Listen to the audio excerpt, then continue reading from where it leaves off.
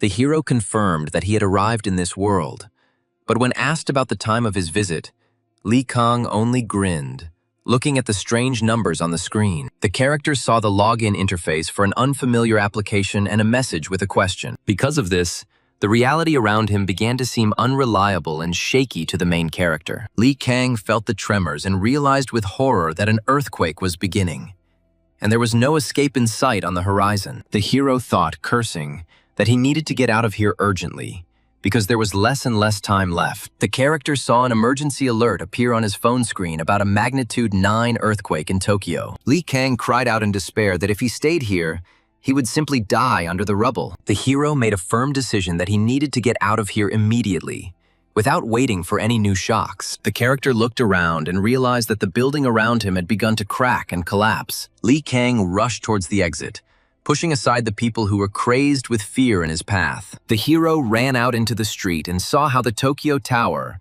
which had been standing still just a minute ago, collapsed with a roar. The character froze in horror, realizing that he had just miraculously escaped certain death. The main character remembered his life, how he basked in the rays of glory and had everything he could wish for. The next moment, Li Kang woke up and realized that he had become a man from the past, returning to life after many years. The protagonist opened his eyes and saw his reflection, realizing that he now bears the name Li Kang. His former life remained only a foggy memory. The character firmly decided that since this is how it happened, why not write a new story from scratch, accepting his new destiny?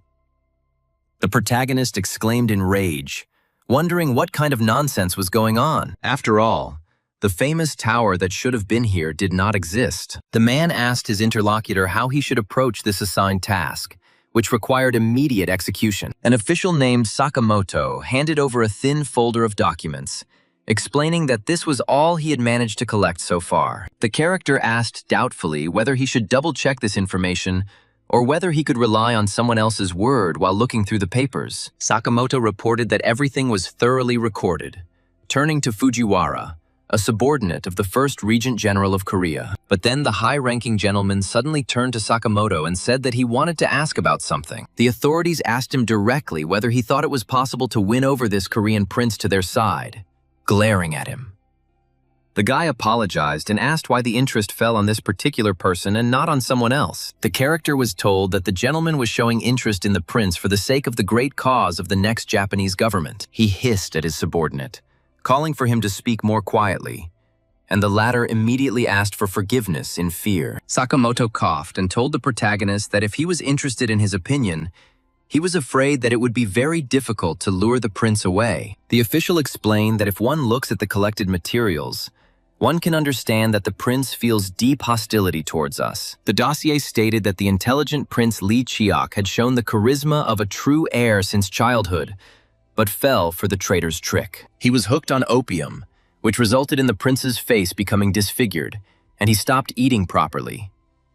The character noted that it was not surprising that rumors had spread throughout the Joseon Empire that the heir to the throne had become a feeble-minded idiot. Sakamoto reassured him that there was no need to worry too much about this, since there was another candidate for the throne. 8 years ago, the concubine Gui Bi gave birth to a new prince, and the system of succession became strangely skewed in Japan's favor. The hero learned that the greedy concubine was now trying to put her bastard on the throne. She confuses the king and in every possible way drives out the legitimate Prince Li Chiok. The chief's interlocutor noted that the likelihood of Prince Li Chiok becoming the next king is extremely low, but the master ordered to continue surveillance. The man looked around in confusion and did not understand where he was, while someone nearby respectfully addressed His Highness. The character heard himself called a Korean prince and became completely confused about what was happening. The hero was surprised that there was no earthquake, and passers-by whispered that they were seeing his face for the first time. Li Kang tried to remember yesterday, but his head was completely confused,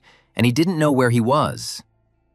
The character cursed under his breath, asking again where the hell he was. The character felt like he was suffocating and realized that this was probably the end. A respectable man heard the report that there was no surveillance, and all that remained was to sign the tender papers. He was informed that the terms were offered based on an analysis of competitors, and everything was in their favor. The character thanked his subordinate, who promised that they would not disappoint him. The hero suddenly noticed water splashing in the glass and did not understand what was happening. An emergency alert appeared on the phone screen about a magnitude 9 earthquake in Tokyo. He cried out in horror, realizing that it was a real earthquake. The character realized that if he stayed here, he would simply die. The hero firmly decided that he needed to get out of here immediately, and without looking back, Lee Kang remembered that it was then that his previous owner of consciousness, the American-born Korean Park Byung-joon, died. The character admitted that at first he thought it was a dream or a prank. The hero realized that he had not just traveled to the past, but to the body of the imperial prince.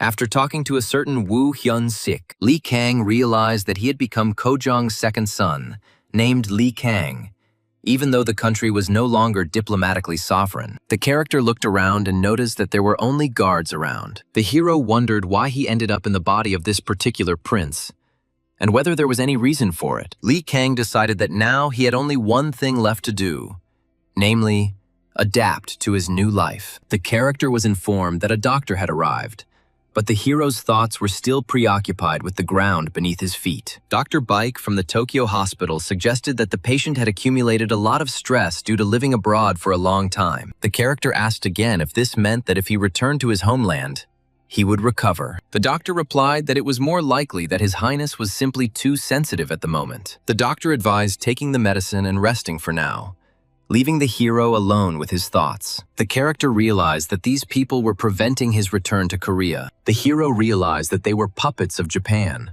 and acted solely in its interests. Lee Kang coldly replied that he would act according to the doctor's recommendations and ordered him to leave. The doctor quickly agreed and left the room. Lee Kang wondered what to do. Since the previous owner of the body wanted to return to his homeland, the hero realized that this was not easy, and even bypassing the Japanese, his home country would not give permission. He realized that neither his father Gojong nor the corrupt officials of the Joseon Empire would help him. The character remembered the place where Lee Kang studied, and where he, Park Byung-joon, was born and raised. The hero made the final decision to go to America. He simply had no other choice. Lee Kang decided to go to America, but he understood that everything has its place, and he couldn't just leave. The character thought that at the same time it would be worth putting in order his knowledge of history, which had been thoroughly forgotten. The hero tried painfully to remember when the Great Earthquake and the Great Depression had occurred. Lee Kang remembered that more than 20 years had passed since he graduated from the university in New York, but the history of the United States and the names of the presidents have not yet been erased from memory. The character sighed and admitted that he was trying to remember the details, but nothing came to mind. Although he could always be proud of his memory, the hero confidently noted that he truly had a brilliant mind, which had helped him out of difficult situations more than once. Lee Kang added that as a lobbyist he had no choice, because without an excellent memory, it is simply impossible to survive in this field. The hero decided that he would now take care of the remaining preparations so as not to waste time. Lee Kang suddenly exclaimed in surprise upon hearing the unexpected news. The character asked incredulously if there really wasn't a cent left of the previously accumulated fortune. The hero was outraged that a person who managed finances could let things get to the point where there was no money left at all. The interlocutor timidly noted that wasn't it His Majesty who spent it all himself, even though he was repeatedly dissuaded. Lee Kang froze and asked him again what he had said, not believing his ears. The character realized that the memories of the previous owner of Lee Kang's body had surfaced. The hero cursed under his breath, realizing that this idiot was wasting everything he had, while he wanted to use his knowledge to make money. Lee Kang thought bitterly that now everything was lost and the plans were falling apart. The hero was delighted and exclaimed that if this was not in Lee Kang's memory, he should at least dig into the memories of Park Byung-joon. Lee Kang suddenly remembered the existence of Kojong's secret fund, which could be the solution to his problems. The character realized that if this continued, the Japanese would figure out this fund and take it away. The servant anxiously asked His Majesty what had happened to him, to which Lee Kang replied that he was simply hungry and suggested that they go and eat. The hero was surprised by such a sudden desire to eat, but agreed, noting that cover had to be arranged beforehand. Lee Kang ordered from the waiter, asking for coffee and an omelet. The character asked his companion what he would like to order, but was refused, saying that he needed to save money. The hero inquired who Woo Hyun-sik was, and learned that he was a distant relative of Li Kang, who managed his money. Li Kang was told that the man was saying this because of his own recent words, and he admitted with a grin that he was surprised by him. The character apologized for his behavior and explained that he had simply forgotten how he had behaved in the past and had unfairly accused his interlocutor. The hero firmly stated that if he was going to apologize, then he was being sincere, and suggested that they forget the grievances and eat together. Li Kang asked for another identical order and at the same time inquired where Choi Hyun-woo had disappeared to. The character was told that Hyun-woo said he went to the post office, accompanying a representative of the Japanese government. The hero was surprised and asked why he was going with a Japanese official, since it looked suspicious. Li Kang turned dryly to the man who had entered and asked where he had gone. Hyun-woo replied that he had been told about the arrival of a telegram, so he went to get it. The character demanded to see the telegram immediately, holding out his hand. The hero read the message and realized that it was a response to his request to send a capable assistant for his wife. Li Kang asked him point blank how things were going with his return to his homeland. The interlocutor hesitated and did not dare to answer directly, which clearly indicated bad news. The character realized that since the one who runs the fund is still in Japan, he would have to create a scandal to drag him here. The hero swore in anger and admitted that it infuriated him so much that he couldn't stand it anymore. The servant tried to calm his majesty, but Li Kang responded by ordering him to go and report to the Empire all his antics and complaints. The character ordered the interlocutor to stop following him around, expressing his irritation. The hero thought that it would be good if the fund manager came after the first scandal, without waiting for new ones. Li Kang understood that this man was not one to be easily moved, which meant that he would have to create situations to influence him. The character loudly called his guys, who were ready to carry out any of his orders. The hero remembered that these three were not from high society, but became his faithful comrades abroad. Li Kang paid for his assistant's mother's operation as a token of gratitude for his loyalty and assistance. The characters said that from then on they began calling him boss and swore allegiance. The hero was glad that not all the money had been wasted by the body's previous owner.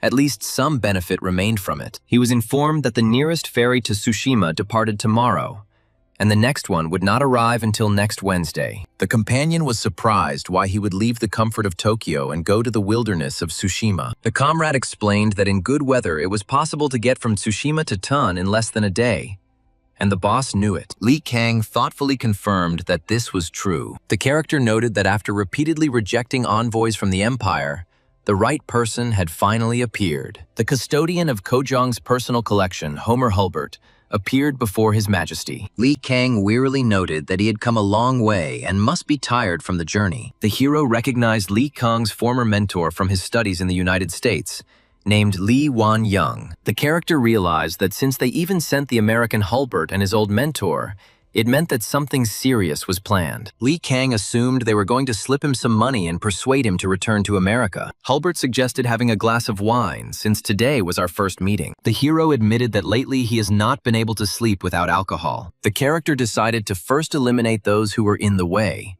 since it would be difficult to meet Hulbert alone later. Li Kang noticed that the guest had passed out after drinking very little and realized that this would not do. The hero ordered Hyun-shik to take the man away so he could rest, to which he received an affirmative answer. The character noted with satisfaction that the obstacle had been removed, and it was time to move on to the main matter. Li Kang praised Hulbert, saying that he really takes a punch well. Hulbert objected that it didn't look like His Majesty was drunk at all. The hero noticed that no matter how much he drank, he didn't get drunk because of his worries. The interlocutor reassured him, saying that there was no need to worry too much, and that as soon as the situation stabilized, everything would be fine. Li Kang firmly replied that he was not worried about his own safety right now. The character, with pain in his voice, replied that the homeland was in danger, and warned Hulbert that those Japanese bastards had gotten wind of the fund. The keeper of the treasury exclaimed in horror, wondering how they could have found out about the secret fund. Hulbert pretended not to understand what His Highness was talking about, and reminded him that he was only a foreigner. Li Kang chuckled, noticing that his interlocutor was pretending to be innocent, even though he knew very well about the Palace Affairs Department. The character said thoughtfully that the emperor must protect the country from those who care only about their own gain, and for this, He is ready to do anything. The hero firmly stated that his father was ready to make any sacrifice to protect the country. Hulbert objected that even if we assume that His Highness was right, would the emperor have entrusted such an important matter to a foreigner? Li Kang asked reproachfully if they still didn't trust him, mentioning his predecessor Li Yong-ik. The character recalled that the Japanese had since begun searching for the secret fund with redoubled zeal. The hero confirmed that his predecessor had been kidnapped by the Japanese, and that part of the emperor's secret funds had been seized. Li Kang explained that this was precisely why Hulbert was entrusted with the management of the funds, since he was an American and would not be suspected. The character added that the main thing is something else, namely that Hulbert is the only one whom the emperor truly trusts. The hero admitted that he had tried so many times to return and convey this news, but to no avail, so he had to call Hulbert here. Li Kang said that he had already considered this his last attempt, and now his interlocutor was finally here. The character bitterly noted that even at such an age, the emperor was unable to adequately assess the situation. Hulbert agreed, adding that as soon as the conversation started, the emperor immediately offered a drink, but the hero only listened to complaints. The man was called out to, and Hulbert respectfully turned to the gentleman and asked what was the matter. He was told that His Majesty wished to see him regarding the matter of Prince Li Kang. The emperor said that there was one request for which he had called Hulbert, and he asked him to give orders. His Majesty ordered the two of them to persuade Prince Li Kang to go to America. Hulbert was surprised that the prince was still in Japan and asked why they had been chosen. He explained that one of them was American, and the other was an older classmate from his studies in the US.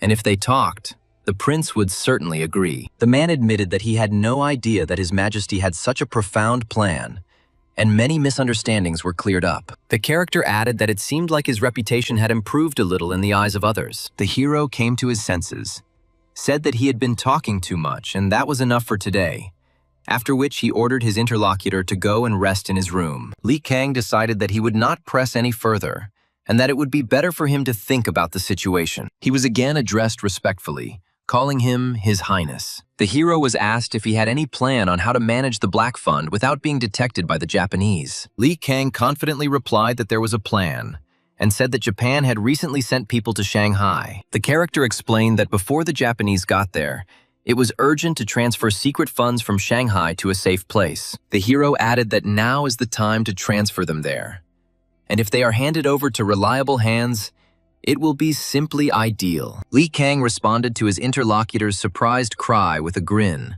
as if confirming the correct answer with a bell. The character wanted to say it directly, but was afraid that he would be misunderstood, and refused the role, saying that he was not suitable for it. Hulbert asked why His Highness thought so. Li Kang answered directly that the emperor did not trust him, unlike Hulbert. The hero suggested that his interlocutor take on this matter himself, since the emperor trusted him. Hulbert replied that the emperor needed a foreigner, and wondered what to do then. Otherwise, the fund would be in jeopardy. The character hesitated and said that he had just had an idea and asked if His Highness would like to hear it. Hulbert's idea was to warn Kojong of the Japanese threat, but to hide the fact that the source was Li Kang. The plan was for Hulbert to transfer funds to the United States as a trusted person. They will meet secretly at an American bank to register Li Kang as an account representative, without Kojong's knowledge. The hero concluded with satisfaction that in this way, Kojong's money would end up in his hands. The man asked his interlocutor how he felt about this plan and remarked that, as a relative of the emperor, he was quite suitable for the role of confidant. The hero agreed that the plan seemed reasonable, but noted that something else was needed to implement it. The character asked Hulbert to return to Joseon and send him a telegram 3 times ordering him to return to America. The hero inquired about the 3 telegrams to His Highness, and was told that he would need to encrypt his location each time. Li Kang admired Hulbert's insight and said that he would follow his words, and Kojong's secret fund would soon be in his possession. Hulbert had reached Hanyang safely, and the next telegram was to be about the decision to transport secret funds from Shanghai. Late at night, someone knocked on the door, and the hero was surprised because everyone had already been asleep for a long time. The visitor introduced himself as Li Gun-sang and asked permission to enter. Li Kang was surprised at who he was and why he had come at all, and assumed that Kojong was still trying to appease him. The character, shocked, asked again who sent him. Hearing the name Gui Bi, the hero was afraid that Hulbert had failed, but he said out loud not to jump to conclusions. Li Kang ordered to talk to the guest first and then decide what to do, and told him to come in. The visitor thanked His Highness and apologized for being so late. The hero noticed that the guest hadn't been drinking by any chance, since he mentioned drinking beforehand. The character offered the guest a drink with him, since he was tired from the journey, and he happily agreed. The guest exhaled with pleasure and said that he had not drunk for a long time, and his mood immediately improved. Li Kang himself wondered what kind of guy he was who would only drink. The character asked directly whether Gui Bi had sent the guest simply to have a drink with him. The guest hesitated and replied that of course not, and that Lady Gui Bi was worried about the well-being of His Highness. Li Kang bitterly remarked that Gui Bi would have eaten him alive if it would have helped her son. The guest added that she was worried about the relationship between the Emperor and His Highness, and asked if he was really planning to travel. Li Kang confirmed that he was going to,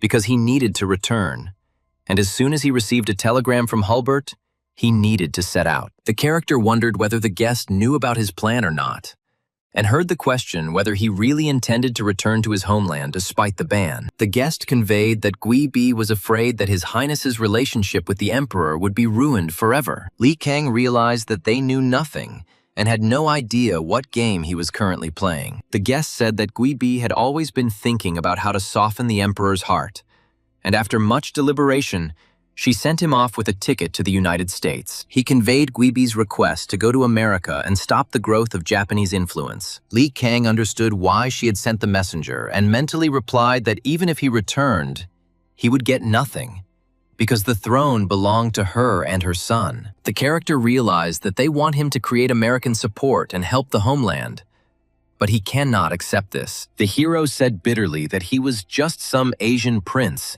and what could he do in America without a penny to his name? Li Kang admitted that he had almost decided to leave, but with this attitude, he now doesn't want to do it in a good way. The guest said that Lady Gui Bi had ordered one more thing to be conveyed to His Highness. Li Kang wondered how much money was in there and looked at the envelope with interest. The envelope contained checks and bonds worth $500,000, but the hero considered this amount too small for the heir. Li Kang ordered that Gui Bi be told that this was catastrophically insufficient, and he wondered with interest how far she was willing to go for her son. The next evening, Li Gunsang came to see His Highness again. Li Kang calmly told the guest to enter without showing any unnecessary emotion. The character asked directly whether the guest had thought about what they had talked about yesterday. The guest answered in the affirmative and respectfully asked His Highness to accept the envelope. The hero noted with a grin that in one day the sum had grown from $500,000 to $1 million. The guest assured that Mrs. Gui Bi was truly concerned about Prince Li Kang, and therefore allocated an even larger amount. Li Kang doubted that a reply could have come from Joseon to Tokyo so quickly. The hero realized that Gui Bi had originally given almost $1 million with the order to do everything to prevent Li Kang from becoming the heir. The hero realized that the messenger decided that $500,000 was a huge sum, and wanted to put the rest in his pocket. Li Kang chuckled and said that laughing at him and trying to steal his money would not work, and that this amount was not enough. The guest exclaimed in shock, wondering how His Highness could speak like that. Li Junsong added that this amount could be used to maintain the imperial palace for 2 years. The character noted that for them, $1 million is a lot of money, but for a great power, it is not. The guest admitted that even if that were the case, they could not give more. Li Kang made a condition that if they provided additional funds for the operation, he would go to America with his entire family. When asked for clarification, he confirmed that he would take all his people, including his wife, to America. The hero added that he was going to take them anyway, so it wasn't a problem. The character stated that such conditions should suit Mrs. Gui Bi, since it was an offer that was difficult to refuse. Li Kang noted that this would mean that he would not return for a long time, which would also be beneficial for Gui Bi. The hero gave them until the end of this week, and said that he would put a little pressure on them so that they would not have time to think. The character firmly declared that he would do as he intended, and was about to leave. The guest, in a panic, asked to wait and promised to definitely bring what His Highness wanted. The guy asked if the prince was already leaving, and Li Kang confirmed it. The hero said that he also owed him a lot. Li Kang said that in the end, Li Gunsang convinced Gui Bi, and a whole $2 million fell into his hands. The young man added that the Prime Minister also regretted it and gave him a gift, hoping that the difficulties abroad would be less burdensome. The envoy explained that this was a gesture of goodwill from the Japanese government for the sake of friendship between the countries, and asked to accept it without hesitation. Li Kang realized that it was money, but firmly replied that he could not accept it. The hero explained with dignity that as a diplomat of his country, he could not accept anything other than his official salary. The character added that his actions are the actions of his homeland, and he cannot take Japanese money. Li Kang said this out loud, knowing what the future would bring, and realizing that relations between the countries would deteriorate sharply. The hero called Japanese money a poisonous cup that should not be taken under any circumstances. The character announced that he was going to establish himself in the United States and use Korean immigrants as his support. Li Kang explained that these people would become a support in gaining influence in America. But if they found out that he had taken the hated Japanese money, not only would they not support him, but they would become angry to an unpredictable extent. The hero said that he must become their leader, which means eliminating the risks in advance.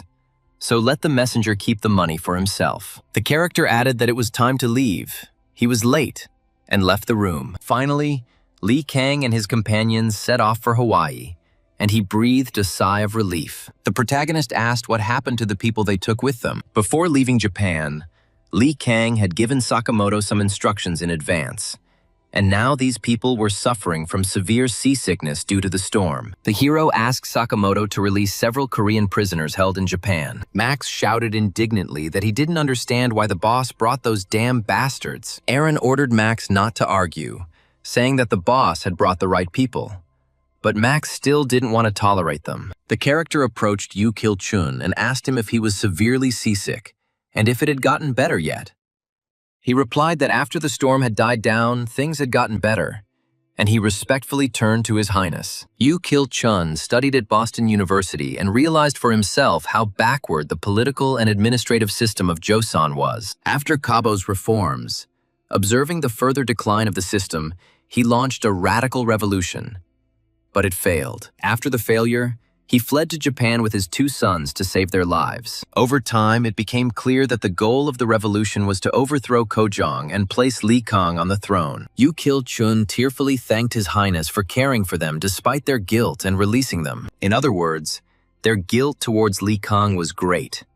And if you think about everything that happened, the 3 of them deserved to die. The eldest son Yu Mangyum and the youngest son Yu Okyum stood side by side, their heads bowed in repentance. Li Kang said that here they were, and even though the emperor was angry with him because of that incident, they had suffered for 4 whole years. Those who fled to Japan to save their lives after the failure of the reforms ultimately refused Japan's attempts to use them against Joseon. As a result, they spent 4 years under house arrest, suffering hardship and humiliation. Yu Kil-chun bowed again and said that they were very sorry and thanked His Highness for everything. Li Kang replied that everything was fine and ordered them to now serve him faithfully, without sparing themselves. And they, in response, respectfully addressed His Highness. Yu Kil-chun swore to follow His Highness's will until his death, without betrayal or doubt. Looking back, they are certainly guilty, but now Li Kang needs suitable personnel, not empty apologies. Li Kang said that he needed to speak with Yu Kil-chun alone, and told his 2 sons to go out and rest. The hero turned to the remaining Yu Kil-chun and said that he wanted to offer him something. Li Kang asked Yu Kil-chun to tell him information about the officials in Hanyang, but Yu Kil-chun advised him to relax. As a second-generation Korean who grew up in the United States, Park Byung-joon knew almost nothing about Korean history. The hero decided to compare Li Kang's fragmentary memories with this man's data and draw conclusions based on them. Yu Kil-chun explained everything calmly, one by one, like a true star lecturer. But as soon as Li Kang mentioned Yoon Chi-ho's name, the narrator began to lose his temper and said that this traitor should not be approached. The character realized that Yoon Chi-ho had given the revolutionary plan to the Japanese, which resulted in many comrades suffering. Li Kang thanked Yu Kil-chun for his help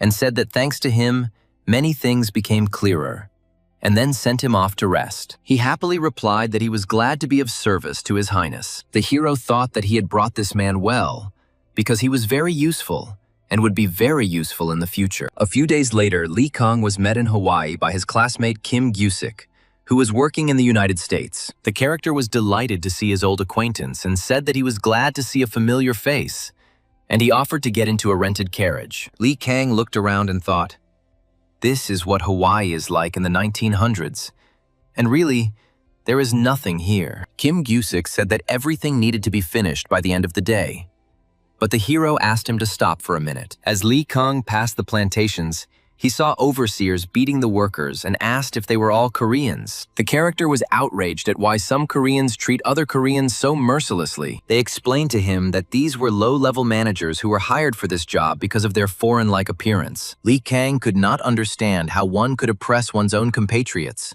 and called it incomprehensible. He decided to go back for now so as not to escalate the situation. A record number of Koreans in Hawaiian history gathered to greet the Joseon prince. Some came more out of curiosity than sympathy. The hero thanked the assembled company for coming despite being busy and introduced himself as Prince Lee Kang. The character admitted that he was ashamed of having arrived so late and formally apologized. Lee Kang asked everyone to understand and forgive him for his long absence and inattention to their troubles. Everyone seemed shocked that a royal was apologizing to simple peasants, but the reaction was quite good. The hero realized that he had to build on his success and touch their hearts in order to gain their trust. Lee Kang said that he shouldn't have turned a blind eye to their suffering just to survive, and the worst part was, he even wanted to escape to the empire. The crowd shouted that His Highness was not guilty of anything, but that those scoundrels who had clouded his vision were to blame. People demanded the extermination of all the damned pro-Russian and pro-Japanese creatures standing behind the backs of the offenders. With the crowd on Lee Kang's side, he knew it was time to cement the effect by thanking the ground for its support. The hero said that on the way he saw the terrible conditions in which people worked, and he named the reason why the landowners despised them. Lee Kang explained that Koreans are not as united as immigrants from China or Japan, and proposed creating a unified community. One of the migrants named Lim Jung-soo asked what the name of their association would be if they formed one. Lee Kang thought for a moment and suggested naming the association Synthesis, which would signify their joint movement towards success. Lim Jung-soo admired the title, noting that it echoed His Highness's speech and was very inspiring. Lee Kang himself has become the association's first chairman, and he has appointed Lim Jung-soo and Chung Young-wan as deputies. The hero announced that out of $30,000, $20,000 would go to the community, $10,000 for scholarships, and ordered to monitor those who are smart and capable, and especially to support them. When asked what he wanted to use his skilled hands for, Lee Kang replied that these people would become their support in the future. The character explained that, if circumstances allowed, he wanted to send them to medical school to take over medicine. When the community's strength grows, it will become his strength too, the hero reasoned to himself. After discussing how to use the scholarship fund, Lee Kang met among the young immigrants the person he had long been looking for. The character recognized Pi Sung Man and said that Kim Gyu-sik praised him a lot, and now he understands why. He modestly replied that His Highness overestimated him, but Lee Kang noted that he was studying in Washington. Lee Kang invited the young man to go with him to the mainland, and he happily agreed, considering it a great honor. 2 days later, they headed to the port to sail to San Francisco, and Kim Gyu-sik addressed His Highness with respect. Kim Gyu-sik suggested that Lee Kang take a little more rest in Hawaii, since his arrival he had been working for 2 days straight. Lee Kang understood why Kim Gyu-sik was saying this, because Lee Kang had lived a happy and wild life before. However, now that he has won the favor of immigrants, it is better not to show such sides, because many eyes are watching. As expected, although he is still young, he has political acumen. Lee Kang replied that while others were suffering, how could he enjoy the views here? And this was not just a show for the audience, because he felt guilty that the immigrants had to work so hard, and he wanted to earn money as quickly as possible and help them. The guy apologized for his short-sighted reasoning, and the hero replied that everything was fine, as he had said it out of concern for the prince. Lee Kang noted to himself that Pi Sung Man could also prove useful in the future, and it was not for nothing that he had paid attention to him. The character said goodbye and told Kim Gyu-sik to take care of himself and take care of Hawaii, to which he received a wish of good luck in return. Lee Kang cheerfully told himself that it was time to go get his money and set off for new achievements. After a 20-day voyage, Li Kang and his companions finally arrived in San Francisco. The hero said goodbye to Li Sungman, who immediately headed to school, and he looked around, and suddenly something rose violently in his chest. Li Kang looked around San Francisco in the 1900s and remembered that it was the cold land where he grew up. The character said with deep feeling that this was his homeland. Even though he once lived in America, the hero firmly decided to start all over again right here, on this land that was so dear to him. Li Kang thought for a moment and asked his companion what he thought would be his first priority upon arrival. The companion replied that finding housing was the most urgent task, and His Highness agreed with this. The character clarified what budget should be provided, where and how to pay. Li Kang insisted on the purchase, explaining that real estate in the US was constantly rising in price, and that it was a profitable investment. The companion objected that buying a mansion in a good area requires a lot of money. The hero suggested buying with a mortgage, but his worried assistant asked him to reconsider, as getting into debt was dangerous. Li Kang responded that he understands the fear of debt, but one should not look at it too negatively, because debt is also an asset. The character realized that he had been pushing his people too hard from the start and chuckled at his own thoughts. He explained using the example of a lever, which in economics means investing a little and getting the maximum. Li Kang said that a house can be purchased with a small budget and a bank loan, and the rest can be invested elsewhere. When asked what exactly and where, the hero firmly answered that into the ground, and he considers this decision to be the right one. The companion noted that in America they say water is good, but His Highness clearly thinks about something else, and admitted that they think alike. Li Kang announced that he was going to buy land with the aim of increasing his capital together with his compatriots. The assistant was surprised why they were buying land for their compatriots, and asked if it was in Hawaii for those whose contracts were ending soon. The hero replied that no. There were already a lot of businessmen there, and there was no point in interfering, and suggested thinking about another place. Li Kang said that they were Koreans, which meant they needed to buy land where they could do the best they could. The character confirmed that he was going to buy land where he could grow rice, and the interlocutor agreed that this was a great idea. Max suddenly intervened and said that everything could be lost because rice doesn't grow well in California. Li Kang was surprised by this statement, but Max explained that even if Koreans were good at growing rice, it still wouldn't work here. The hero praised Max for speaking up when something was wrong and admitted that he was right. But Li Kang objected that it was the people who were wrong, and that the soil was not bad.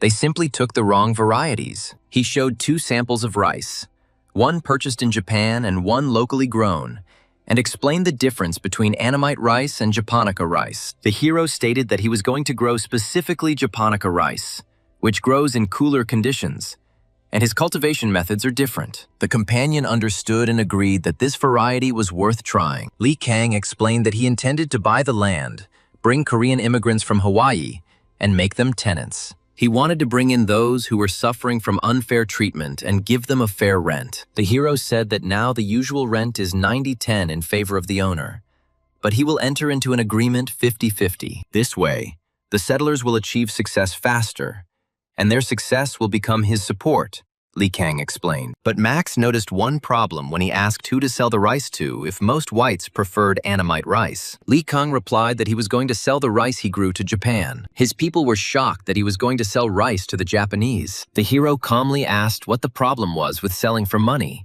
since it was just business. The character fully understood his compatriots' disgust towards the Japanese, and the idea that they were helping these bastards. Li Kang asked his assistant how many years he had lived in Japan itself, hinting that he knew the Japanese better than anyone else. After hearing the answer, about 4 years, I asked where the rice he ate there came from. The assistant replied that he ate rice grown in the Gyeongsang region because rice from Joseon was exported to Japan cheaply. The hero confirmed that this was true and explained that Japan bought rice from Joseon at almost exorbitant prices and ate it cheaply itself. Because of this, the people of Joseon are suffering from hunger, the character added bitterly, looking at his interlocutor. Li Kang explained that this is why he wants to use this rice for trade with the Japanese, and if the worst day comes, then as a weapon. It was decided to buy the land after the arrival of people from Joseon, and first to buy a house. The hero joyfully exclaimed that people had finally arrived, having seen suitable real estate. Dokbae, a servant from Li Kang's house, humbly greeted His Highness after coming a long way. Li Kang praised Dokbae for the long journey and called him a good boy, then asked him to stand up so as not to hurt his knees. There was a particularly warm relationship between them, since Dokbae was the son of a concubine who served the mother of the main lady. Dokbae noticed that His Highness lived well without him, because his body had become much stronger. Li Kang explained that American society values masculine bodies more, so he exercised whenever he could. The hero was glad that at least someone appreciated his efforts, and humorously noted that Dokbae's eyesight had improved while they were away. Dokbae objected that his eyesight had been good before, and then asked where his wife was. The servant replied sheepishly that the lady was very ill, and therefore could not come right away. In Li Kang's memories, she was always sick, and the hero wondered if it was really that serious. Dokbae reassured him, saying that she would soon recover and come, and also conveyed that the lady had sent funds and more workers. Li Kang decided that he should thank his wife, and asked if there was anyone who was knowledgeable about agriculture. When they were selecting people who were knowledgeable in rice growing, they met one man, the servant replied. The man introduced himself as Kim Jong-nim from Hamgyong Province, in what is now North Korea. Li Kang was shocked to hear the name and exclaimed, asking again if this was really the same Kim Jong-nim. Li Kang asked Kim Jong-rim if he had a scar on his right hand, and he was surprised how His Highness knew about it. The hero rejoiced to himself, calling it luck, and said that he was simply glad to see him, after which he asked to go away with him for a while. The character explained to his people that Kim Jong-rim was the grandfather of his best friend Jae, who told him about him. Kim Jong-rim replied that he was also glad to meet him, but he did not understand why this was luck, since His Highness himself admitted that he was deaf to hearing about him. Li Kang recalled that his friend's grandfather started out as a farmhand and became the largest landowner in California. And now, that story finally came in handy. Previously, this boasting had irritated him, but now he was grateful for every word spoken. Even though Kim Jong-rim himself did not know how he had distinguished himself. Li Kang said that he was going to do farming here and go buy land, to which Kim Jong-rim nodded approvingly. Kim Jong-rim declared that he was an ace in this matter and knew how to choose land, and promised to choose the best plot for His Highness. The hero said that it sounded reliable and completely relied on his new acquaintance, noting to himself that not everyone can become a billionaire. But to tell the truth, it wasn't that simple because Kim Jong-rim was too obvious about his liking. They came across a sly agent who was charging outrageous prices, thinking that they were dealing with stupid Asians who didn't know the market. The agent suggested going straight to look at the site, but Li Kang replied that they were still choosing. The realtor was asking $10,000 for the plot and the neighboring one, and the hero briefly replied that he understood. Li Kang switched to Korean and asked Kim Jong-rim how he liked the land, and he replied that the soil was excellent, but it was a little lacking in water. Kim Jong-rim added that there is a river nearby and water can be supplied from there,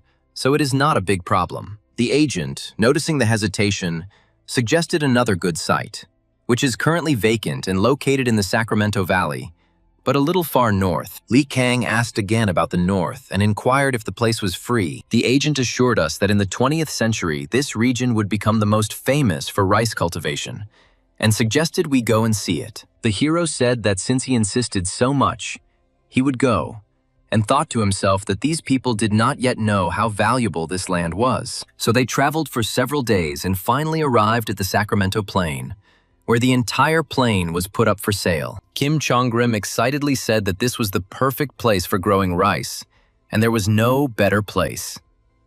The hero asked the price, and the agent replied that it was even less than 1/10 of the cost of the previous plot. And if he bought it, he definitely wouldn't regret it. Li Kang realized that these idiots did not know the value of land, and said that since the agent said so, it meant that the land was really excellent. The agent was delighted with such a wise decision, and promised to contact the owners of the neighboring plots. Li Kang entrusted this matter to Kim Jong-ri, and soon became the man with the largest amount of the most fertile land. A few days later, Choi Hyun-woo returned from Hawaii and reported on the emigrants' reaction to the proposed terms. When purchasing the land, Li Kang immediately offered certain conditions to the Koreans he brought with him. At first, they were disappointed that the conditions were the same as those of the whites. But when they saw a special condition in which the higher the productivity, the more favorable the distribution of income becomes for them.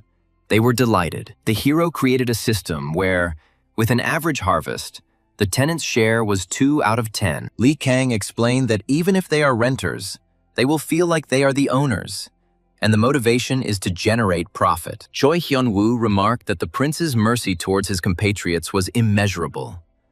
But wouldn't his losses be too great? Li Kang replied that the concerns were not unfounded, and if he only intended to run the farm, it would be a loss.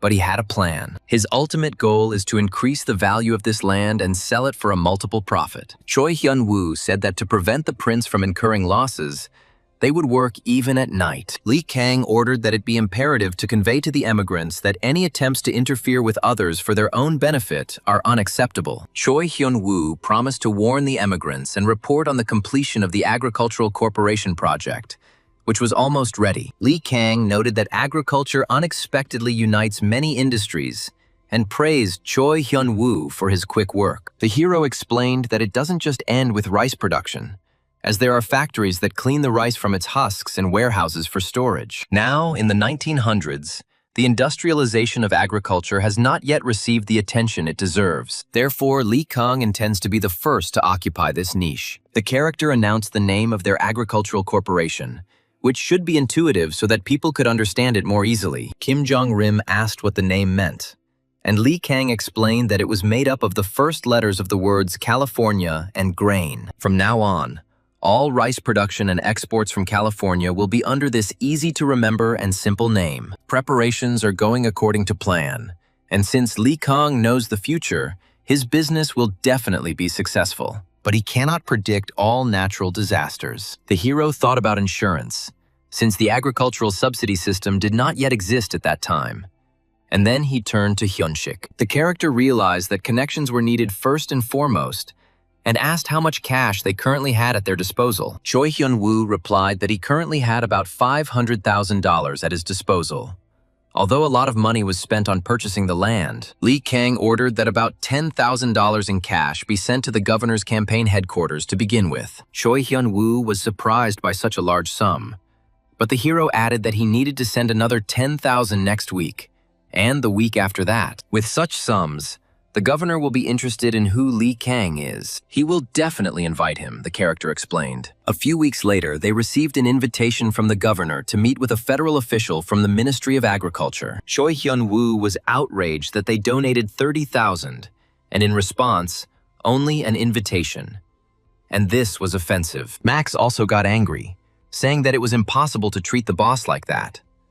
But Li Kang replied that it was still beneficial for him. The hero explained that any lobbying begins with a personal acquaintance, and this invitation costs more than $30,000. If a man from Washington travels so far to California, it means he has a specific goal. He will come to see how he can help agriculture. If everything goes well, Li Kang will easily achieve what he wants, and then he will be able to receive government support. The character decided that he should buy new clothes for an upcoming important meeting in order to make a good impression. Li Kang breathed a sigh of relief and thought that his debut in American high society was already close. He waited impatiently to see what would happen next. The security guard at the entrance rudely stopped him and ordered him to stand, showing disrespect to the man who had been officially invited. The attendant demanded to see the invitation if Li Kang was really invited, since he was Asian, and this aroused suspicion. After reading the invitation, the guard was surprised to recognize the governor's signature and said that he needed to come in and check the documents. Li Kang thought that racism still exists,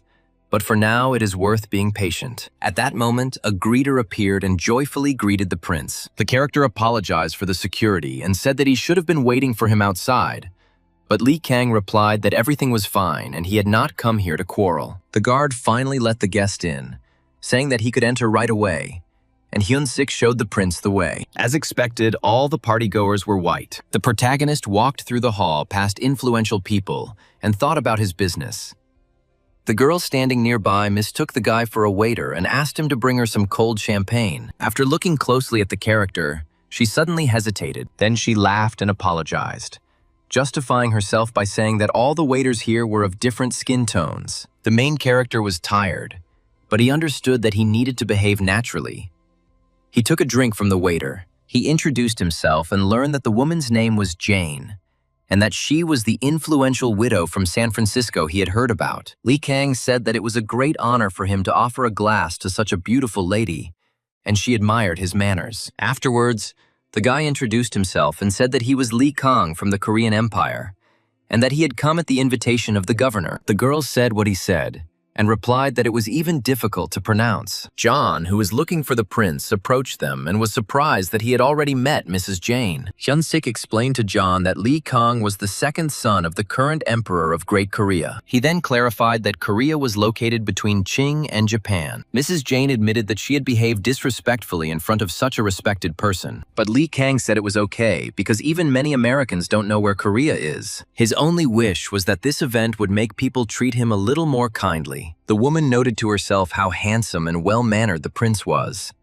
Not at all what he seemed at first glance. She decided that she would spread good rumors about him. These rumors would one day help Li Kang in his affairs, because Jane had a lot of money and influence in the city. California Governor George Pardee approached them, and Li Kang thanked him for the invitation. The governor said he was grateful to the prince for accepting the invitation and tried to introduce him to his friends as Prince Khan. Hyun-sik politely corrected the governor, explaining that in the East, the family name comes before the given name. So the prince's family name was not Kang, but Li. The governor realized his mistake and apologized for his ignorance of Eastern culture, to which Li Kang replied that it was okay.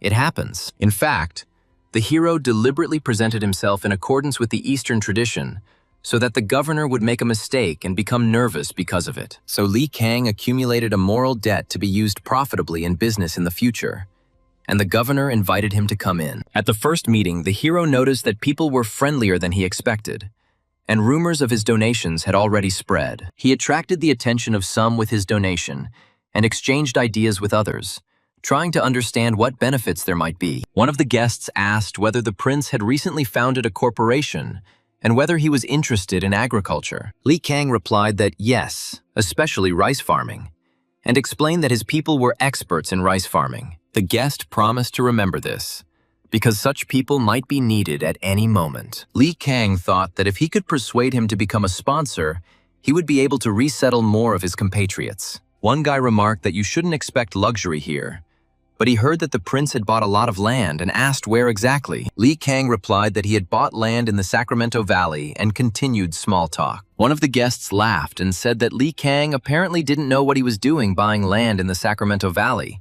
since he came from another continent. He suggested introducing the prince to an honest agent next time, to which Li Kang politely thanked him for the kind offer. The hero thought to himself that this man did not understand anything at all, and did not even imagine the true value of this land. The guest apologized for disturbing him and asked if it was true that the prince was interested in rice growing. The stranger introduced himself as Aiden and said that he worked in land management, and the hero replied that he was glad to meet him. Li Kang said he became interested in rice farming to contain Japan, which had always considered rice a staple food. The character explained that Japan had recently experienced a population increase and was experiencing food shortages. Li Kang hoped to gain Aiden's support, which would help him later when he entered the world of big politics. Hyun-sik was upset because they spent so much money, came to this party, but still didn't meet the minister. Li Kang confirmed that he had planned to discuss agricultural subsidies with the minister immediately, but he did not show up,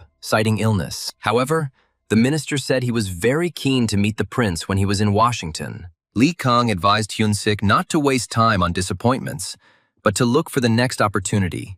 And if you don't give up, everything will work out. The character had a short conversation with the governor about subsidies, and perhaps there was some clue in this for the future. In recent times, the damage from natural disasters was too great to ignore, and there was only 6 months left until the day of the disaster. Li Kang knew there would be an earthquake in San Francisco and prepared for it in advance. After the banquet, Li Kang became close to influential people in California, and now invitations were pouring into him like buckets. Most of them were counting on his support or something similar, and the hero understood this hidden background. He was informed that Congressman Richard, re-elected for a 4th term, wanted to invite him to dinner, but Li Kang ordered it to be postponed. The secretary asked what to do with Mr. Olson's proposal for investment in trade. The hero responded with irritation that they were all scammers hunting for his money. It was all because of the rumors that he was a fool who bought up the entire Sacramento Valley.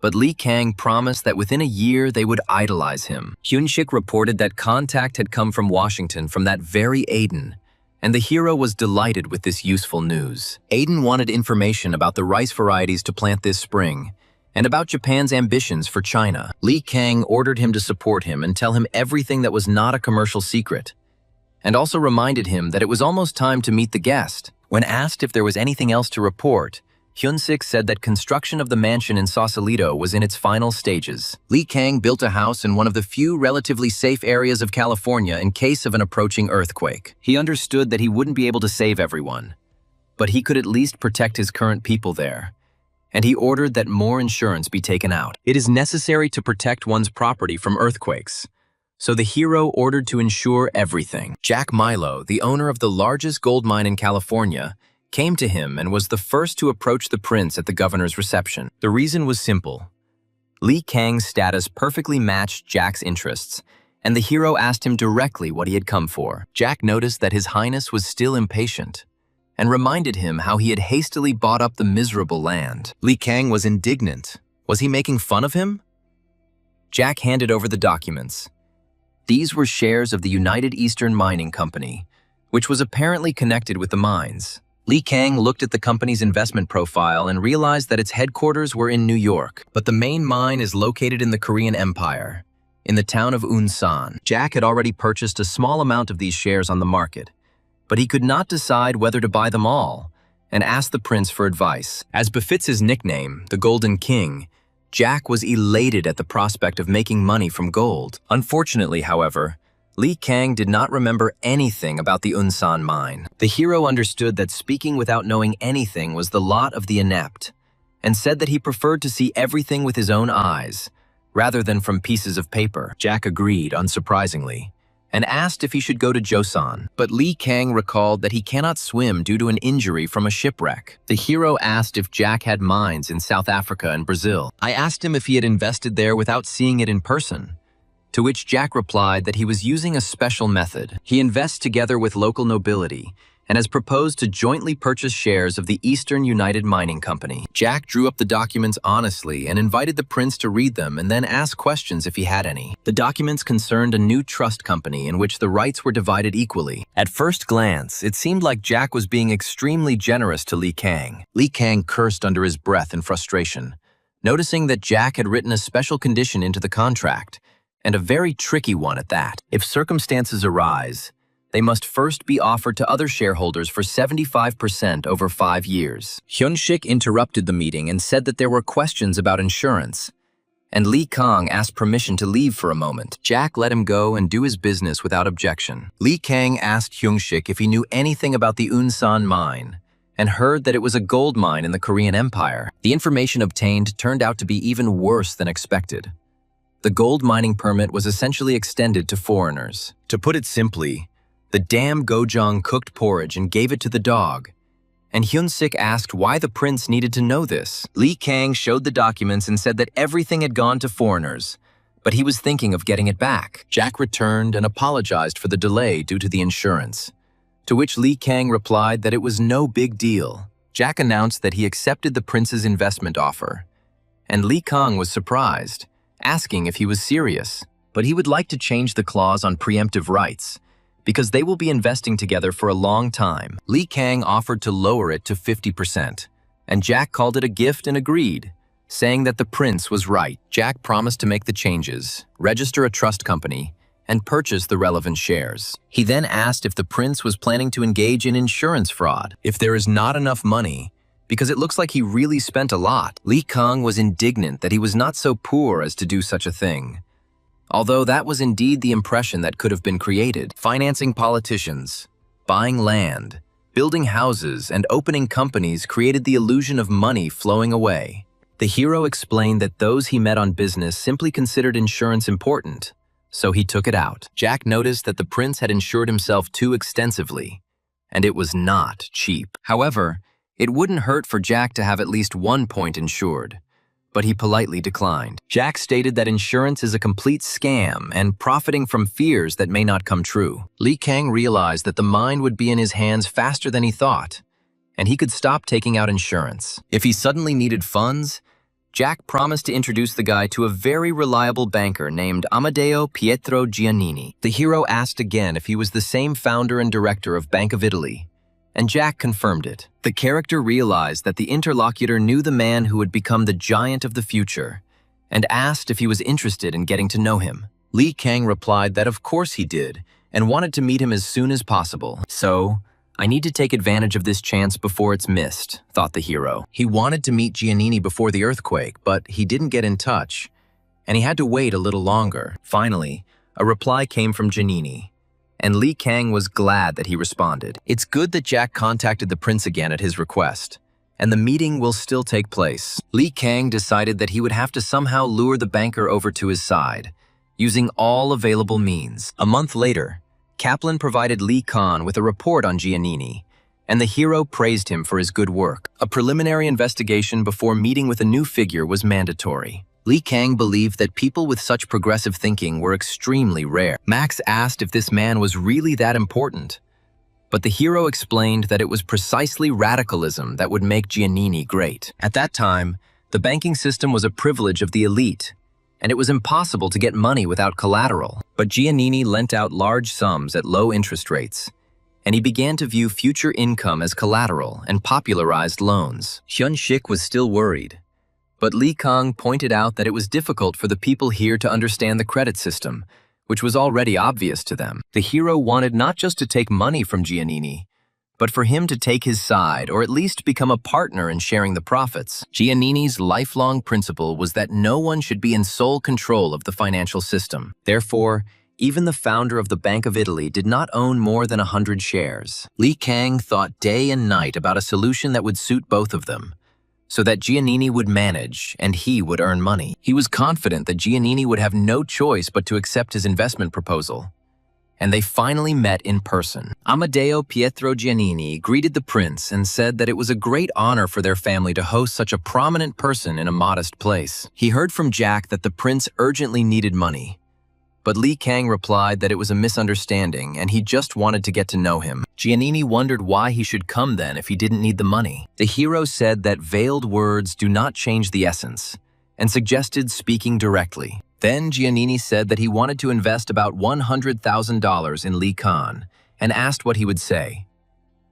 The prince knows how to joke, the banker replied, because investing in a bank that is less than a year old is unwise. But Li Kang confirmed that he really wants to invest in it. Giannini asked why he was making such an offer at the first meeting. Li Kang replied that he had heard rumors about a man who had turned a bank with a capital of 10,000 into $1 million in a year. A $1 million man with an outstanding management record has no reason not to invest, said the hero. Although there are no such rumors in society yet, it will soon become true.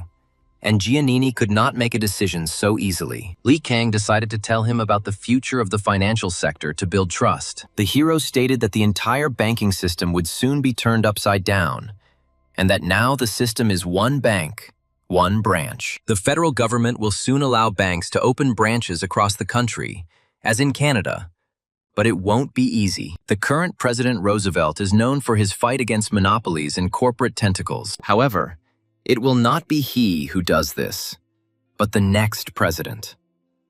The main contender after Roosevelt is Taft, his closest ally and presumptive successor, and he is the one who will do it. Those in power are afraid to share their power, so once the former second-in-command becomes the first person, he or she will immediately begin to erase the traces of their predecessor. Even after retiring, Roosevelt's popularity will still remain. If Taft doesn't take control from the start, his position will begin to weaken. That's why Taft will turn to Wall Street, which has been kept at arm's length until now, for help. And Wall Street will demand what they want. Wall Street wants to control where their money goes and comes back from, and creating branches all over the country is inevitable. Giannini understood him, but still did not understand why Li Kang wanted to invest in him and not in someone else. Li Kang explained that he wanted to invest in Giannini because he was a rebel and an innovator with a keen eye for action. He is the one who will be able to survive in unstable times. And besides, he is one of the few who thinks like him. Giannini replied that hearing about a like-minded person was even more pleasant than he expected. Li Kang asked if he would accept his investment. Giannini refused, explaining that he could not accept such a huge sum of $100,000. If he accepts the money, he will have to give up more than 100 shares, and this is contrary to his principles. Therefore, Giannini proposed issuing preferred shares. Preferred shares have the same rights as ordinary shares, but unlike them, they do not grant the right to vote or participate in management, although dividends are still paid on them. Li Kang offered to buy 100 common shares and 3,000 preferred shares for $100,000. The main character asked the banker how he could make such an offer. Giannini agreed that the bank would receive capital and be able to circulate it, which would be profitable. The investor will earn money without having to deal with management. But since the sum is large, the prince has one condition. The first condition was that any additional issue of preferred shares would only be possible with Li Kang's consent. The second condition stated that when common shares were issued free of charge, preferred shares must also be issued free of charge. Giannini admitted that even the additional conditions take into account the philosophy and interests of both parties, making it a very tempting offer. However, he needed to discuss this with the shareholders and asked for some time. Li Kang understood and said that he would go then, and they said goodbye, wishing each other to take care of themselves. Giannini promised to look into everything and give an answer as soon as possible. The hero knew that when a major earthquake occurred, small businessmen in San Francisco would turn to the Bank of Italy for a loan. When they meet again, Li Kang will negotiate on more favorable terms for himself. He mentally warned Giannini not to be offended later, since it was he who did not accept the prince's offer in time. Li Kang's residence in Sausalito was striking in its size and beauty. The arriving emigrants were delighted that His Highness's residence was in no way inferior to the palace. The children ran happily around the area and suggested playing hide-and-seek all day long. Li Kang asked if everyone they had contacted had already arrived, and he was told that almost all the emigrants from San Francisco had arrived. The hero expressed hope that today they could forget all the difficulties and have fun. And Hyun-sik noted that the prince really has a kind heart. In fact, the picnic was just a pretext to take people as far away from the disaster as possible and protect them. Kim Gyu-sik approached them, bringing with him two guests who introduced themselves as An Chung-ho and Park Youngman. Li Kang greeted them and said that he hoped they would have a good day, to which the guests thanked him for the warm welcome. They noticed the excellent rifles the guards had, and asked what they were for. The hero replied that security in San Francisco is bad right now. Park Young-man said he wanted to create an armed organization to punish anyone who collaborates with Japan. Li Kang knew that Park Young-man was a close friend of Ri Singman, but their methods of fighting for independence were very different. This meant that the emigrant community could split into two camps, and the hero had to prevent this. He was asked what he was thinking about, and Li Kang replied that he was thinking about things in Hawaii, but he was reassured that the Synthesis Association was working well under the leadership of Lim Jung-soo and Chun Myung-won. Although they sometimes argue over differences, they are good at getting things done. Once everyone had gathered, the hero announced that he planned to create a cooperative next month to help people survive in this foreign land. He explained that in 1906, a new law on agriculture would be adopted with guidelines for the creation of cooperatives. Li Kang intended to develop the emigrants' businesses through a cooperative, which would also significantly strengthen his power. He was told that he was generous and cared about the people, but the hero thought to himself that he was doing this for his own benefit. It was almost 5 in the morning. The main character muttered under his breath that it was already very soon. He wondered if maybe he should have left altogether and waited out the earthquake somewhere else. But he told himself that this was his home, and there were people here he had to protect, and he would turn this disaster into an opportunity. So he decided he had to hold on, counting down the seconds in his head until that very incident. As Li Kang counted down the last 10 seconds, an earthquake began. Everyone shouted that something had started, and ordered His Highness to quickly hide in the shelter. Damn, I can't breathe, Li Kang cursed to himself, reliving the memories of Park Byung-joon. He thought that this was the end, but immediately pulled himself up, saying that it was not the end, and that a column was falling on him. Hyun-sik panicked and shouted out if His Highness was okay, But Li Kang replied that everything was fine. He ordered that they first check whether there was a fire in the residence and whether there were any victims, and then gather all the emigrants together. Early in the morning, he gathered the emigrants and received a report of what had happened at dawn. Fortunately, the residence was built with earthquake resistance in mind, and the damage was minimal. Li Kang ordered security to guard the mansion and open warning fire if a suspicious group approached. Li Kang reported that a strong earthquake struck San Francisco around 5 in the morning, and people were panicking and repeating that they had lost everything. Those who listened to him and took out fire insurance need not worry too much. Those without insurance will be able to obtain a loan for restoration through the cooperative. The people thanked the prince for his concern, and he asked them to put aside their worries about the future and help him from today on. From this moment on, they will begin rescue operations. Li Kang announced to the assembled group. Rescue efforts began in the Sausalito area that afternoon, and the damage was horrific. Houses and buildings burned and collapsed. People rescued those trapped under the rubble of wooden debris, sharing food and water. And finally, he met a man who introduced himself as Albert Nadanizal, editor-in-chief of the Daily San Francisco newspaper. Li Kang introduced himself to the editor-in-chief as the Prince of the Korean Empire, and the editor immediately remembered the rumors about him. The editor was surprised that the prince was participating in rescue efforts together with the Koreans. Li Kang replied that fortunately they were not seriously injured, so they decided to help. The editor said that this was amazing and that many people should know about it. Li Kang admitted that this was precisely why he went out with the people. The editor assured that the way the prince does not spare himself in such a situation is very touching, and with his help, everything will move forward much more easily. Li Kang understood that if things went as they had in history, Roosevelt's new immigration law would ban entry to everyone except the Japanese. However, the guy was determined to stop this. He wanted to ensure that Koreans could enter along with the Japanese. The hero was informed that assistance in the Sausalito area was almost complete, and he decided to head to San Francisco. The first plan worked. It's time to move on to the second and continue rescue operations there. The Sausalito area was across the river from San Francisco, and they had to cross to the other side. Hyun-shik pointed to a burnt-out timber warehouse that once belonged to the prince. Li Kang said that there was nothing that could be done and ordered them to head to the city center. Li Kang was the man who had taken out 5 fire insurance policies, and now that was going to play a role. As they got deeper into the city, there were already citizens there trying to stop the fire, and they joined them in helping to put out the fires. It seemed like it should have happened today, but it seems the calculations were a little off. And so he came, and Li Kang was glad that his second plan was starting to work. As expected, the man made his way through this hell to the city center, and the hero mentally greeted him. In this earthquake, Li Kang set 2 goals, the first of which was to improve the image of Koreans. He met the banker Giannini, whom he had not seen for a long time, and he asked where he was going in such a hurry. Becoming friends with Giannini became the prince's second goal, which he intended to achieve at any cost. Li Kang assured the banker that if he found it difficult to say something, it was okay, and asked him to simply know that he was not his enemy. Giannini called the prince to him and warned him that if he was going to the bank, it would be better to go around to the west. The banker was surprised how Li Kang knew that he was going to the bank,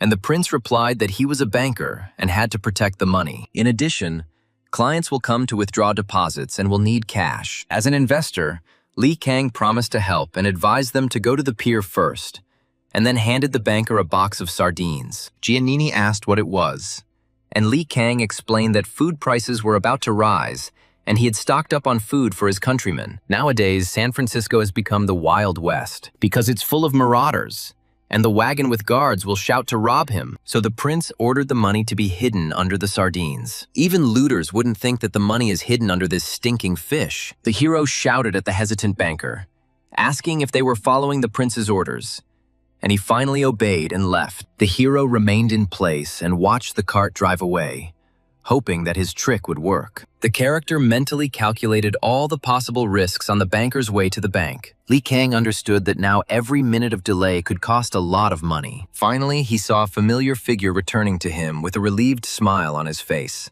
The protagonist breathed a sigh of relief, realizing that his plan had succeeded brilliantly and the money had been delivered intact. 4 hours later, Giannini returned and happily thanked the prince for his help. Everything went well.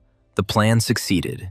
And, as expected, the marauders stopped the cart, but did not notice the pearls hidden under the sardines. Giannini once again thanked the prince for his insightful mind, which helped save the bank's assets. Li Kang said that he could only hope that the looters would not reach the house, and suggested that the banker temporarily store the money in his estate. Giannini agreed that it was a great idea and said that he would do so. Li Kang breathed a sigh of relief, saying that he could now relax a little. However, Giannini recalled that they had not yet discussed investment issues. It was necessary to act while the banker was as attractive to the prince as possible.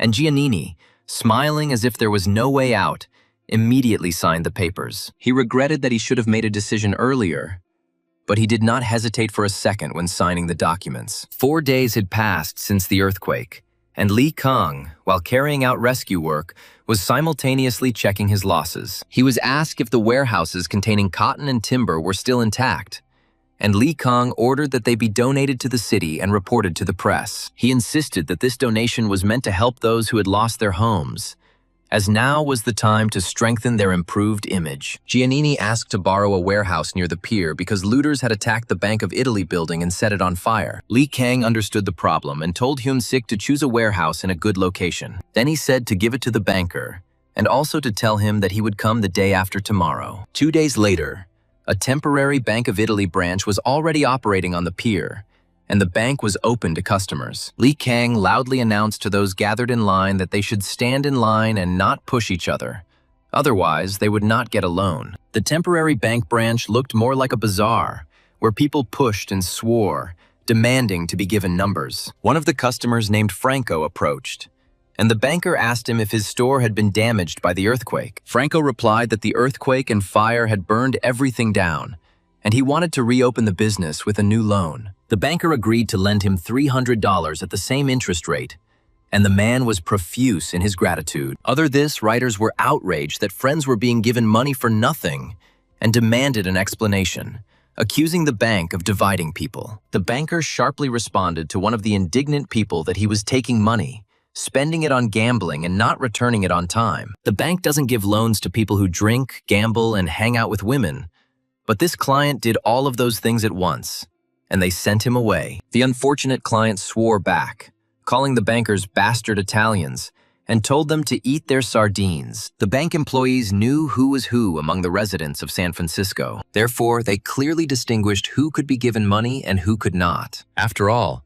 there was no credit rating system at the time, and this was the only way to assess the reliability of a borrower. The hero asked if work was going well at the warehouse, and the banker replied that under current conditions, there was no better place to work. Giannini thanked the prince for that advice and said that now he had nothing to fear. Li Kang advised that it is essential to take out fire insurance because you should always be prepared for disasters. In reality, it was an alibi for his over-insurance, so as not to arouse suspicion since many ignored this advice. The banker noticed that Jack Milo had been going around borrowing money lately because he was having problems with his mines. Jack spent a huge amount of money on rebuilding the mines damaged by the earthquake. His gold mine would soon end up in the hands of Li Kang, who now had no pity for his competitor. Suddenly, a bank employee came running and reported that liquid assets were almost exhausted. And as soon as clients found out about this, panic broke out. The money ran out faster than expected and the situation became hopeless. After all, it was the only bank that issued loans without collateral. Li Kang thought that he needed to think about the future and once again help these people who were on the brink of despair. The frightened crowd demanded that she be calmed down, not understanding who this stranger was who had come out to them. The hero introduced himself as Prince Li Kang of the Korean Empire, and people began to remember who he was. Someone recognized him as the same hero from Sausalito whom they had seen in the newspaper, but was surprised why the prince was there. Li Kang asked to speak and addressed all the assembled friends to calm them down and offer a way out of the crisis. Li Kang introduced himself as the Prince of the Great Korean Empire and asked permission to say a few words to the assembled group. He understood that everyone was going through a hard time right now, and many had lost everything in an instant due to a sudden disaster. The hero stated that he could imagine how great the feeling of hopelessness and despair was among these people. However,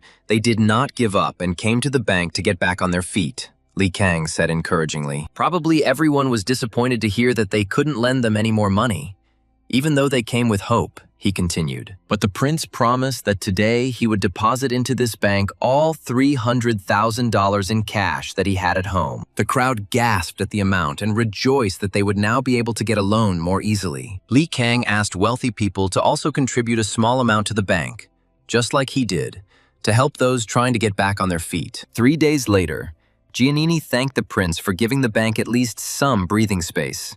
There are more new clients.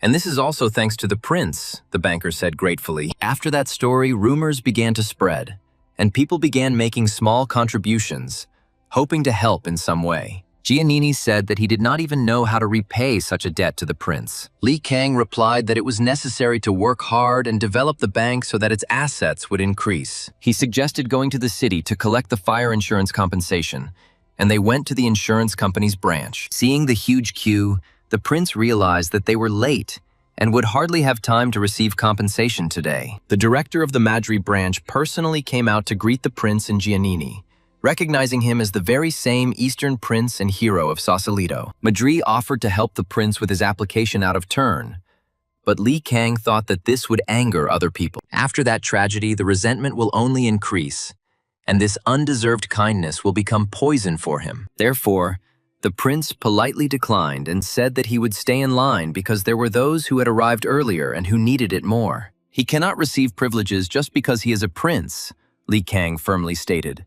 Despite Madri's entreaties, Giannini supported the prince, saying that he did not throw words to the wind, and Li Kang confirmed that everything was fine and he would stand here. The prince noticed a suspicious person in the crowd, who could have been a journalist or an observer, and decided to be more careful. This man said that he would also wait here, as he just wanted to talk to the prince, and he was lucky. Li Kang agreed, and the director's presence on the first floor had a powerful effect. The staff worked like crazy to make his turn come faster. Li Kang thought that if the director was personally monitoring order, then his presence here was more important than he had assumed. The hero noticed how one of the clerks nervously adjusted his tie and glanced at his watch, clearly wary of his superiors. The character chuckled to himself, realizing that, even in such chaos, people feared not a catastrophe, but a reprimand from the director. Li Kang thought that when it was finally his turn, he would have to behave as politely as possible so as not to arouse unnecessary suspicion. The hero mentally noted that fear of superiors sometimes works wonders faster than any sincere desire to help. The character decided that as soon as he received compensation,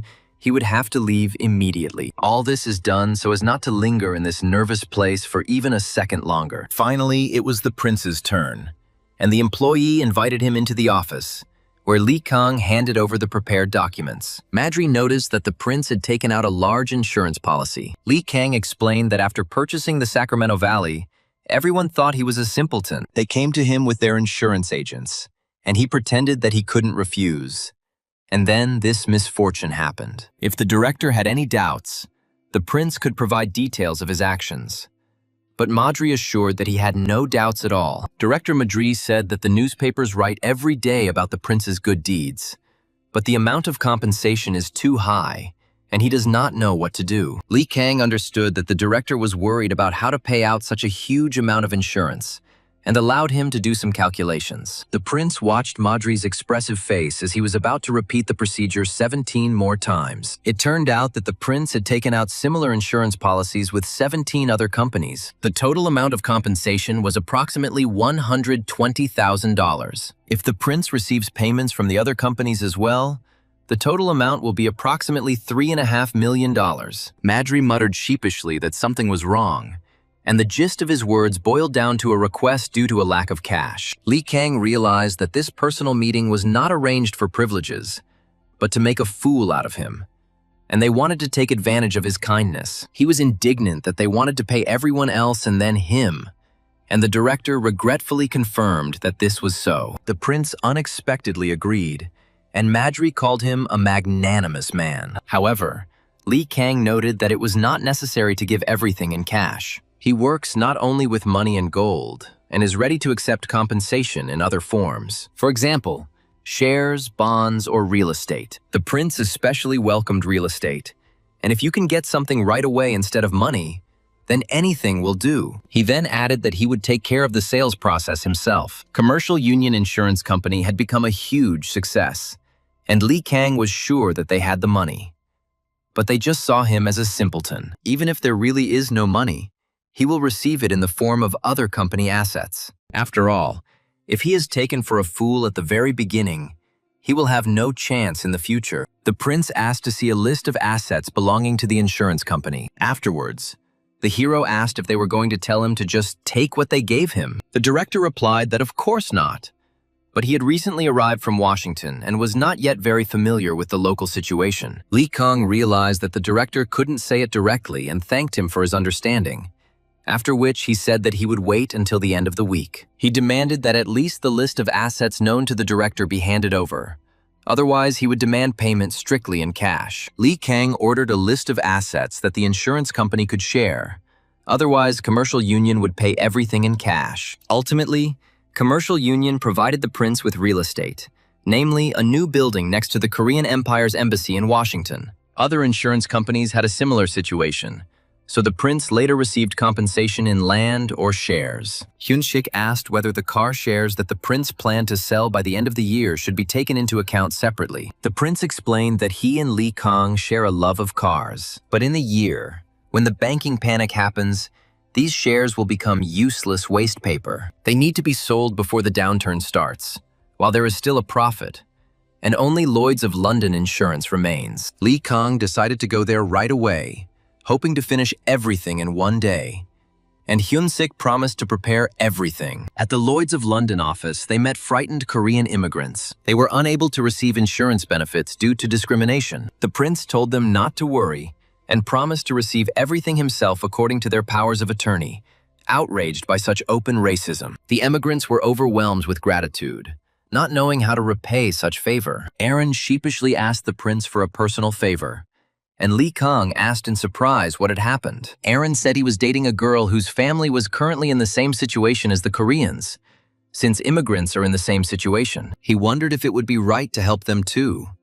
If he helped them now, it would definitely benefit him later. The hero thought so, because he helps the Koreans because he is their representative. At that moment, Hyun-sik reported a call from San Francisco, and although Li Kang told him to wait, it turned out that the caller was the mayor himself. The prince realized that there was definitely nothing bad in the mayor's call. Therefore, the protagonist decided to answer first and then discuss the documents. After speaking with the mayor, Li Kang headed to the state government building in Sacramento. There, he was greeted by California Governor George Pardee and San Francisco Mayor Eugene Zimitz. The prince replied that he was glad to see them again, and the governor thanked him for his visit and the initiative he had shown in difficult times. It is already a great honor for Li Kang to be invited to a meeting organized by both of them. To also receive a plaque of thanks is too generous. The mayor said he would present the plaque at an official meeting, and the prince deserved it, because he not only helped residents but also donated a lot. It had been exactly 1 year since Li Kang had come into his own, and seeing his name on the official list was an indescribable joy for him, although he suspected that the governor simply wanted a political donation. Since he was told so, the prince gladly accepted the tablet, and they got down to business. It turned out that it was not just about the plaque. He was offered the post of deputy chairman of the Special Restoration Committee. This was a good proposal, since it would be possible to monitor new reconstruction projects outside of party boundaries. Li Kang agreed, saying that if he could be of assistance, he would be happy to do so. And the officials were delighted that he would be a great support. Frankly, they would gladly give him the post of chairman, but they can't. The prince replied that the point was not the position, but the task that needed to be accomplished. At a time when white people are in power, getting recognition from them is a very good start for an Asian. The governor said that he liked His Highness very much and invited everyone to the conference room. Li Kang realized that even if he refused, they would still get their way. And everything was cleverly arranged. There were quite a few people gathered in the hall, including even Gold King Jack.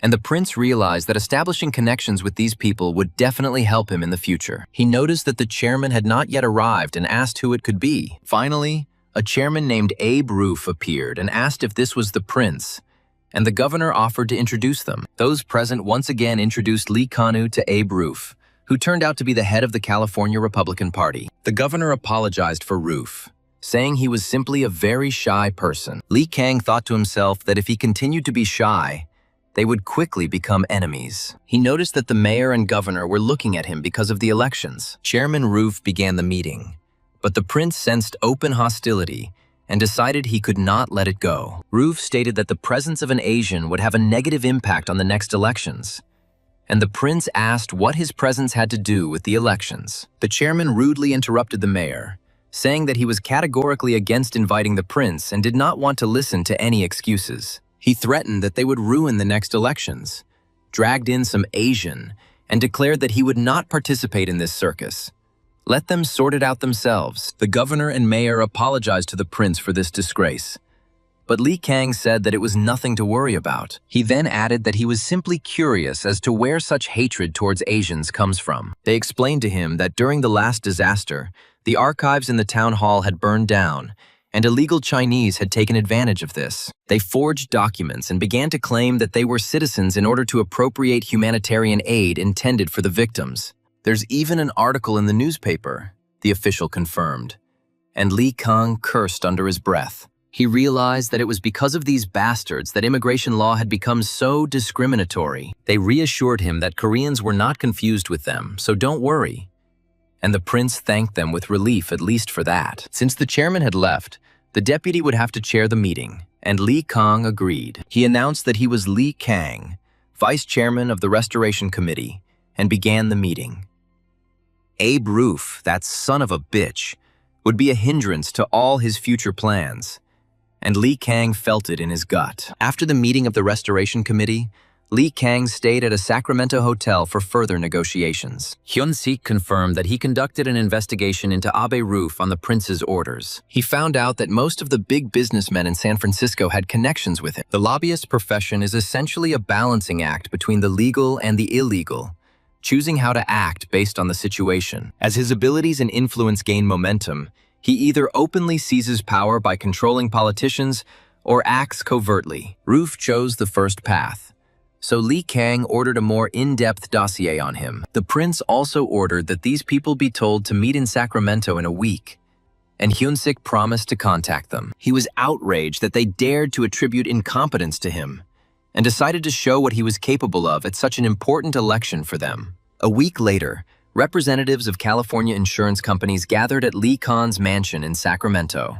One of the guests remarked that it was not easy to refuse the vice chairman's invitation, and Li Kang replied that he was glad to see everyone here. He apologized for the sudden invitation and explained that time was of the essence, so he had arranged this meeting. The representatives began to whisper, wondering what he wanted to say and whether they had any suggestions. Li Kang said that banks will resume operations next week, but that banks alone will not be able to help the victims for one day. Therefore, he asked representatives of insurance companies to pay insurance compensation to the victims immediately. Representatives responded that it was not that easy because there were too many applications for payments. Someone asked about Lloyd's, which company has the highest payouts, and what Sir William's opinion was on the matter. 10 hours before the meeting with the insurance company representatives, Li Kang separately invited Sir William, and they met face-to-face. Sir William said he was honored to meet the rumored prince. Li Kang reciprocated by inviting him to sit. William remarked on the prince's impeccable British pronunciation,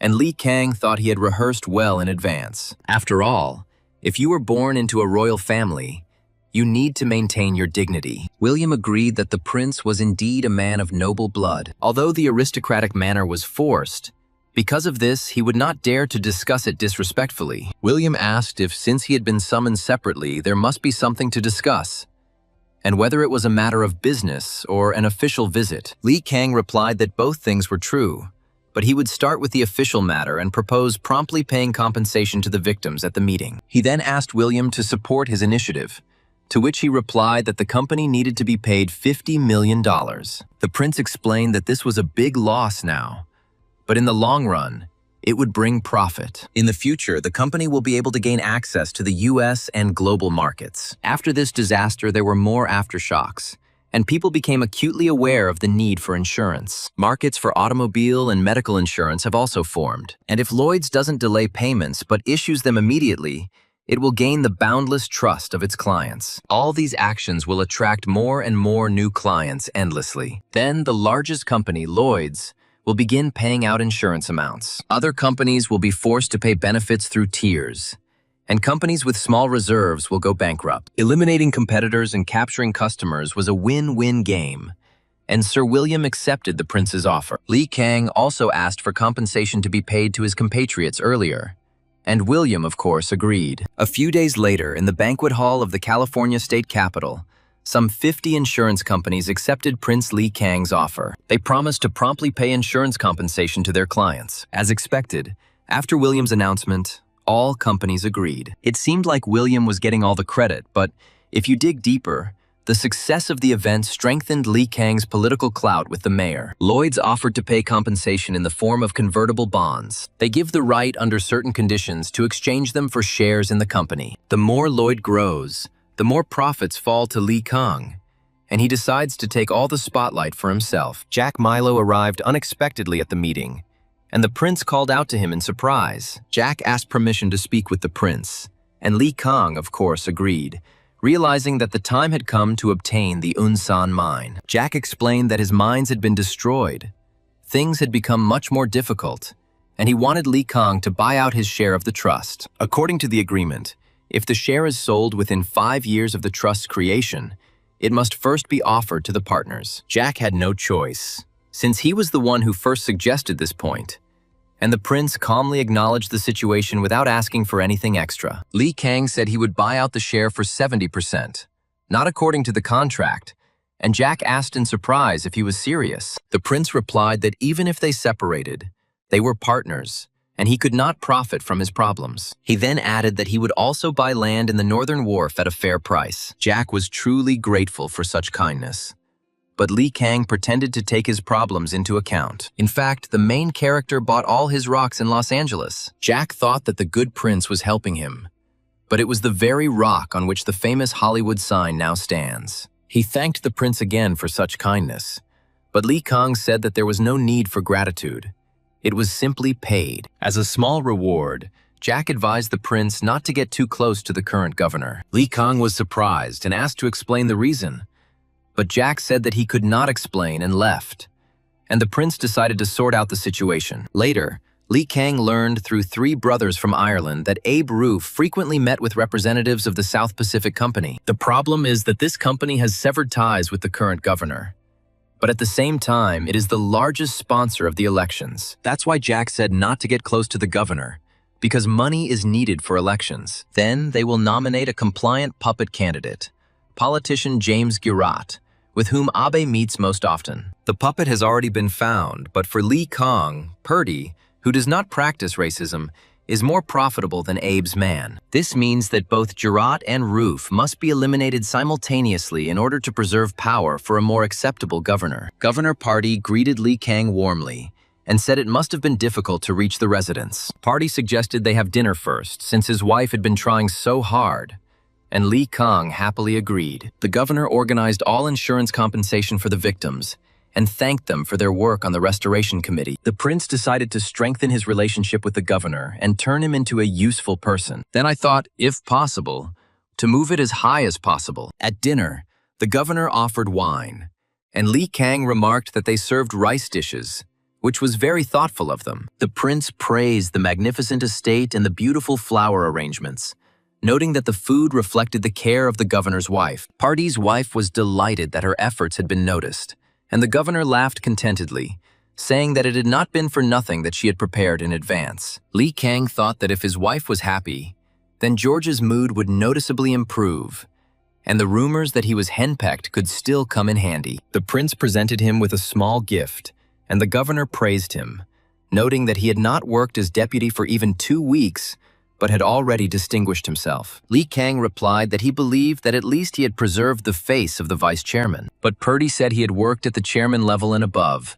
and it was damn interesting to watch him call all the representatives. The prince was glad that the governor thought so, and he added that thanks to this, even that guy Abs Ruef finally shut up. Purdy was clearly pleased that Roof was even more of a thorn in his side than the prince, and Li Kang decided it was time to start the engine. The governor said that if things continued as they were, Victory in the election was almost guaranteed, but he had heard some disturbing rumors. The prince asked which ones, and Purdy replied that there were rumors that he was not going to run this time. Li Kang asked if this was true, but the governor said it was baseless rumors from those criticizing him because of the federal court. The American military provided significant assistance in the recovery efforts after the earthquake. However, some of them still violated discipline and committed crimes. Purdy demanded severe punishment from the federal government, and some of those responsible felt the pressure. But he was clearly wrong. The governor assured them that they were mistaken and needed to be enlightened. But Li Kang said that the sources of the rumors were suspicious, so he decided to ask. The prince asked directly whether this was connected with Ab's roof and the representatives of the Southern Pacific Railway Company. The governor was suddenly surprised that the prince knew everything. His facial expression gave it away. Purdy told him not to worry about it and promised that after the elections, Ab's roof would quietly disappear from politics. Li Kang realized that the governor really did plan to get rid of Roof, but after the elections it would be too late. He asked if he knew that Roof often held three-way meetings with James Jarrett. Roof is rumored to nominate Jarrett as the new Republican nominee at the convention, and the governor must make a decision. George was silent for a long time, and then, saying goodbye, he left, saying that he would see him later. A month passed while the prince was busy with his committee work, and one day he received a fruit basket from the governor. In this basket there was a letter in which he thanked her and hoped to see her again soon. Li Kang wondered what this vague hint was and asked Hyun-sik to bring the newspapers. The newspapers reported that Governor Pardee was declaring war on corruption, and Abe Roof was arrested on 15 corruption charges. The prince realized that he had effectively cleaned up everything before the party meeting, and now he could move on to the next matter. He told everyone to get ready and check the condition of the farm, and they set off. Arriving at the fields, everyone gasped when they saw that the entire field had turned green, and the view was simply a sight to behold. Li Kang listened with delight to the sound of the rising value of his land, and realized that he would soon become the largest landowner. The locals started saying that the prince had arrived and that he really cared about them, and they greeted him with joy. The prince apologized for the delay due to urgent matters, and was touched by how much effort they had put into the work. The workers assured us that this was their job and there was no need to worry, and many of the new faces turned out to be immigrants from their homeland. These were the ones who had completed their contracts in Hawaii and moved here, and Li Kang realized that they were looking for at least slightly better conditions in a foreign land. He asked that the new arrivals be taken care of so that they would not feel left out. The hero noticed that the Japanese government was going to restrict emigration to America. They don't want to lose any more people from the country. But the prince has already thought through several options in case of such a development. The workers said the prince was real and offered him a meal in honor of the long-awaited meeting, spreading a mat right on the field. Li Kang agreed, and they prepared everything for a shared meal in the open air. Li Kang wished everyone a pleasant meal, and they began eating right on the field. The worker offered the prince some fresh rice, harvested just 3 days earlier. Li Kang noted that since it had been harvested so recently, it must have been sown in the spring. The prince asked if they had tried double cropping on this land, and they confirmed that this was exactly what they did. In a warm climate with abundant rainfall, growing 2 crops a year was possible, unlike in Joseon. After trying it, the prince said that the taste was a little disappointing, and he realized that the selection of the variety was not yet complete, but it would soon get better. He reflected that today's Korean farmers fear competition from the United States most. Li Kang was looking forward to the high quality of the local rice and asked who had grown this second crop. Kim Chong-rim modestly replied that it was he, and the prince remarked with a smile that it seemed to be his destiny. He invited Kim Jong-rim to talk privately and asked him how he decided to try double harvest. He replied that the land here was like home, but the climate was different, so he decided to give it a try. However, there is not yet enough time to grow a full double harvest, and without seed selection it will be difficult to continue this. Li Kang noted that Kim Jong-rim did not stick to the old ways, but decided to try something new. And in the original story, he became a tycoon with large plantations. The prince thought that he really needed people like him now, people who absorbed what was needed and were not afraid to learn new things. He allowed me to try other methods and said that if I needed anything, I could contact Dokbae. Kim Chong-rim asked the prince personally and told him to convey to him that it was not bad to continue as before, but not to stick to it blindly. Kim Jong-rim apologized and said that he wanted to say something else, and asked him what he wanted to ask for. He explained that the locals mainly use machinery, tractors, and although these machines are expensive, he asked the prince to trust him and purchase them. Li Kang began thinking about buying tractors, realizing that this could significantly improve the productivity of their farm. Li Kang wondered again what else Kim Jong-rim wanted to ask for, and it turned out that he was asking to buy tractors for cultivating the land. Kim Jong-rim admitted that although the car was very expensive, he tried to convince the prince to trust him and buy it. Li Kang was hesitant because steam-powered tractors would soon become useless with the advent of the internal combustion engine. But Kim Jong-rim objected that it was not a pity to leave such a vast land idle. He added with particular enthusiasm that the use of machines would be much more efficient. He even promised to return part of his salary if the results were not as he said. Li Kang noted that, like Jack, Kim Jong-rim, when he is confident, insists strongly. That is why he agreed to buy not one, but 3 tractors. One for use, the second as a spare, and the third he ordered to be disassembled to understand its construction. If a Joseon craftsman could understand the device, he might be able to create something new. And the prince decided that it was a good investment for the future. If a company founded by a Korean emerged among them, that would be great. And the prince ordered that those with good technical skills be found. 2 months later, at Li Kang's mansion in Sausalito, he was informed of the arrival of Messrs. Tosan and Usan. The prince ordered them to be shown to the reception room and said that he would be there soon, noting that they had not seen each other for a long time. The guests greeted His Highness and asked if anything had happened since he had called them urgently. Li Kang replied that while he was away, he wanted to know how things were going with the diaspora, what he had asked for, and something else. They said they first took out a loan from the cooperative fund established by the prince and are now building houses for the diaspora to live in. The prince realized they needed even more funds and handed over to them the insurance he had received from Lloyd's in the form of convertible bonds. The character understood perfectly well that bonds were difficult to immediately convert into cash. He also prepared something else, adding 10% on top of the insured amount. To those who cannot wait for future profit, he shares part of his future benefit and asks that this be explained to those in need. The guests admired such generosity, and Li Kang said that when you do a great job, it's not just the money that's important, but also those who follow you. He asked Tosan if it was true that he was very interested in education among the diaspora. The protagonist, upon hearing confirmation, proposed opening a school in San Francisco. The prince wanted science to be taught there, as well as the Korean language. The protagonist believed it was important that they not forget their roots, no matter where they were. Tosan promised to try his best, but added that it was not only academic that was needed. He said with interest and involvement that professional education is also important for preparation. Here, Yusin intervened and boldly proposed opening a military school instead of a vocational school. Li Kang remembered that Park Young-man had always been interested in this, and the day when it would be needed was already near. But the prince said that technical personnel were more important than the military right now, and asked Yusin to look not at his feet, but into the distance. Training engineers would help him realize his future dreams, and Yusin took the hint about weapons production. Li Kang said that he would consider that Woo Sung accepted his proposal. A few days later, I met Dr. Philip Jason in a coffee shop. In fact, it was the first doctor of Eastern descent, So Jae Pil, and Li Kang was surprised why he introduced himself with an English name. The prince decided that this was a way to survive in the face of racism and agreed to call him whatever he wanted. Dr. Jason shook the prince's hand, but Li Kang felt that the handshake was too strong, and he realized that the doctor did not like him. He decided to take his time to find out what was going on, and invited the doctor to sit down and talk. The protagonist explained that he invited him because he wanted to ask for something. Li Kang introduced Dr. Jason to the public, and he confirmed that he had heard the prince calling him and asked what the matter was. The prince greeted So Jae Pil warmly, saying that it had been a long time since they had seen each other, and that it was truly nice to see him in person. The doctor replied that he had only changed his name, but otherwise he was still the same,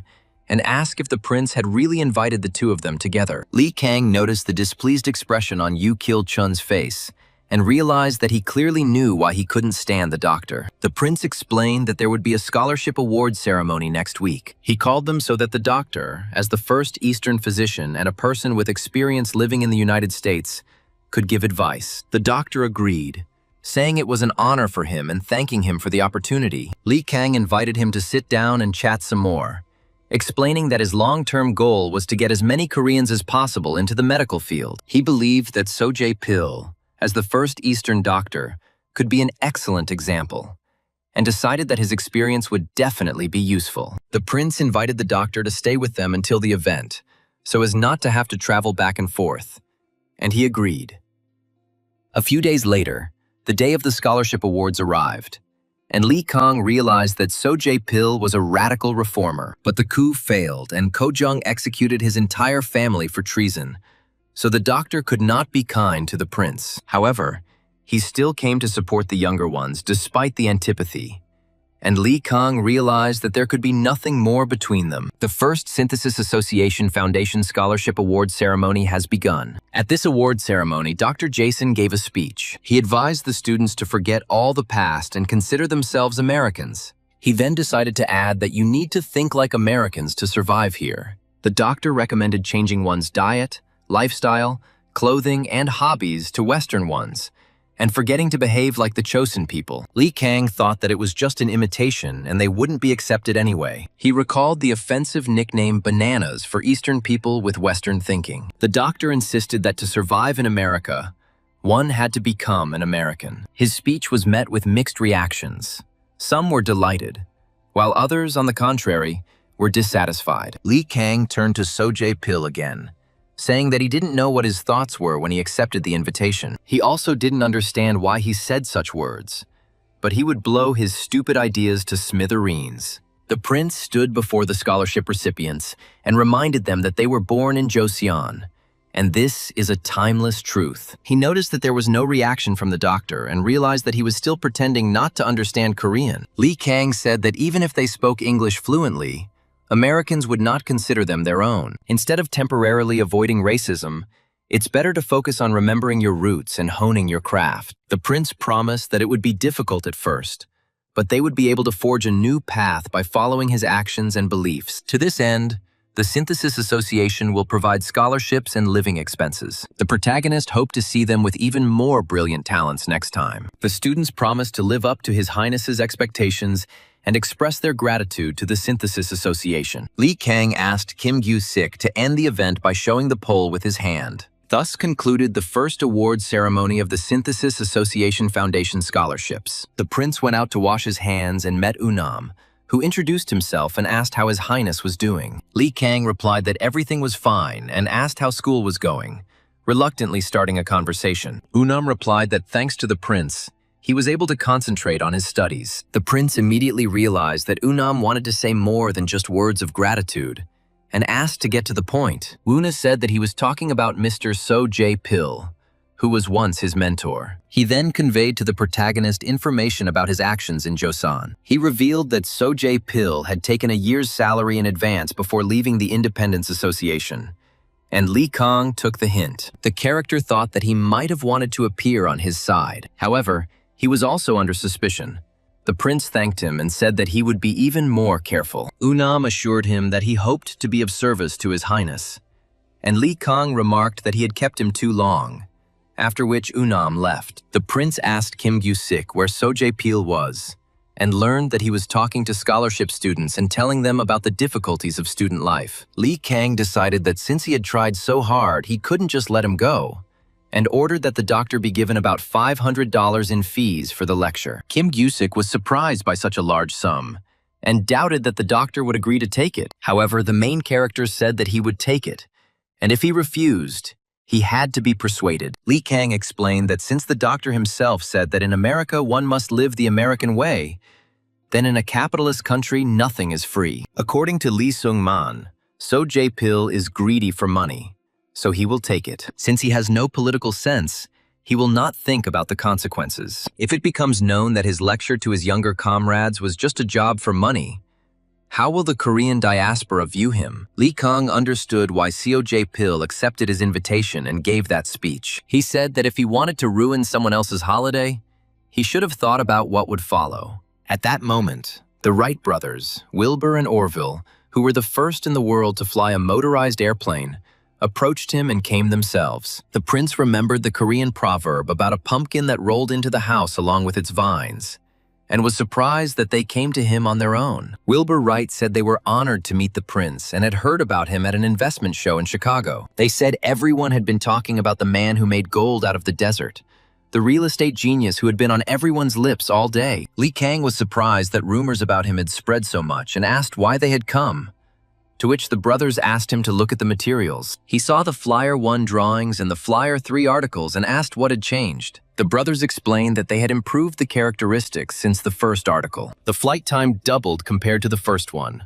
up to 30 minutes in the air, which was impressive. The brothers said they had heard the prince was bold in investing in fledgling companies. That's why they asked him if he would consider investing in their project. Lee Kang chuckled and replied that since the product was so good, shouldn't it sell well without his investment? The brothers hesitated, explaining that initially they had a conditional contract to supply the army. The prince asked what the conditions were and learned that if the flight was successful, then they would supply it to the U.S. Army. Lee Kang doubted that the flight had already succeeded and asked if the article was fake. The brothers assured that the Flyer 3 had indeed flown, but for some reason the Army was not fulfilling the contract. The prince realized that even if a factory were built, there was currently no guaranteed market. The brothers, although good inventors, knew nothing about sales and lobbying. However, once they have fallen into his hands, many things will now go wrong, as in history, and his role in the history of aviation will grow, which means his power will also grow. But investing simply isn't an option,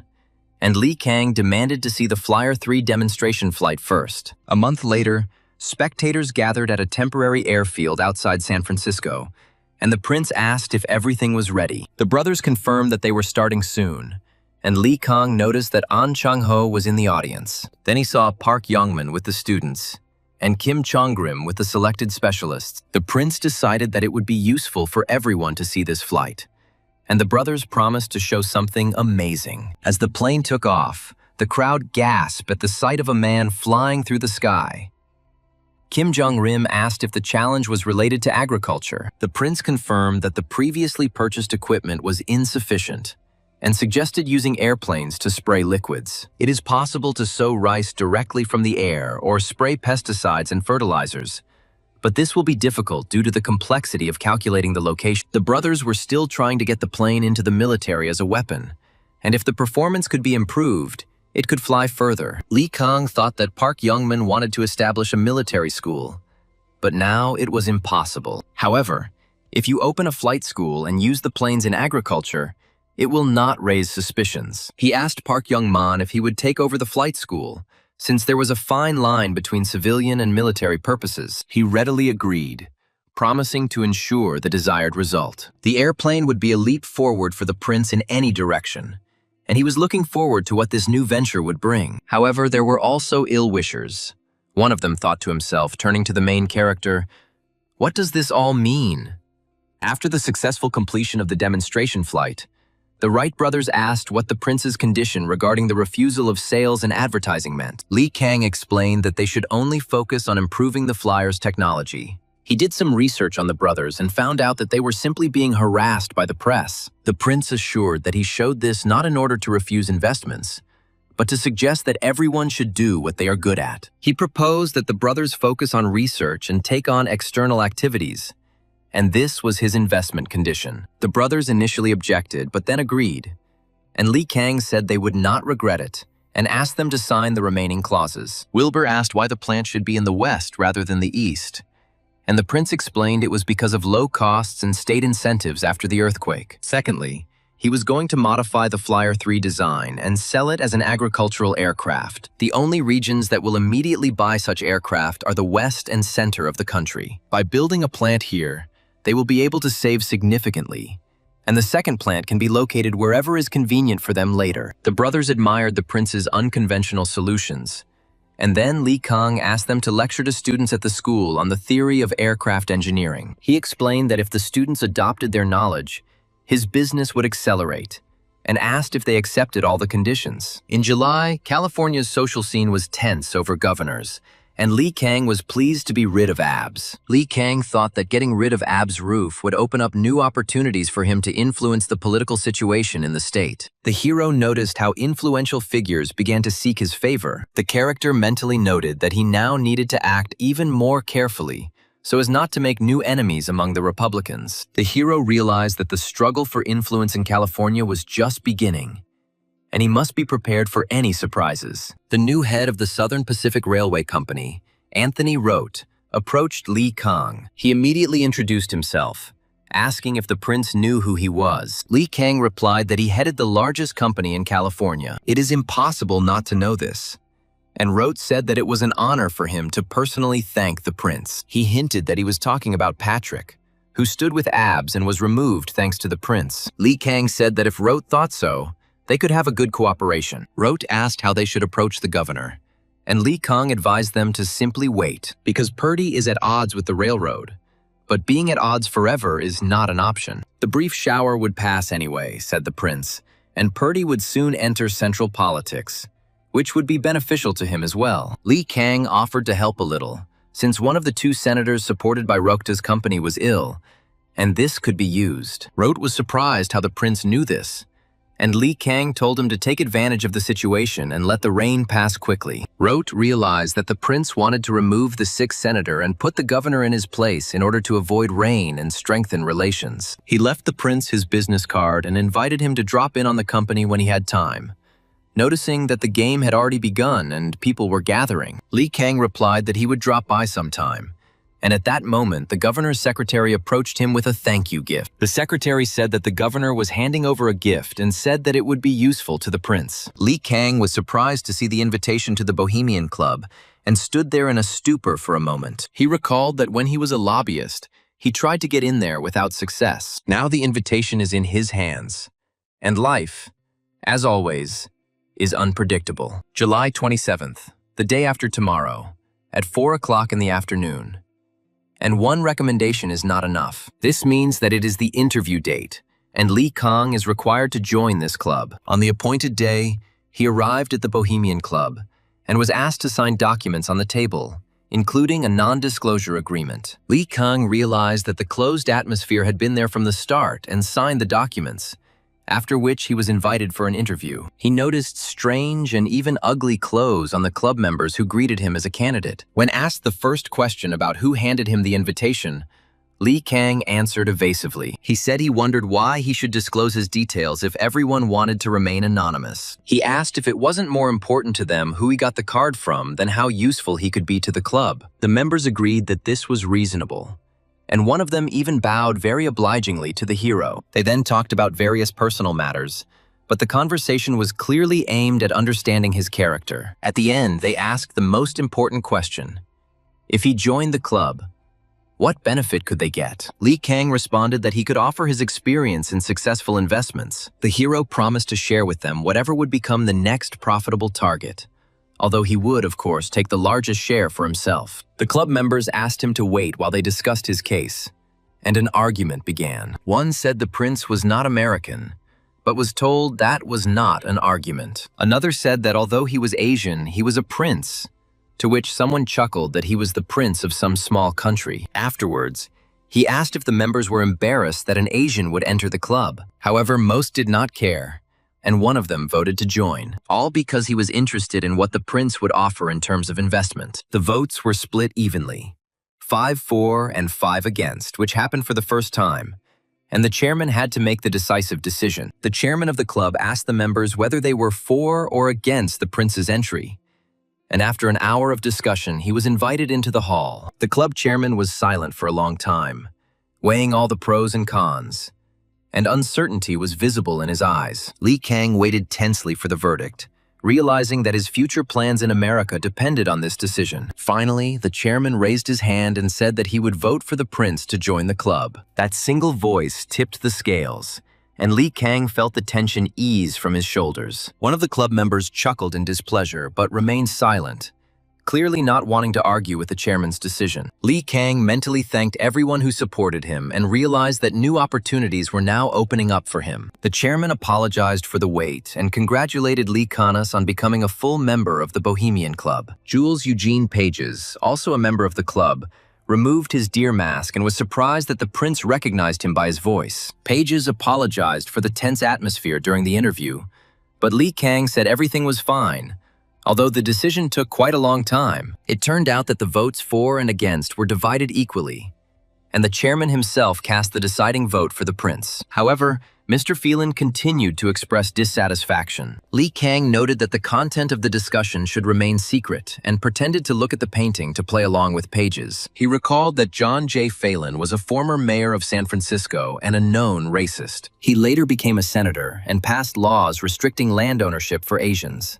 The rabbit mask on one of the club members must have belonged to Phelan. Lee Kang realized that he had to be on guard, but he tried not to show it. The hero thought that if Phelan was already against him, then he needed to be especially careful in the club. Lee Kang noticed several members of the club exchange glances when he entered the gaming room and realized that he was expected there.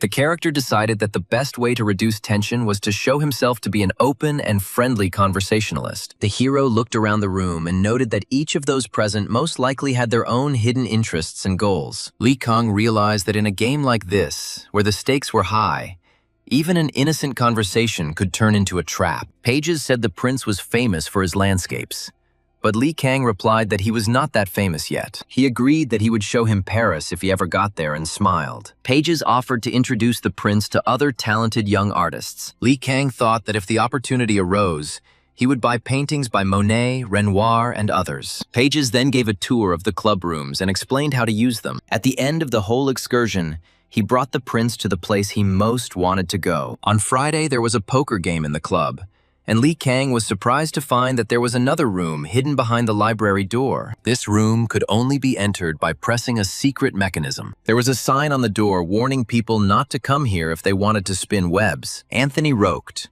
who also happened to be a member of the club, was already waiting for them and invited the prince to join a game of poker. Lee Kang was introduced as the most talked-about figure in town. He met with prosecutor Francis J. Heaney, who immediately jailed Abs Roof. He also met media magnate William Randolph Hearst, a representative of the emerging yellow press in the United States. The prince decided that he could gain considerable benefit from this meeting, and remembered that during Park Byung-jun's time, he had played poker at a master level. Sometimes you had to win or lose by adapting to the character of the right people. Today, the main character decided to first pretend that he plays badly. He claimed he didn't know anything about poker, and Rote warned him that he could lose a lot. But another player noted that the prince had such wealth that there was nothing to worry about. Lee Kang agreed, saying that he really was going to lose all his fortune here. And the game began.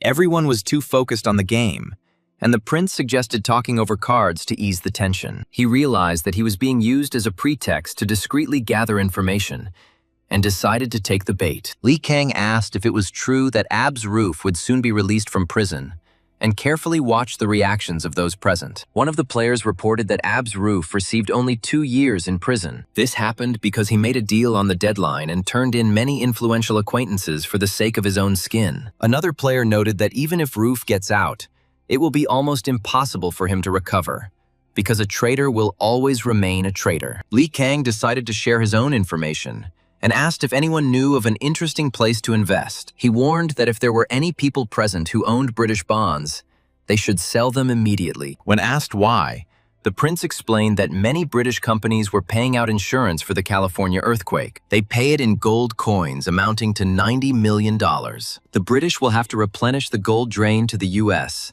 and the Bank of England will soon raise interest rates. This will naturally and inevitably lead to a fall in the price of bonds. One of the players said he had a friend at the Bank of England, hoping to somehow engage in conversation. However, he did not say anything like that, to which Lee Kang replied that this was not a rumor, but a forecast. He explained the basic financial truth that when rates rise, bond prices fall, and vice versa, and added that it was up to each individual to believe it or not. Lee Kang said that in this case, it is not just a theory, but a pattern that he has seen with his own eyes over many years. He added that even if anyone doubts his words, They should simply monitor the market in the coming months. Li Kang said it was time to go and said goodbye to everyone, wishing them a safe journey, to which the players replied that they hope to see each other again soon. At that moment, a musician who was playing in the poker room approached him and handed him a hotel key from a woman named Selena. Li Kang was surprised that the same arrogant singer who never reciprocated anyone's feelings chose him. According to Aaron, she was the most popular singer in San Francisco. She received a lot of confessions from men, but never reciprocated. Why did such a woman choose him, the prince wondered, and was asked what he would do. He mentally went through the possible reasons for this action, but none of them seemed convincing to him. The prince decided that no matter what awaited him outside the door, he must be prepared for anything. Li Kang decided to go because he was curious about why she gave him the key, and went to the address she gave him.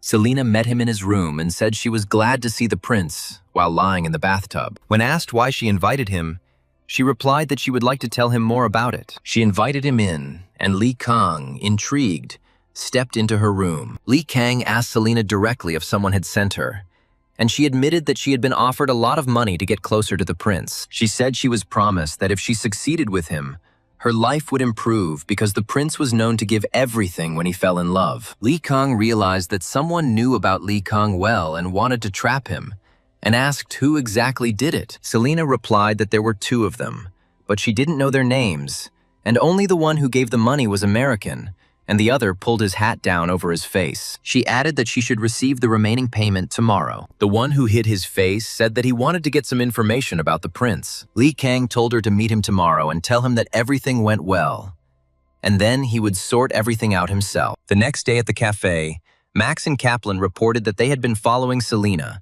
and had seen the man who had sent her.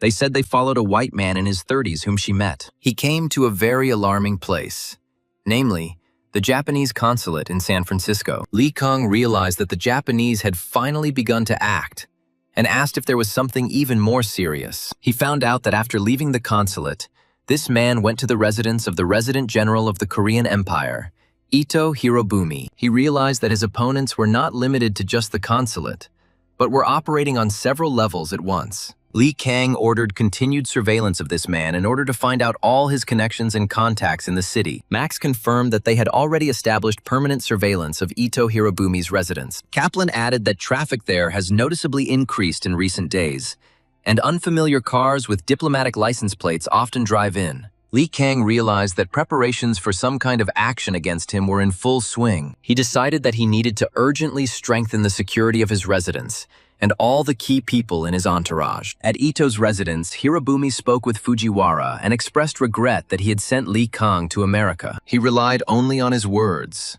and now he doubted the correctness of this decision. Fujiwara reassured him, saying that there was no need to worry about the second Prince of Korea, since they had control over him, and assured him that everything was going according to plan. Ito Hirobumi noted that American media and politicians are favorable towards Li Kang. However, no one in Washington had heard of it, and this was all within the borders of California. Sakamoto confirmed that this would not interfere with the plan to colonize Joseon, but the Resident General was still dissatisfied. He said an influential organization in the U.S. had contacted the consulate asking for Li Kang to be deported. However, Sakamoto assured that Li Kang had no chance of getting there, since he was not Japanese but Korean. But even if that was the case, Ito decided to come up with a way to urgently return him to Korea. He learned that the king of Joseon had sent a man to America 2 months ago to resolve the issue of defrauded immigrants. This became a pretext to find fault and overthrow the king. If the king changed, Li Kang would also be forced to return. Ito Hirobumi ordered Sakamoto to immediately develop a plan to return Li Kang to Korea using any available means. He understood that if the prince remained in America, his influence among the Korean diaspora would only grow. Sakamoto proposed using the royal decree to return all members of the imperial family to their homeland under the pretext of a family council. However, Li Kang already knew about these plans through his intelligence network and began preparing countermeasures. He understood that if he returned to Joseon, he would be completely dependent on the Japanese resident general. The prince therefore decided to speed up his affairs in America in order to complete all key projects before the Japanese could strike. He also contacted Hulbert through secret channels to prepare financial resources in case of an emergency departure. Li Kang understood that time was working against him, and every delay only increased the Japanese chances of success. Ito Hirobumi ordered to start and think of a way to tie him up so that he could not escape again. Li Kang realized that there was someone in the Bohemian Club who was collaborating with the Japanese government and began to sort through suspects. He thought it might be someone connected to Ab's roof and dissatisfied with him. It could either be the racist John Phelan, or Anthony from the Pacific Railroad Company, or someone from his circle. Although they were friendly towards him, they cannot be excluded because they are only after profit. If all three united, it became a serious threat. Li Kang decided to rest and think tomorrow. But suddenly he heard noise and shouts that sounded like a fight. Max and Kaplan were the first to break into the house to check out the situation. Li Kang heard cries that because of someone, many comrades had died and His Highness had lost the Emperor's trust. They accused the stranger of having lost the lives of his comrades and the trust of His Highness through his insolence. Li Kang realized that it was probably Yun Chi-ho who reported the revolution to Yu Kil-chun. The prince intervened and said that he hoped there would be no more fighting in his house, and everyone immediately calmed down, acknowledging His Highness. Li Kang asked what madness was going on in his house while he was away, and Yun Chi-ho introduced himself and said that the Emperor had given him a secret mission. Yun Chi-ho explained that he was unable to handle the matter himself, so he came to ask the prince for help and showed the letter. The letter spoke of the rescue of thousands of Koreans who had been deceived into going to Mexico. There they are treated worse than slaves and are mercilessly exploited. The Joseon Empire has no diplomatic rights, and Japan does not provide any assistance. Therefore, the government cannot officially complain and has decided to take a roundabout approach. Li Kang asked why Hulbert wasn't handling the case, and was told that the Japanese were keeping a close eye on him. The prince asked how Yun Chi-ho was going to get funds to save the diaspora. He replied that he planned to use the site of the former Joseon embassy. He said that no one wanted to buy it at a reasonable price, so he couldn't sell it. Therefore, he came to the prince with apologies and a request to buy out the embassy. Li Kang realized that Yun Chi-ho wanted to sell him the embassy and use the proceeds to save his compatriots in Mexico. The prince decided that he had to save them because, for him, operating abroad, the diaspora was his strongest support, no matter what anyone said. He understood that if he saved them, his position would become even stronger, and he could not miss such a chance. Li Kang ordered everyone to prepare to leave for Mexico, and when asked what he meant,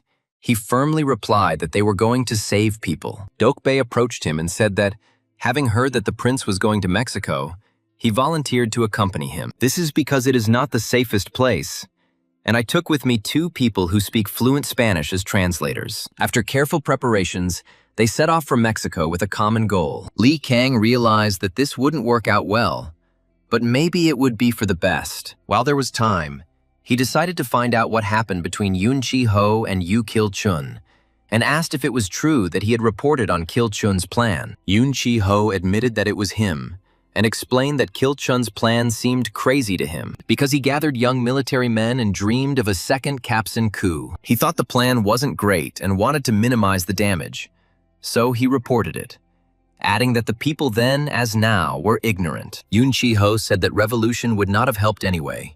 He thought about it deeply. The main reason for the denunciation was that he did not believe that Li Kang would be proclaimed leader after the revolution. He admitted that everything is different now, because since the end of last year, newspapers have started writing about the prince, and he has become a completely different person. The newspapers wrote that Li Kang had achieved great success in investments. He improved the image of Koreans in the United States by participating in earthquake relief efforts and established a scholarship fund.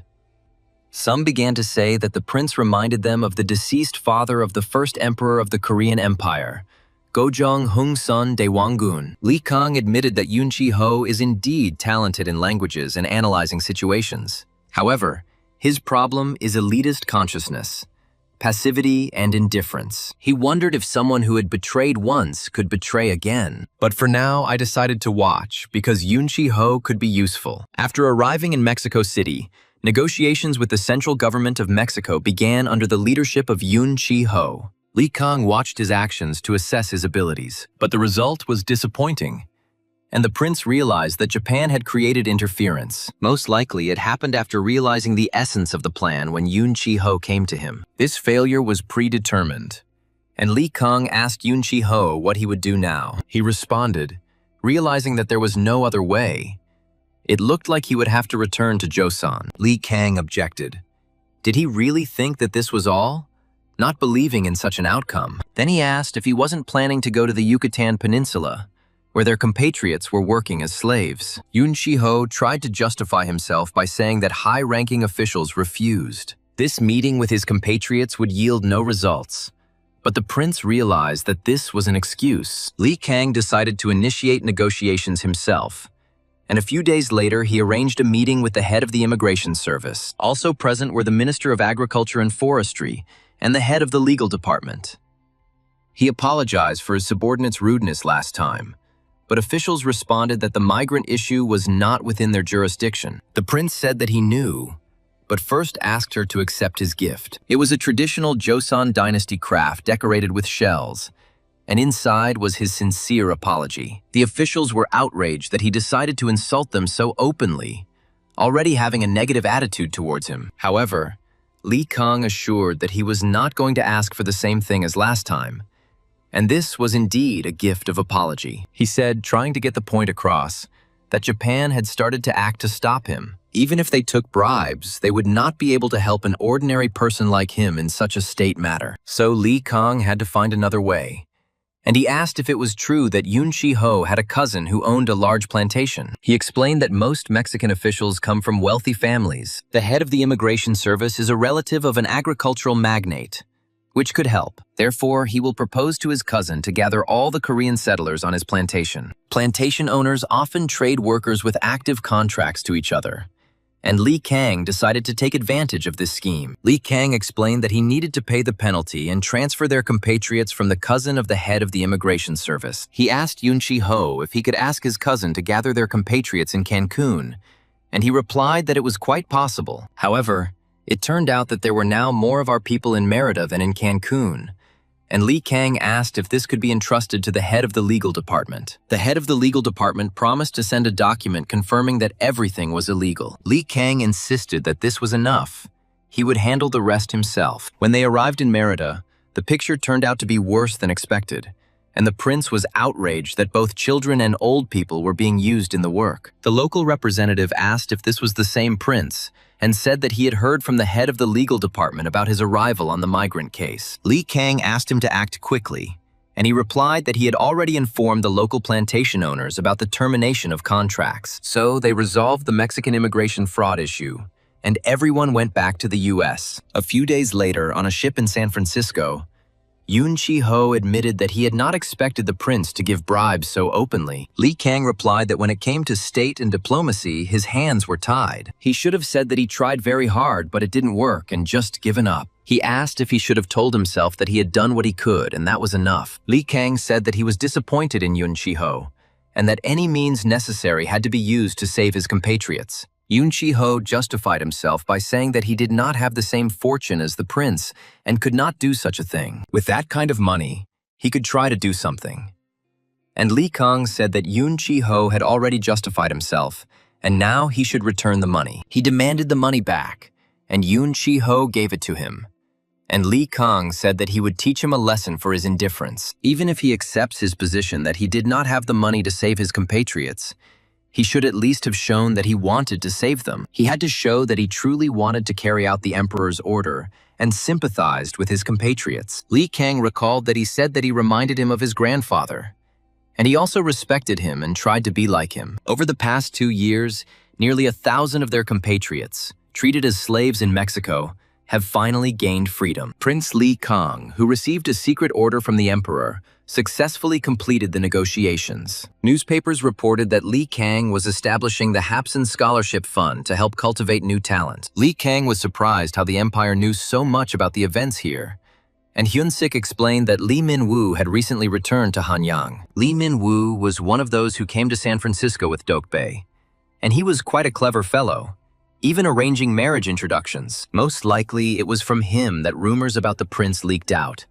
and Lee Kang ordered that he be invited to the residence when he returned. Suddenly, Lee Kang saw in the newspaper that the Japanese government was banning the emigration of Koreans under the pretext of protecting them from fraud. He ordered Hyun-sik to gather everyone in the house, and he replied that it would be done. Lee Kang said the end, "Those Japanese bastards will resort to dirty tricks again." Hyun-sik tried to calm him down, saying that this was being hyped up by media bought by the Japanese government, and that he needed to calm down a bit. Lee Kang said it was predictable, so he prepared protective measures and met with Governor George Pardee. He asked for a gift in return, and as long as Pardee remained governor, he received a promise to approve all Korean immigration to California. But their diplomatic powers have been taken away, and if Japan does not issue passports, their citizens will not be able to come here. Lee Kang decided that they would hand them over themselves. He explained that Japan had forcibly deprived them of their diplomatic rights. This is illegal under international law, which means they may still believe they have the right to issue passports. If you recruit a former foreign ministry official, you can copy and issue documents using the old template. To transport citizens, you can use a ship traveling from Primorye to San Francisco. This workaround won't work for long, because Japan might start putting spokes in its wheels. He recalled that Tosan and USA had recently traveled to Tijuana, Mexico to assess the situation among the local Korean diaspora. The mayor of that city was the son-in-law of Mexico's Minister of Agriculture, with whom Lee Kang had recently become close. If you talk to him, you can make this place a stopover point for Koreans. If Koreans change their citizenship after entering California and then return to it, Japan will no longer be able to find fault. Lee Kang told Woo-sung that he planned to open a military academy there and asked Woo-sung to become its director, who happily agreed. Lee Kang said they would be wary at first, but given the poor security in Mexico, presenting them as mercenaries would make things easier. The prince announced that he would leave this place for a while and asked everyone to take care of the diaspora. He himself will go to the East Coast because he has important business there, and it is time to get involved in politics and business on a large scale. He asked Kim Jong-rim to come with him for a talk and asked about the development of an agricultural aircraft. He replied that everything was progressing well and that mass production would soon begin. Kim Jong-rim reported that the development of agricultural machinery also advanced thanks to the help of the Wright brothers. Lee Kang promised to provide funding and ordered that the same spirit be continued. Kim Jong-rim asked whether there would be problems with other companies due to already registered patents. The prince explained that modern large cars use diesel engines, but right now there are only petrol ones on the market, and diesel ones haven't come out yet. So if you get the engine first, you can avoid any hassle. He said that he would find a diesel engine developer and let Kim Jong-rim focus on development. The hero said that on this trip he plans to visit Detroit, where automakers are concentrated. Jong-rim asked if the prince could tell him his plans, and Lee Kang said that he was going to enter into a technical cooperation agreement. This time he will have a companion on his journey, because Giannini asked to accompany him, expressing his desire to expand his bank. Lee Kang thought that Giannini's offer to accompany him was not bad. As an investor, it was in his interests if Giannini succeeded by any means necessary. Besides, the financial crisis of 1907 had just begun. He hoped that if Giannini experienced this personally, he would become much more mature than the Giannini he knew. Giannini said he was thinking of buying a car, and Lee Kang said, "Great!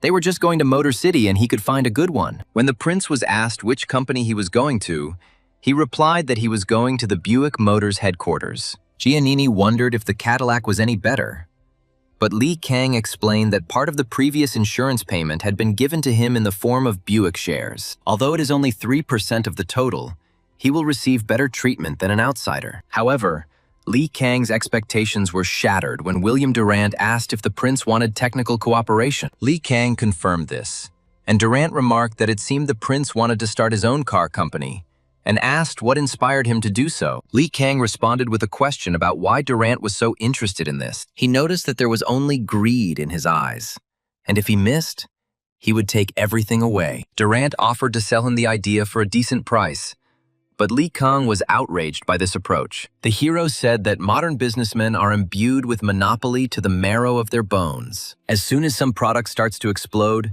they immediately devour everything in order to grow. Lee Kang came in thinking it was still early stages, but Durant had already started his games. The prince firmly stated that he needed nothing more than technical cooperation. Durant said that if the prince wanted to sell the idea, he was always open, But Li Kang decided to offer something different. He asked if it was true that Durant was buying up all the Buick shares in the market, and he confirmed that they were buying up even the small shares. Li Kang said that if he presented it as not particularly wanting to sell, he would get a price above the market price, and offered to hand over his 3%. Durant happily agreed and said he would add 10% to today's price.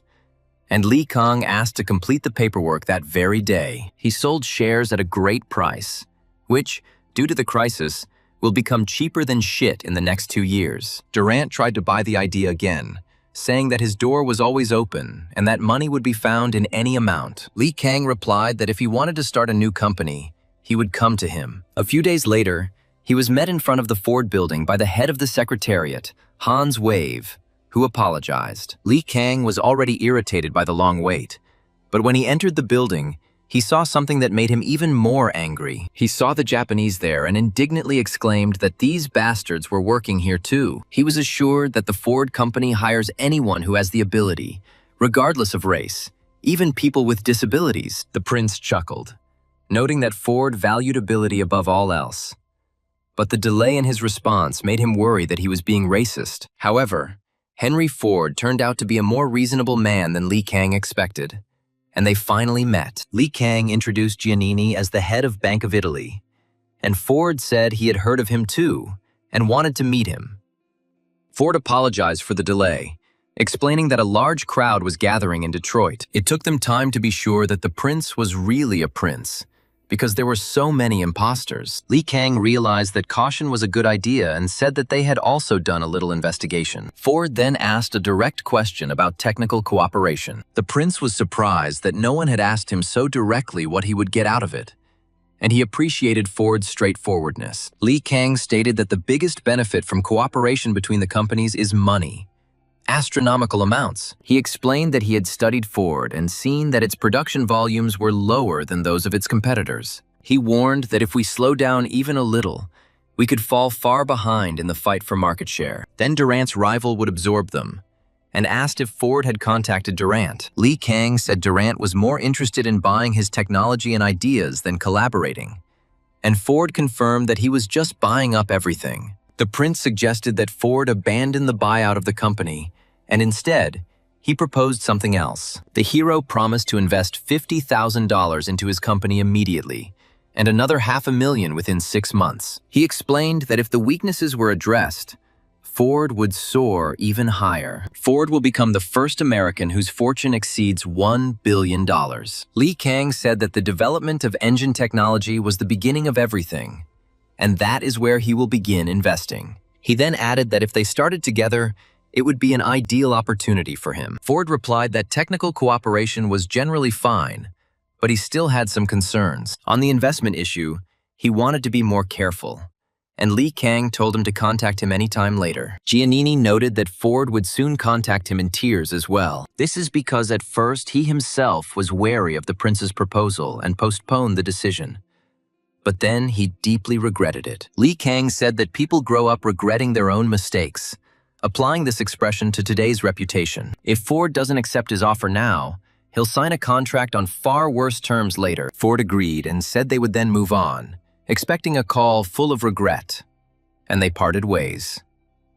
A few days later, they were standing outside the New York Stock Exchange, and Li Kang said it was her, and they went inside. There was a real bustle inside.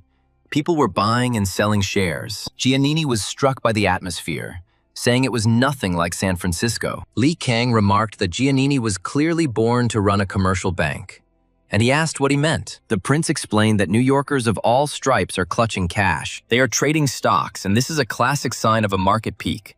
But soon, the market will crash. In this chaos, knowing the future, he will reap the benefits by acting in opposition to these people. The main character said that he would buy up what they were selling in panic. Li Kang told Giannini that if he couldn't get used to this atmosphere, it would be difficult for him to make money. But Giannini replied that he was just nervous because it was his first time. And who knows? Maybe he would even get rich here. The prince suggested meeting with an acquaintance who knows New York well. Giannini agreed, saying it was a great idea, and he immediately perked up at the suggestion. Li Kang warned Giannini to be careful what he said in front of this man. This is because, unlike him, He has a tongue like a magpie, so you should restrain yourself a little." With these thoughts, the two guys headed to the apartment of the main character's friend. They arrived at Hearst's headquarters and were greeted with surprise by the media mogul. He said he didn't expect the prince to arrive in New York so quickly. Li Kang introduced Giannini as the president of the Bank of Italy, and Hearst offered them a welcome drink. But the prince declined. Hearst joked that drinking would help him relax, but Li Kang replied that he was already relaxed. Hearst noted that, unlike the prince, jokes don't work with Giannini, which is even more interesting. Li Kang said this since he had come to New York, it was logical to meet Hearst first. At that moment, an employee entered the office and reported an urgent message to Hearst. Hearing this, Hearst exclaimed that this was decisive and asked if the prince had any plans for the evening. Li Kang replied that he did not. And Hearst said that when he learned that the prince was coming, he made an offer to the man he had met. He said that he wanted to introduce him to the prince who had come from afar, and he happily agreed. The prince asked who exactly they would be meeting, but Hearst said that if he told them in advance, it would not be as interesting. He only gave a hint that local New Yorkers call him a New Yorker. Li Kang immediately guessed that this was the title of Prince of New York, which was only suitable for one person. The protagonist suddenly realized that he would finally meet John Pierpont Morgan Jr. He had one concern. Because Morgan was widely known as an outspoken racist, Li Kang was worried that this would become a problem for Giannini. But they went to the meeting anyway. Morgan greeted them with a smile and said that Hearst had simply blossomed. And Li Kang introduced himself and said it was nice to meet him. Morgan looked at the prince curiously, and Li Kang wondered if he really was as much of a hardened racist as they said. Morgan showed no hostility and said that if the prince needed anything in this city, he could always turn to him. Li Kang introduced Giannini, and Morgan treated him with disdain. However, he was friendly towards the prince himself and invited them to dinner. Li Kang noted that, unlike most New York rich people, Morgan did not hide his preferences behind ostentatious politeness. He decided to use this meeting to lay the foundation for a future relationship with the financial magnate. Giannini felt uncomfortable with the obvious disdain, but tried not to show his humiliation. Li Kang realized that Giannini's position in Morgan's eyes was temporary and could change with the right approach. During the meal, they discussed U.S. internal affairs, and Li Kang asked about the rumors. The White House took antitrust enforcement seriously, but Morgan responded that Roosevelt would soon be gone and there was nothing to worry about.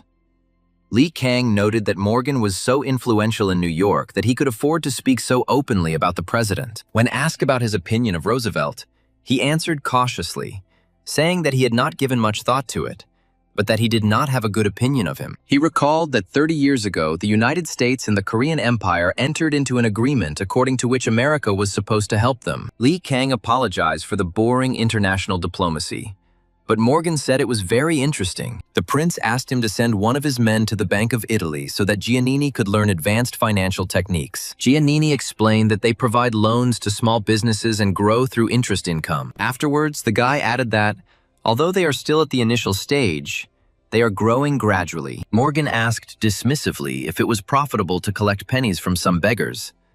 But since the prince asked, he would soon send people. Li Kang realized that Morgan was not a racist, but a classist who did not consider those below him in status to be human. Most people of color are poor, so he is considered a racist, but he treats those who are above him or useful to him with respect. The prince thought it was even worse than just racism, trying not to show his emotions. Morgan preferred to divide society into classes rather than races, and his contempt for poverty was far more profound. The prince noted that this man was ready to destroy anyone who did not meet his ideas of success, be they white or colored.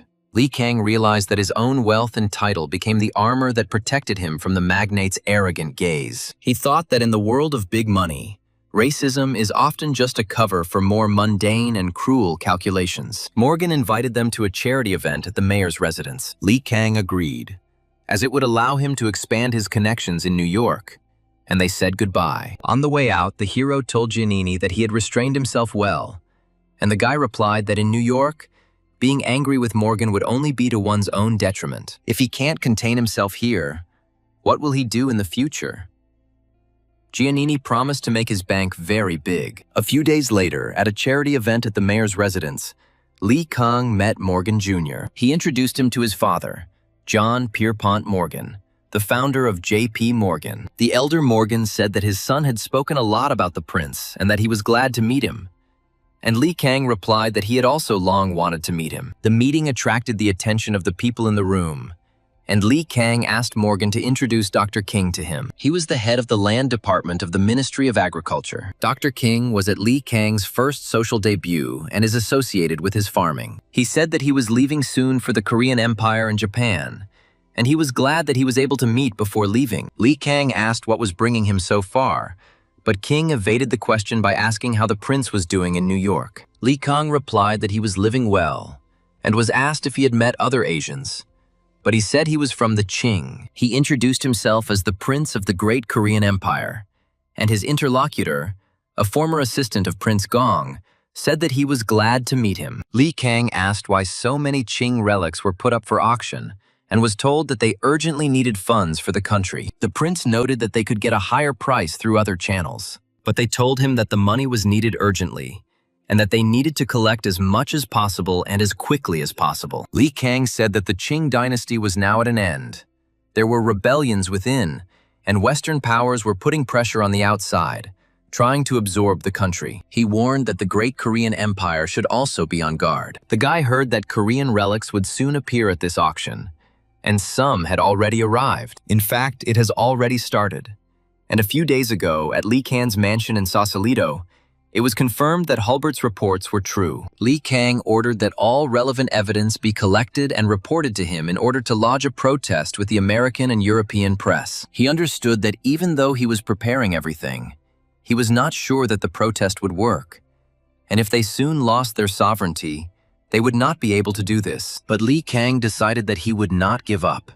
He would earn like crazy and buy everything himself, and said that it was worth preparing for future investments. He asked to come to San Francisco because he was interested in Qing relics. The hero said that before putting something up for auction, they should inform him, and he would at least buy it for a decent price. The interlocutor thanked him for his words, and Li Kang promised to definitely stop by. He thought that if he was the first to buy all the future treasures, it would bring in a lot of money. Then he will be able to buy the Korean relics that will appear soon. Li Kang wondered which Korean works of art were must-haves, and realized that he couldn't miss anything. He understood that every lost work could disappear forever from the hands of the Korean people. Li Kang decided to compile a list of the most valuable artifacts that could end up at auction. He instructed his people in Korea and Japan to gather information about what exactly was taken out of the country. The hero understood that the Japanese were using cultural heritage as a lever of pressure on the Korean Empire. He decided that he would buy relics not only for the sake of preserving culture,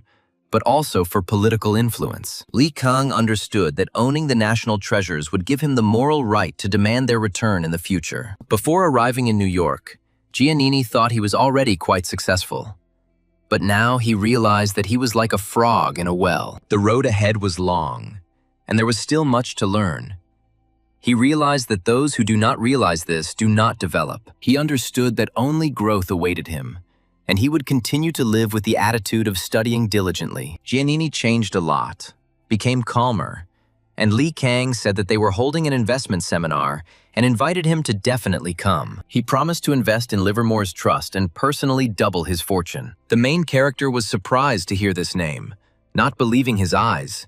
He looked at the piece of paper. Li Kang entered the hall and saw a stuttering speaker who was struggling to greet the audience and thank them for their precious time. He continued in a barely audible voice that they needed to concentrate on his prediction. It was about the American stock market crashing within a month. The speaker explained that due to the earthquake, the British bank paid out gold to the victims and, due to the gold shortage, raised interest rates. When the rate rises, people transfer money and gold to Britain. Then the gold reserves in the US will run out. This will lead to financial instability, a reduction in lending, an economic downturn, and a collapse in stock prices. The crowd was outraged, calling this curses, and began to leave.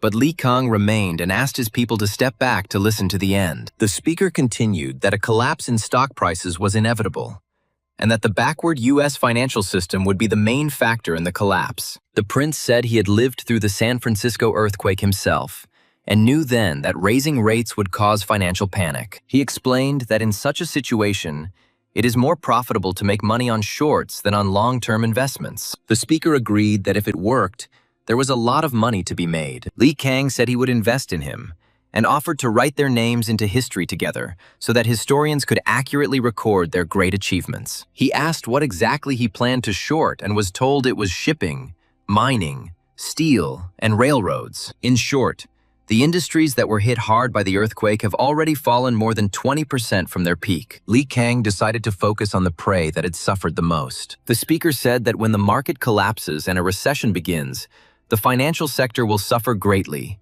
and people will bet on it. The prince was amazed that someone could calculate the future so well in an era when no one was preparing for the Great Depression. The prince decided that if this man was able to see so far ahead, then he was worth investing serious money in. He said he would transfer the money to the speaker's trust next week and personally bring the contract for signing. The speaker was overjoyed and immediately began preparing all the necessary documents for the deal. Li Kang noted that the company's name would remain the same, and the director would not change either. He would only provide capital. However, the prince warned that during his investment, his people would control the process, and the audit would be entrusted to the banker Giannini. He explained that this is necessary for control purposes, so that there is no temptation to use the funds for other purposes. The speaker agreed that given such a large investment, this was a reasonable measure, and asked if there were any further guidelines. Li Kang demanded the ability to withdraw investments at any time he wished, in case of unforeseen circumstances. The speaker responded that this was possible, but warned that his strategy was long-term, and a premature exit could lead to major losses. The prince stated that he knew the speaker was a master of short positions and would not allow anyone to talk nonsense into him, so he was prepared to take any potential losses upon himself. He said that this clause would be clearly stated in the contract to avoid misunderstandings in the future. The speaker sighed with relief and promised to do his best to justify the prince's trust. Li Kang wished him luck and said that this would be the biggest bet of their lives. The speaker agreed that this was indeed so, and set to work with redoubled energy. The prince understood that not only his fortune, but also his political future depended on this contract. He decided to transfer the money to his trust the following week and bring the contract. The speaker was delighted with this success and began to prepare a contract. And Li Kang said that he was not going to change the company's name. The director will also remain the same. He will only give money, but he will manage it himself. He warned that for the duration of his investment, his people would be accompanied by an orator. The audit will be carried out by banker Giannini's people to ensure that no unauthorized thoughts arise. The speaker agreed that given the investment involved, this was a reasonable measure, and asked if there were any other guidelines. Li Kang said he wants to be able to withdraw his investment whenever he wants. The speaker replied that this was possible, but his investments were long-term. Otherwise, large losses were possible. Li Kang said he knew Livermore was a master of short positions and would not allow anyone to talk nonsense to him, so he would take the possible losses on himself. He wished Livermore luck and told him to give it his all, and he happily agreed, placing the biggest bet of his life. That same night at the hotel, Max and Aaron went to Li Kang and asked why he had given Livermore so much power, especially the fact that he had given up the title. The prince explained that the reason was simple. Why hang his name where it would be slandered? Max asked what he was even talking about. Li Kang explained that Livermore is now planning to go short. If everything goes according to his plan and the shares fall by half, and if they go from 10,000 to 1,000, then it will be a crash. Max asked what would happen if they took out a bank loan and invested in stocks. The prince replied that in an instant they would become debtors and would blame not themselves, but the government. Li Kang said that instead of admitting the mistake, the government would find a scapegoat. Even in the Great Depression, the arrows of criticism will fly accurately at those who manage to profit from this. He warned that Livermore, who publicly predicted the market crash, would be a target. Then he announced that the government would arrange everything to incriminate him. And if he himself is the director of a trust company that is shorting, then all the blame will be placed on him. They're going to tear him to shreds.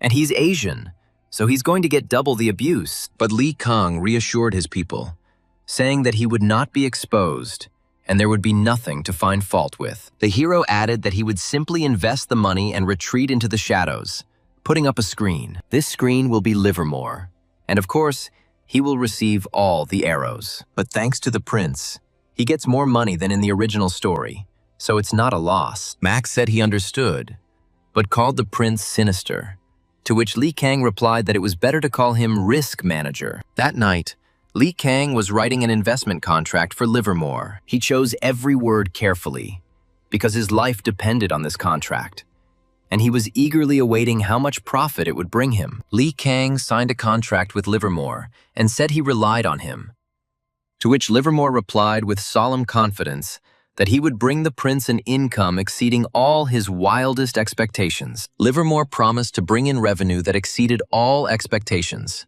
On the day the contract was signed, Livermore invested his entire $50,000 advance in short sales. To Aaron and Max, who didn't understand stocks, he looked like a madman. U.S. Steel shares rose to $4.15, up 10 cents from a minute ago. Contrary to expectations, they continued to grow and everyone began to panic. Livermore said this is a minor increase and support will end soon. Then they would buy more using leverage to make an even bigger profit.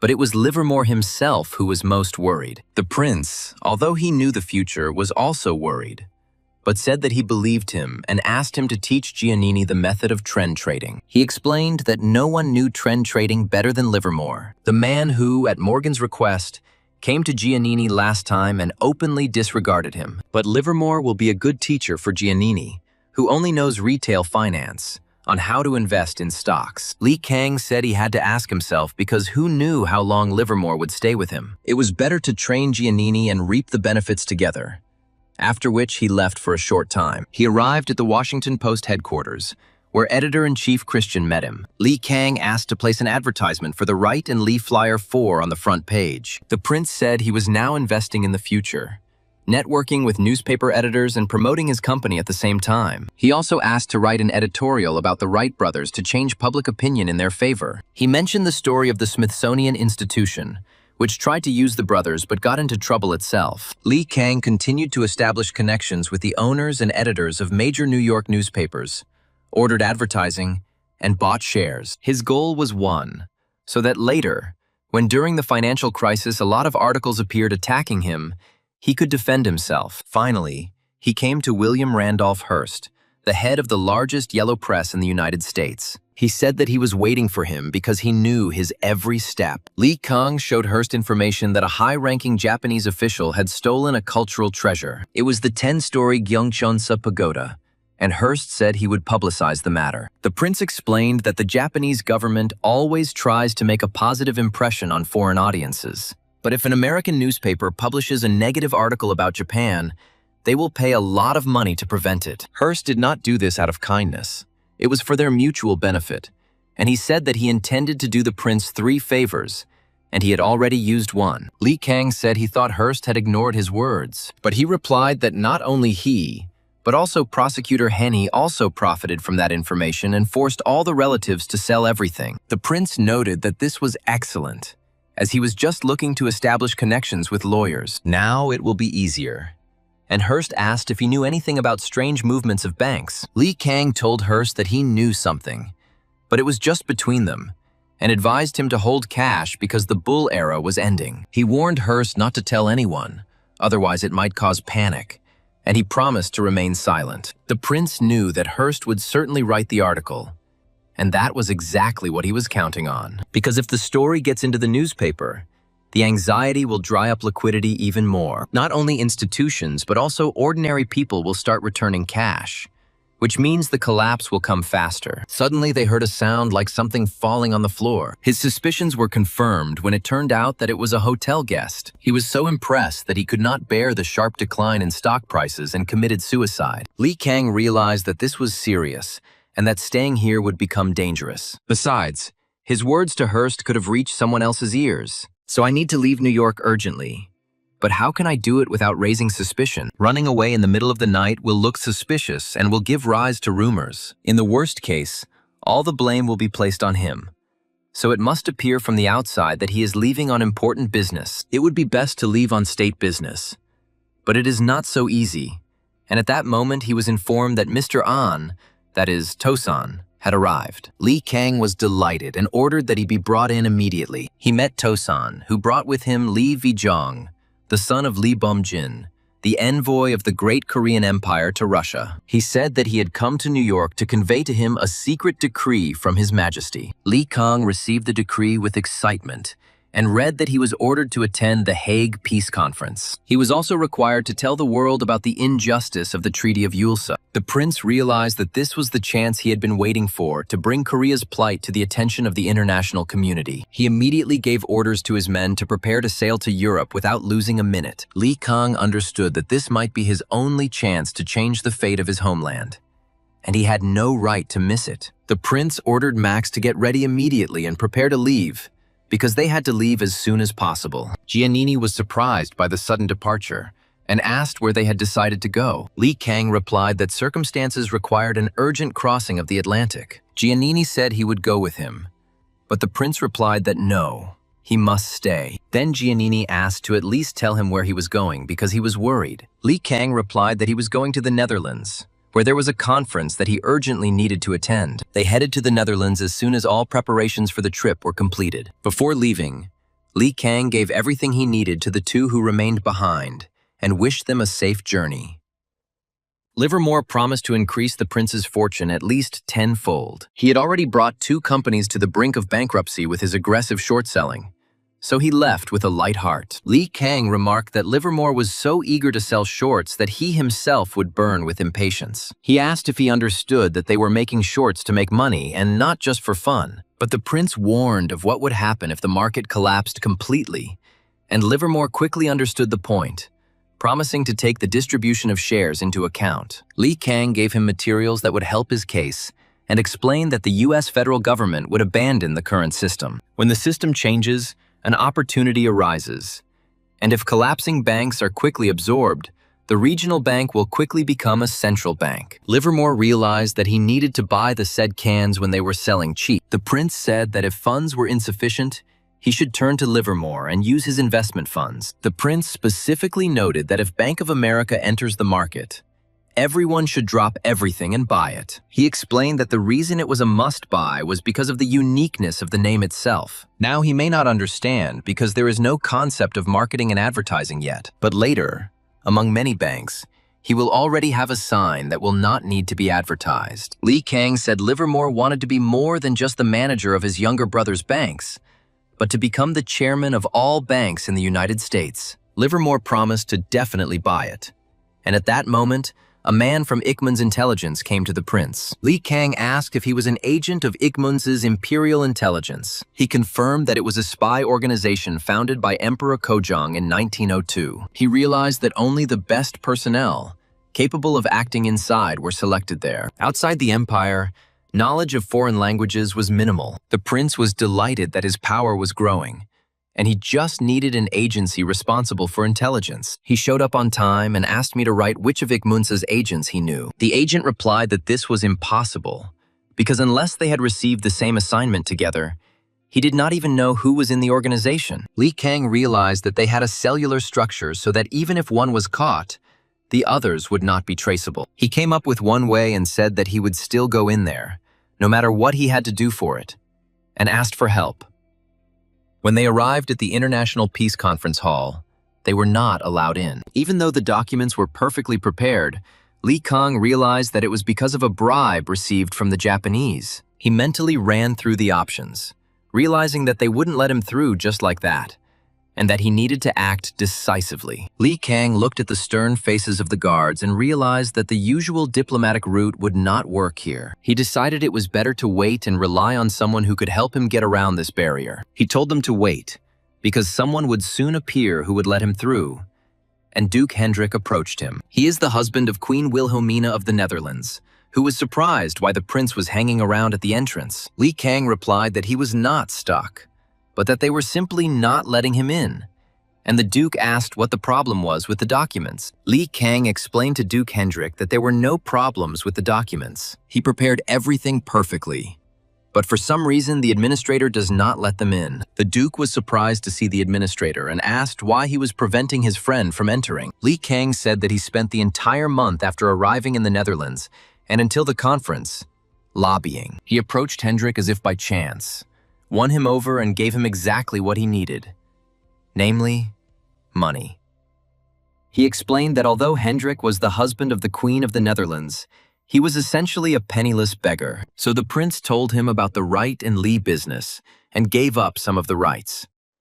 Li Kang said that he wasn't worried because he wasn't a fool, and instead of his share of the profits, Hendrik was obligated to do something. This is what it means to receive 10% of aircraft sales in Europe, but in return to protect the company's rights and actively defend it. The prince's agents, who had been monitoring his actions with concern for a month, were finally able to breathe a sigh of relief, and Li Kang invited them inside. Inside, they were met by the Japanese Empire's special envoy, Hanzo Satoshi, who said the prince had no right to participate. This is because the foreign policy of the Korean Empire was completely delegated to the Japanese Empire. Li Kang objected that a treaty signed under threats and bribery had no legal force, and he had every right to enter here. The Japanese envoy insisted that the only way for the weak Joseon to survive was to rely on the Japanese Empire. Li Kang reminded him how the Japanese government abandoned their settlers in Mexico. He said that he had been given a wonderful insight into the progressive diplomacy of the Japanese Empire. When the envoy continued his threats,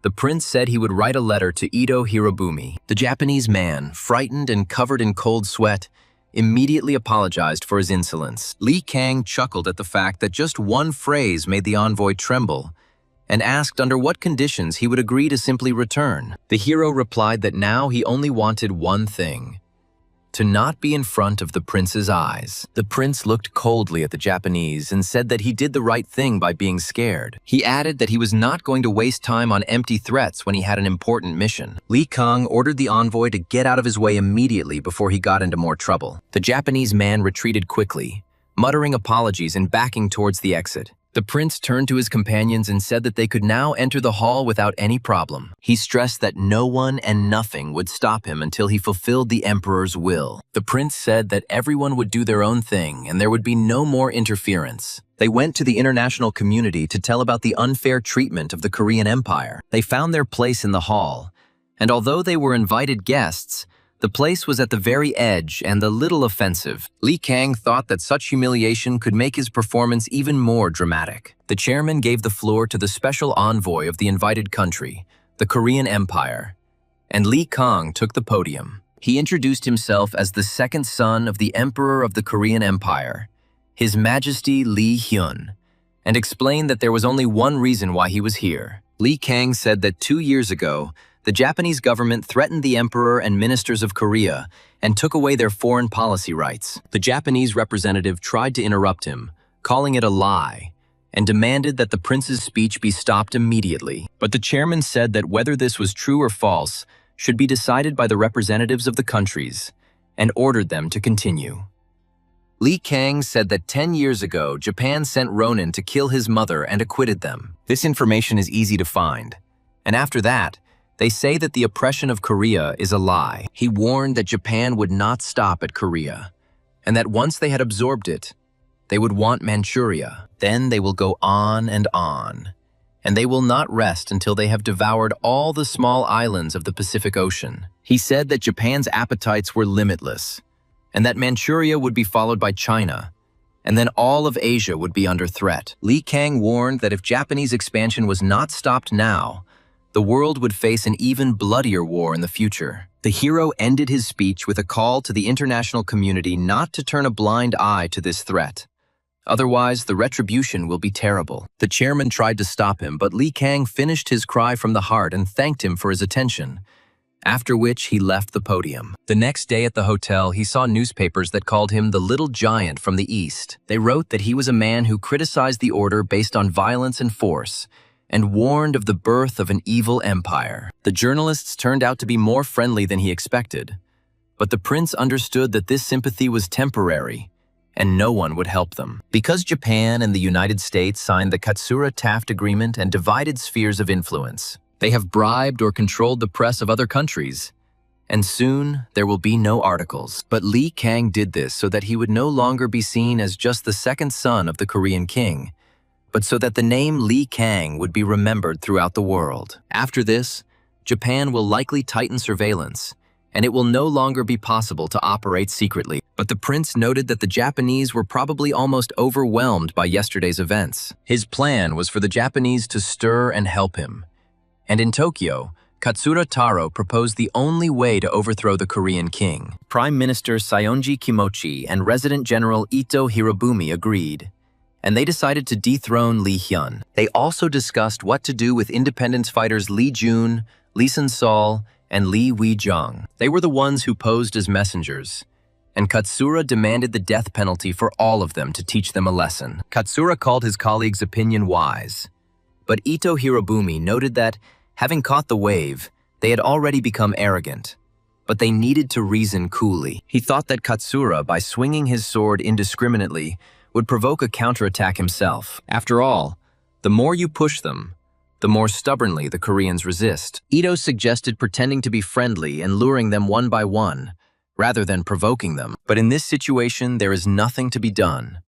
We will have to follow Katsura's will. Katsura demanded the death penalty not for 3, but for all 4, including Prince Lee Kang. Because if he is guilty, he must be punished, even if he is a prince. Prime Minister Saionji was outraged, calling this nonsense and saying that it was insane to demand the death penalty for the prince of another country. We need to think about the consequences of such a step. He recalled that Lee Kang is now in Europe. He's going to start a new life in America, build his base there. And what fool would come back if they demanded his extradition for execution? Katsura insisted that the prince wanted to live abroad but was a disgrace to their country, and other colleagues agreed with his opinion. Ito suggested that if the extradition request was refused, he could be forcibly removed. Saionji countered that it was madness to kidnap a royal person in Europe or America, and asked if he could imagine the risks. Then they decided to first strip him of his title and revoke his passport.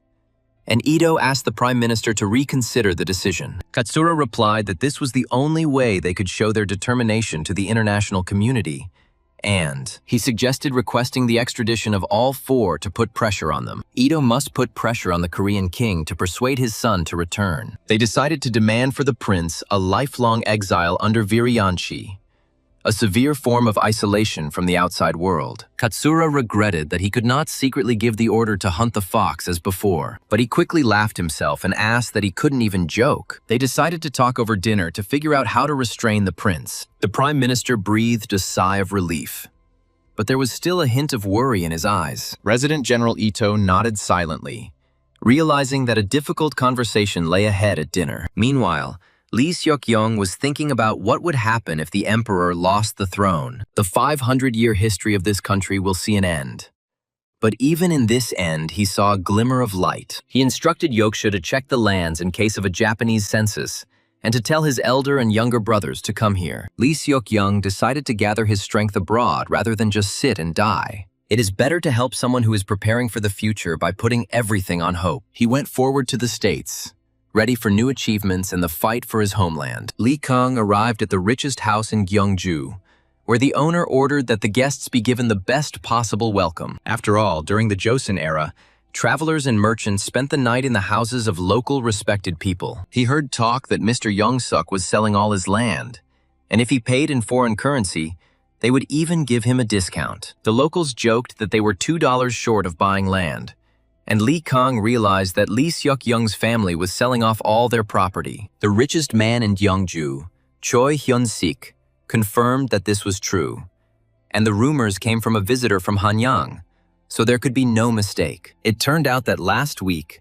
the rich man Kim from Suncheon sold all his property. Not only he, but also the rich man Yoon from Suwon, and the rich man Han from Chungju, and even the family of Lee Seok-young from Hanyang sell everything and move to Primorye. Lee Kang realized that it was time for him to make a decision, and he called his children to inform them of his decision to send them to America. He gave them money from the sale of some of his property and his passport, and said that he would send the rest of the funds as soon as he sold everything. Then he ordered to go to Primorye to find people named Kim Dok-bae and Lee Min-woo, who are involved in sending Koreans to America. One of the sons agreed to carry out his will, but the other decided to stay to be near his father. The father, with tears in his eyes, hugged his son, who decided to stay, and whispered that he was proud of his choice. The eldest son promised to look after the younger ones in America, and write letters every week so that his father would not worry. After seeing his children off, the father stood for a long time on the threshold,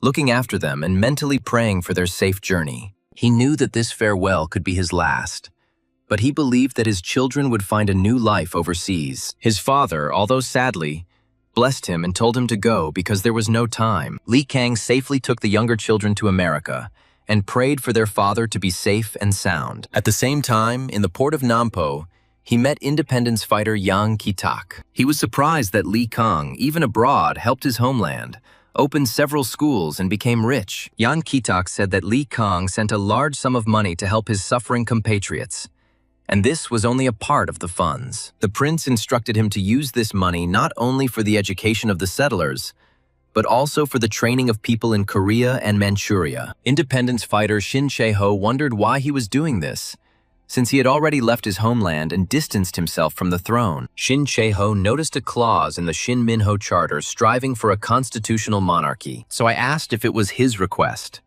But Yan Ki-tak replied that it was not his will. He has no thirst for power, and he simply wrote down that if there were such a king, everything would be different. After Kojong's mad thirst for power, one might have been wary, but Li Kang suggested going to America so that they could meet His Highness themselves and understand what he meant. After the peace conference, Li Kang remained in The Hague, monitoring the international situation. He thought about returning to America, but news came that the New York Stock Exchange had crashed and recovered. Livermore made $4 million even before the crash.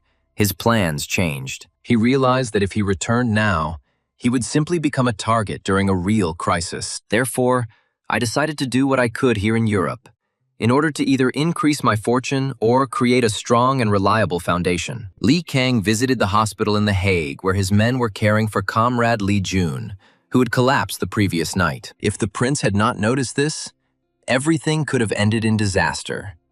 But he said that everything was fine with his people, and they thanked him for this favor. But the prince replied that it was simply fate that brought him to them to ask about their plans. Li Kang explained that due to the case at the Hague Conference, he will now be unable to return to his homeland, because Japan is furious and he will be arrested immediately upon his return and sentenced to death. He wanted to hear their plans, but he realized that they had no plan.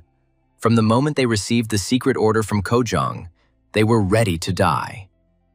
There is only devotion and a willingness to burn oneself for the safety of the homeland. Li Kang said that although it was reckless, he needed exactly these kinds of people. He cannot allow them to die in vain, as he values their loyalty and abilities highly. He invited them to become his people and continue to work for the homeland, promising to give them a new shelter and hope. They gratefully accepted his offer and vouched for him. Thus, the key people of Kojong and members of Ikmun's organization passed into his hands. Li Jun, having recovered thanks to the prince's care, swore eternal allegiance to His Highness and handed him the document. It was a document with the structure of Ikmun's organization, which was written using a chemical secret writing method. When Li Kang held the paper to the fire, the heat revealed the letters and he saw the number of agents in each location. There were 16 of them in the provinces, 15 in the capital, 20 in foreign embassies and military installations, and 9 abroad.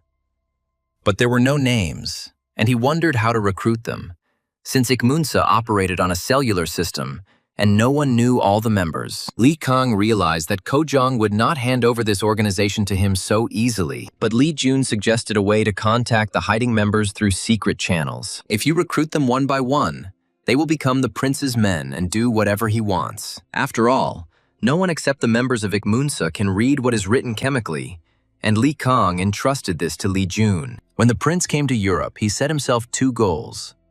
The first was to get rid of the power of Kojong. The second goal was to completely take over Ikmunsa's organization.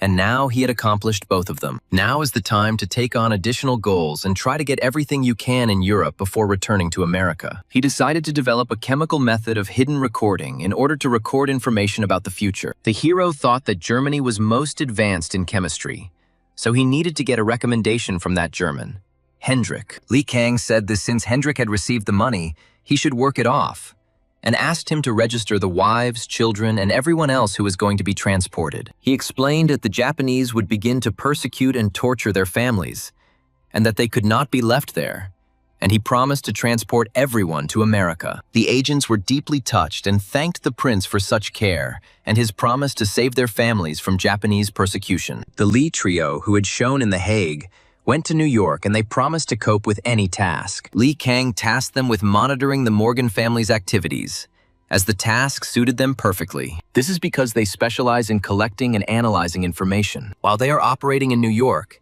he will be able to calmly go about his business in Europe. A few days later, the Wright brothers met him at the central station of The Hague. Lee Kang said that they will soon meet with Prince Consort Hendrik of the Netherlands. He asked his brothers to support him in golf because they needed Hendrik to help the company enter the European market. Lee Kang explained that Hendrik was the key to the influential circles of Europe, and his support could open many doors. The hero had prepared several topics of conversation in advance to win over the Dutch prince and demonstrate his business qualities. He also mentioned that he had information about colonial resources that might be of interest to Hendrik and his entourage. Lee Kang added that success in this meeting will allow Wright and Lee to gain a foothold in the European market faster than planned. He emphasized that not only his business prospects, but also his personal safety in Europe depended on Hendrik's location. He assured that there would be no problems with the promise made to Chanute, because the contract only specified the right to sell in France. Lee Kang knew that in the original story, Chanute betrayed his brothers,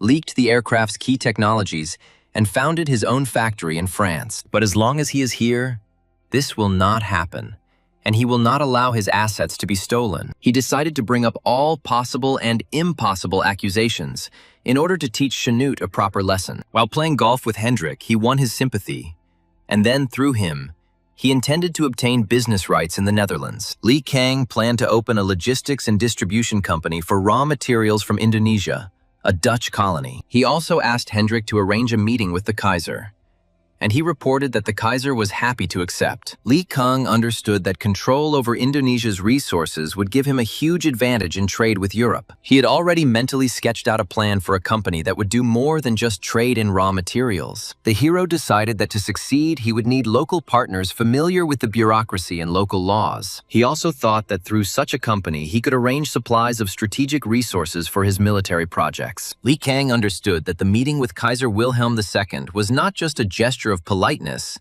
but an opportunity to secure the support of one of the most powerful countries in Europe. In Dresden, Hendrik gave Lee Kang a list of people to meet in the German Empire. He said that the first on the list was Rudolf Diesel, the developer of the diesel engine, and he was the #1 candidate to be hired. Lee Kang promised to definitely recruit him and was looking forward to the opportunity to get his hands on all the German technology. At the palace, Kaiser Wilhelm II thanked the prince for his brilliant speech at the peace conference, which had saved his reputation. He admitted that he had been saying for a long time that they needed to be careful with the Japanese bastards, but no one listened to him. The Kaiser was the main promoter of the Yellow Peril theory, and he was irritated that England and Japan were in cahoots. After all, Germany and Britain are rivals, and he promised to help the prince at any time. Lee Kang said that since the Kaiser said so, he had one request, and that was to study Germany's advanced technology. Lee Kang said he wanted to study Germany's advanced technologies, especially its military doctrine and army training system.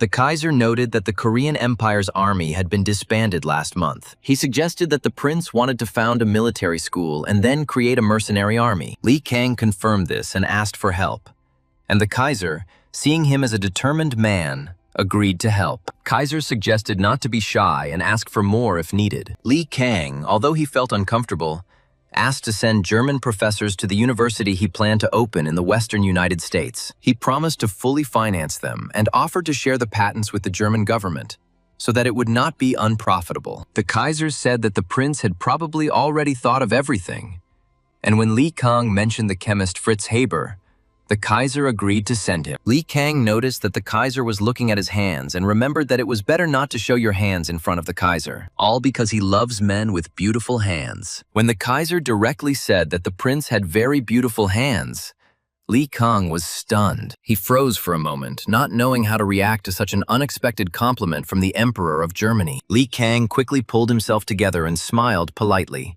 thanking the Kaiser for his kind words. He moved the conversation to more business-like topics to ease the awkwardness and avoid lingering on personal comments. The hero was inwardly surprised that in such a serious situation, the Kaiser allowed himself to make such remarks. He recalled that outside of political games, Wilhelm II was known for his eccentric character and strange hobbies. Li Kang decided to ignore the incident and focus on achieving his goals during the visit. He continued the conversation, gently steering it towards military cooperation and technology exchange. However, this incident once again reminded him that even in the highest circles of Europe, there is a strange atmosphere. He tried to change the subject by asking about the budget for military instructors. The Kaiser said that it was too late and he would cover everything himself. But Li Kang insisted that he couldn't do that and would rather pay than get into such a situation again. The Kaiser invited him to stay the night at the palace, but Li Kang politely declined, citing plans, and the Kaiser regretfully saw him off. A few days later, at a hotel in central Germany, Li Kang quickly concluded business in Berlin and arrived for a meeting with Rudolf Diesel. Diesel confirmed that he had heard from the Wright brothers that the prince wanted to hire him, and Li Kang confirmed this by asking about the terms of the engagement. Diesel said that he needed about 400,000 marks because his business had failed, and he needed to pay off his debts. Although the sum was impressive, Li Kang knew that the benefits of hiring Diesel would be astronomical. He promised to get the money and asked Diesel to join his team. And that meeting marked the takeoff of his company. In New York on Wall Street, Livermore told Giannini that he had nothing more to learn from him, but Giannini replied that he still had to learn. And Livermore pointed out his profitability, which turned $50,000 into $1 million. Livermore said that, in terms of returns, Giannini was better than him. He asked what else he wanted to learn, to which Giannini replied that he had enough of making money this way because it was too soft. Livermore countered that now is the time to make money on aggressive purchases. Where someone makes money, someone else inevitably loses. But Giannini said that this is the essence of capitalism. But making money off of someone else's suffering is not its path. Livermore called him a financial humanitarian and asked how much he could make by giving low-interest loans to small businessmen. But Giannini replied that it was his business and ordered him to do what the prince had instructed. Livermore noticed a strange rise in United Copper shares, which usually lose up to 30% in such a market decline. However, here, without any visible news, they were quickly recovering. He realized that something was wrong and decided to put all his trusted funds short on United Copper. Within a few days, this short had generated $8 million in profit. If the rest of the stocks also fall due to the current decline, then it's easy to earn $10 million. But the prince asked him not to cross the border, and Livermore learned that United Copper was buying copper with its own funds to artificially raise the price. This was an attempt at price manipulation, and once the investigation begins, the stock will collapse, and the New York Stock Exchange crash is just a matter of time. The prince's bet on the fall will bring him even more assets, and as his profit grows, so does Livermore's percentage. Livermore knew he was on the brink of a huge success, but he had to proceed with extreme caution. He understood that if information about the manipulations was revealed prematurely, his strategy could turn into a disaster. Li Kang, upon learning of the situation, confirmed the correctness of Livermore's actions and promised additional resources to strengthen his position. He also ordered alternative plans to be prepared in case the market behaved unexpectedly. Together, they decided that the best time for the final blow was when the panic reached its peak. In Germany, Li Kang received a letter from the Kaiser with a list of teachers he wanted. The Kaiser promised to send them by the end of the year, as well as an invitation to visit the secret kingdom. Li Kang received an urgent telegram from New York and realized that what he feared had happened, and ordered him to urgently get ready for America. Despite warnings that the protests make it unsafe to stay in America, he said that if he didn't return to New York, J.P. Morgan would take everything away from him. Li Kang understood that he could not delay his return. Otherwise, he would lose all influence in the country's financial center. He also knew that Morgan had already begun to act, using his connections to cut off the flow of funds for his project. The prince understood that in his absence, Morgan could have time to lure key partners to his side and weaken his position. He hoped that his authority and success in Europe would help him save face and turn the situation in his favor. The hero decided that his return should be as quick and spectacular as possible to show Morgan that he did not intend to give up. Meanwhile, Giannini moved away from shorts and started shopping banks. He studied the list given by Li Kang and met with the chairman of the Baker Bank. Baker admitted that he was in a difficult situation and that he came because he wanted to save his employees. Giannini, touched by this, offered a sum that was much less than Baker had previously offered. He said that Baker himself knew the current situation and suggested that he think about it while he stepped away for a while. Giannini learned that New York's second-largest trust company was also under threat. On Wall Street, they say this is just the beginning, and crowds of people are outside banks trying to withdraw money. He realized that if the panic continued, the city's banking system could collapse within days. He understood that the situation required immediate intervention. Otherwise, the consequences would be catastrophic for the entire economy. He ordered his people to prepare emergency measures to stabilize the situation and protect the deposits of his compatriots. The prince also contacted Giannini to discuss the possibility of coordinated action with other bankers. The guy saw that since early morning crowds of people were trying to withdraw money in front of banks, this is a banking panic, and even the most stable bank will not survive if something like this starts. He decided to just wait for now, because the best time to buy is when the company is dying. Giannini agreed with this wise decision, as he had no other ideas. When negotiations with Baker Bank reached an impasse, Giannini said the deal would have to be canceled. If Baker wants to sell the shares at an even lower price, he can always turn to them. Giannini received word that Livermore was being held almost by force by JP Morgan, and this was because he was trading on leverage. He realized that even if he did something, nothing would change, and he would have to wait for his arrival. It was supposed to take place from 1 to 4 days, so we had to be a little patient. Li Kang ordered his men to establish 24-hour surveillance on Morgan's mansion to keep track of Livermore's movements. He also contacted lawyers to prepare legal documents in case Morgan tried to use force. The hero understood the time was against him, and every missed moment could cost him not only money, but also the trust of his partners. He decided that the first thing he would do upon arriving in New York was meet Morgan in person to show his determination and not let himself be intimidated. When Li Kang arrived in New York, Giannini met him and reported that Morgan was blackmailing Livermore. He forced me to give up my shorts, and that happened about 3 days ago. He said that for 4 days now there have been rumors that New York banks are on the verge of bankruptcy, and New York is essentially owned by JP Morgan. If New York collapses, so do his assets, and Morgan is probably going crazy with fear. Li Kang decided to sort out his things first and then decide what to do. The first thing he thought about was how to save Livermore, and whether there was a way at all. He understood that the main thing was to act quickly, but without unnecessary fuss. Li Kang also understood that Morgan would not back down easily, and that he needed to offer something substantial in exchange for Livermore's freedom. He decided the best strategy was to show Morgan that conflict with him would be more costly than compromise. He knew that his European connections could play a decisive role in negotiations with Morgan, and he intended to use this as a trump card. But at that moment, JP Morgan Jr. approached him and asked for a little time to talk. Morgan Jr. greeted Li Kang and asked how he had been doing all this time. The prince replied that they hadn't seen each other for a long time, and asked how his father was doing. Morgan Jr. said his father is very busy, even more so than one might expect. Li Kang thought that he was busy cleaning up the mess that others had made.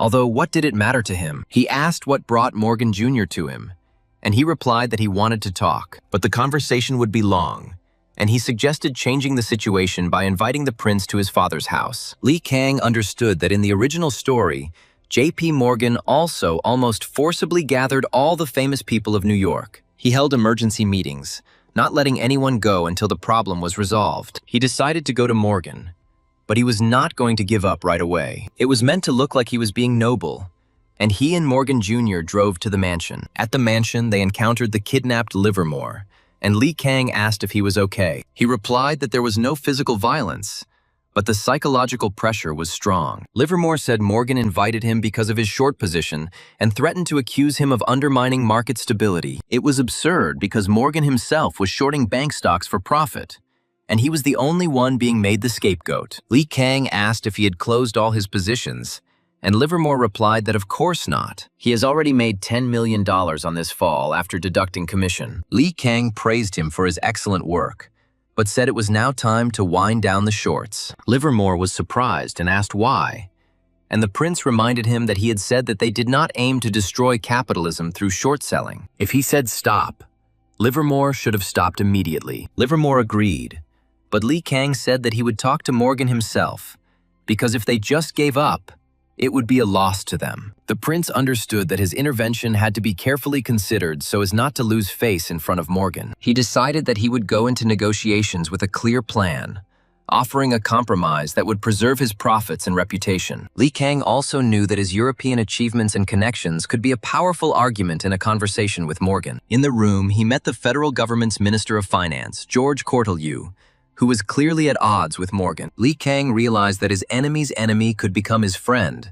Morgan asked point-blank if it was true that the money in Livermore's trust belonged to the prince. He asked to convince Livermore to stop short-selling because his short-selling was putting pressure on the market, crashing the stock exchange and putting everyone at risk. Li Kang pretended to think about it and agreed, but added that he wanted to discuss what benefit he would get from stopping short. Morgan pretended not to understand, and Li Kang repeated more slowly that he had asked what gift he would give him. Morgan responded that New York is in a very difficult situation right now, and everyone is working hard to improve the situation. Morgan pointed to the bankers gathered in his office and said that a small concession from the prince could fix everything. Li Kang noted that if he had continued shorting, he could have made at least $1 million. It might be 10 million, but that's just a possible future income. He said Morgan and other bankers had no intention of resolving the issue from a position of generosity. Just like moths to the light, they rushed for immediate benefit and ended up in the fire. Li Kang said that they probably thought they could deceive him,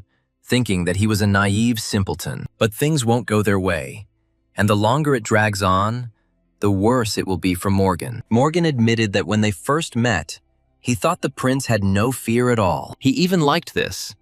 But since persuasion didn't work, he decided to switch to threats. Li Kang replied that fear and protecting one's property were two different things, and if he were a coward, he would not have come to distant America. Unlike Morgan, he is constantly pursued by those who operate from the shadows. He said that among them there are those who are aiming at him, calling themselves an ally. But they are scarier, and he can right now blame Morgan for the stock market crash. Morgan threatened that people would not take his words at face value. He asked who would believe that some prince from a lost homeland had destroyed the stock market without the Emperor of New York knowing. Li Kang retorted that even if Morgan spread such rumors, he didn't care, because he would simply return to Europe, where he already had many friends. While he lives there, his representative will earn money instead of him, and the amounts will be astronomical. He also added that his European allies would help him not only preserve capital, but also expand his influence into new markets. Li Kang understood that the threat of leaving for Europe was a serious argument,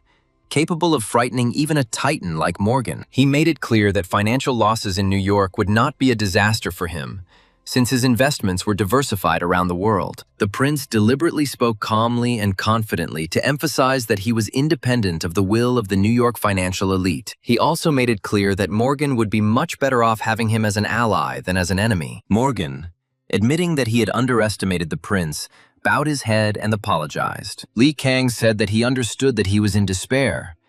Everything inside him was jubilant from this victory. Morgan asked what the prince wanted, but Li Kang said he wanted to hear his proposals first. He agreed that they would actively assist him in his political asylum and in the issue of immigration law reform. Li Kang said it was a good suggestion, but asked to write it down to make it accurate. So he not only gave up short selling, arranging it to his advantage, but also gained the right to participate in key meetings of the business elite. He understood that putting the agreements in writing would deprive Morgan of the opportunity to change the terms in the future. Li Kang also insisted on the clause that his participation in the meetings would be full-fledged and not formal. He wanted to strengthen his position in the New York financial community and gain access to classified information. The hero understood that he could now influence key decisions while remaining in the shadows, which gave him a huge advantage. A few days after the contract was signed, Li Kang attended a meeting organized by Morgan. It was part of the contract, but it could come in handy in the future, so he agreed without hesitation. Those present were surprised to see the prince and whispered that this was the same prince from the rumors who spoke in The Hague. Morgan introduced him formally, and Li Kang sat down, noticing that everyone had arrived and there were no empty seats left. Morgan announced that the second largest trust company, Knickerbocker, was on the verge of bankruptcy. If she went bankrupt, the market would take a huge hit, and he asked if there was a hero ready to save her. Li Kang examined the materials and realized that the financial report was a complete mess. Stock manipulation and accounting falsification, and saving such a company is like running into a fire. He refused, and everyone came to a consensus. And then the news came. The news was so unexpected that everyone present froze in silence for a moment. Someone present chuckled nervously, not believing their ears, and asked to repeat what was said. Li Kang frowned, realizing that this information could radically change the course of their negotiations and plans. He glanced quickly around the room, assessing the reaction of each of the assembled magnates to this news. Chief Knickerbocker committed suicide, and the meeting was adjourned until tomorrow. Morgan detained the prince and said that he felt the prince was interested in future hegemony in the U.S. financial system. He advised acquiring as many financial institutions as possible before the crisis ends. Li Kang himself intended to participate in the meetings as a potential buyer in order to select the best assets and strengthen his position, so that when the Federal Reserve System is created, he will be among its founders. The next day, news came that Knickerbocker had gone bankrupt. News of other company bankruptcies followed, and in the midst of this chaos, Li Kang decided to save American Trust and Savings Bank. He understood that this bank, although it had suffered from the panic, had reliable assets and could become an excellent acquisition for his financial empire. Li Kang quickly assessed the situation and realized that if he bought American Trust now, he could control a significant portion of the financial flow in the Midwest. He ordered his people to prepare an immediate purchase offer, without waiting for other investors to come to their senses and start bidding. The hero understood that in the chaos of a crisis, the most profitable deals are made in a matter of hours, and delay could cost him millions. The hero demanded that if any damages not listed in the list of problems were discovered after the purchase, they would be written off in full. This demand was reasonable, so Morgan accepted it. Minister Cortelyou agreed to act as guarantor, although Li Kang did not care who signed, as long as his benefit was ensured. Li Kang signed the agreement with satisfaction, knowing that he now had leverage over Morgan and the U.S. government. He understood that this agreement gave him not only financial benefits but also political cover for the future. The hero mentally noted that this move would strengthen his position before returning to Europe and allow him to dictate terms. That same evening, Giannini came to him and wanted to talk. Li Kang offered him coffee, realizing that the conversation was just a pretext. He came to find out what was happening in the meeting room and offered to look at the documents. Li Kang confirmed that the American Trust deal was a great success and that he had received a letter of guarantee from the federal government. Giannini admired the prince, saying he was simply lucky, and asked if he planned to continue acquiring financial companies. Li Kang replied that he would buy an investment bank or brokerage firm because they would be useful to him, and he asked what Giannini had been doing all this time. Giannini said he, too, was active behind the scenes and gathered information on local influential figures. Li Kang asked to obtain information about who was on good terms with Morgan and who was at odds. Giannini said it was easy because Morgan's character is such that if someone is in his league, he goes for it. The prince entrusted this to him, knowing that if Giannini got it right, it would be a good insurance policy for the future. Li Kang decided to let Giannini act as he saw fit and gave him carte blanche to negotiate with Morgan. He added that if Morgan began to press, Giannini could refer to his name, but not draw the prince into direct conflict. The hero understood that this maneuver would allow him to save face and stay out of trouble if things didn't go according to plan. The Minister of Finance, Cortelyou, came to the boy and asked him to borrow his wisdom, asking when this chaos would end and their meeting would be concluded. Li Kang replied that everything depended on one person, and until Morgan made a decision, everything would not end. He knew Morgan had deliberately caused this chaos, and was now allowing it to drag on. Cortelyou said Morgan would not try to settle the situation until he got what he wanted. He hinted to him that he should hand over to him control of the $25 million allocated to him by Washington. Li Kang realized that Morgan wanted to control federal funds and use the wealth of the entire country to put pressure on the government. He assumed Morgan would eventually say that the root of the problem needed to be addressed. Therefore, he will propose creating a U.S. central bank under private control, that is, under the control of Morgan himself. Cortelyou said his head was already aching just thinking about how Roosevelt would grumble about it, and Li Kang confirmed that it would be difficult. Li Kang confirmed that Finance Minister Cortelyou did indeed say that. He immediately told Morgan about yesterday's conversation, realizing that Cortelyou had turned out to be much more cunning than he thought. Morgan responded by promising to repay the prince and said he would send a substantial amount of federal deposits to American Trust, because Cortelyou recently gave him full authority to distribute these funds. Li Kang noted to himself, smirking slightly, that Hearst's tactics had worked again. When Morgan asked if he would have time to speak with the guests of honor before the next day's meeting, the prince happily agreed. He was surprised to learn that one of the guests of honor was Baron Nathan Rothschild. Li Kang realized that before him was a representative of a legendary dynasty, about which legends circulated in the 21st century. Li Kang noted that the Rothschilds appear at uncertain times and rule the world from the shadows. Many also believe that all major financial crises are their doing. He greeted the Baron politely, remarking that, judging by his reputation, he should at least be a count. Li Kang decided to win the Baron over with his status and acted confidently, even offering to sit closer to Morgan. Morgan asked the crowd to contribute $10 million each to the stabilization fund. Li Kang understood that this was a test step, and his agreement instantly elevated his status in the eyes of the financial elite. He noticed Rockefeller nod approvingly, and Rothschild smile slightly, as if the prince had lived up to their expectations. The prince realized that his name was now firmly associated with this rescue fund. When Morgan announced the distribution of federal deposits, Li Kang listened intently, looking for opportunities for himself and his companies. He realized that American trust was at the center of this scheme, and that if he acted carefully, he could gain control of it. Li Kang noticed that Rockefeller and Rothschild exchanged meaningful glances, as if they had already decided everything for him. The prince chuckled to himself, knowing that these powerful people would still not be able to figure him out completely. He decided that after the meeting, he would definitely talk to Giannini and discuss how best to take advantage of this situation.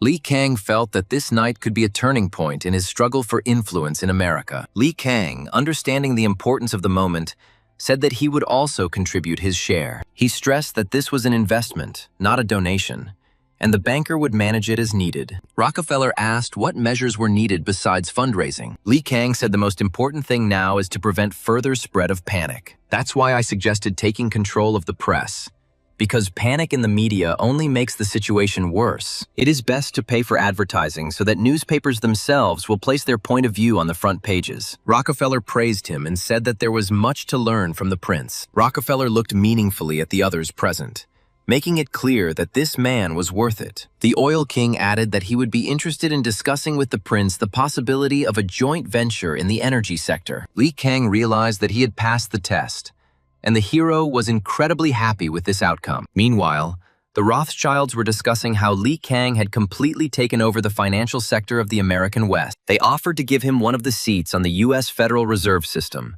which was divided into 12 districts. They noted that he has the greatest influence in the West. If we were to consider an alternative, then perhaps only Giannini from Bank of Italy.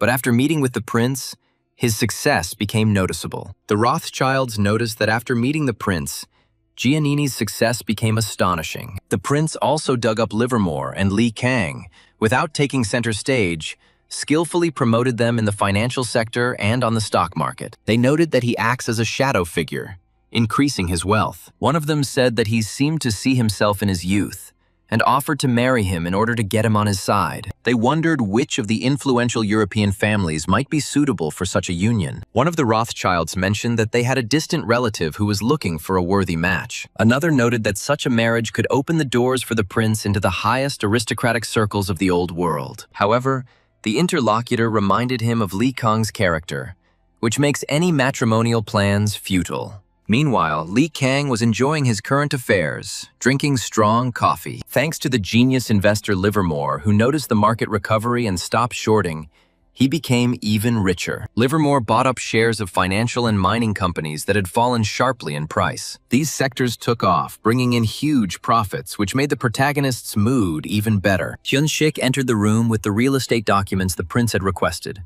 and Li Kang thanked him for his quick work. Hyun-sik said that they would probably be in New York a lot, and he decided to look for a place to live for himself and the prince while he was at it. Li Kang complained that everyone was constantly pestering him with questions about him. They are trying to find out his preferences and marry their daughters to him, and this has become too open. He politely declined the offer to meet his interlocutor's wife's younger sister, saying that it was not to his taste. Li Kang felt a little irritated that he was being seen not as a politician or an investor, but as a profitable marriage trophy. He understood that in New York's upper crust, Marriage had long been a bargaining chip. The hero mentally noted that all these attempts to get closer through family ties only showed how much they needed him. He decided it was better to keep his distance and not give anyone any reason to think that he could be bought through family ties. A thick letter arrived from Germany, and another one from Russia. The guy asked, puzzled, why the letter from Germany was so heavy and decided to read it first. It was from the Kaiser,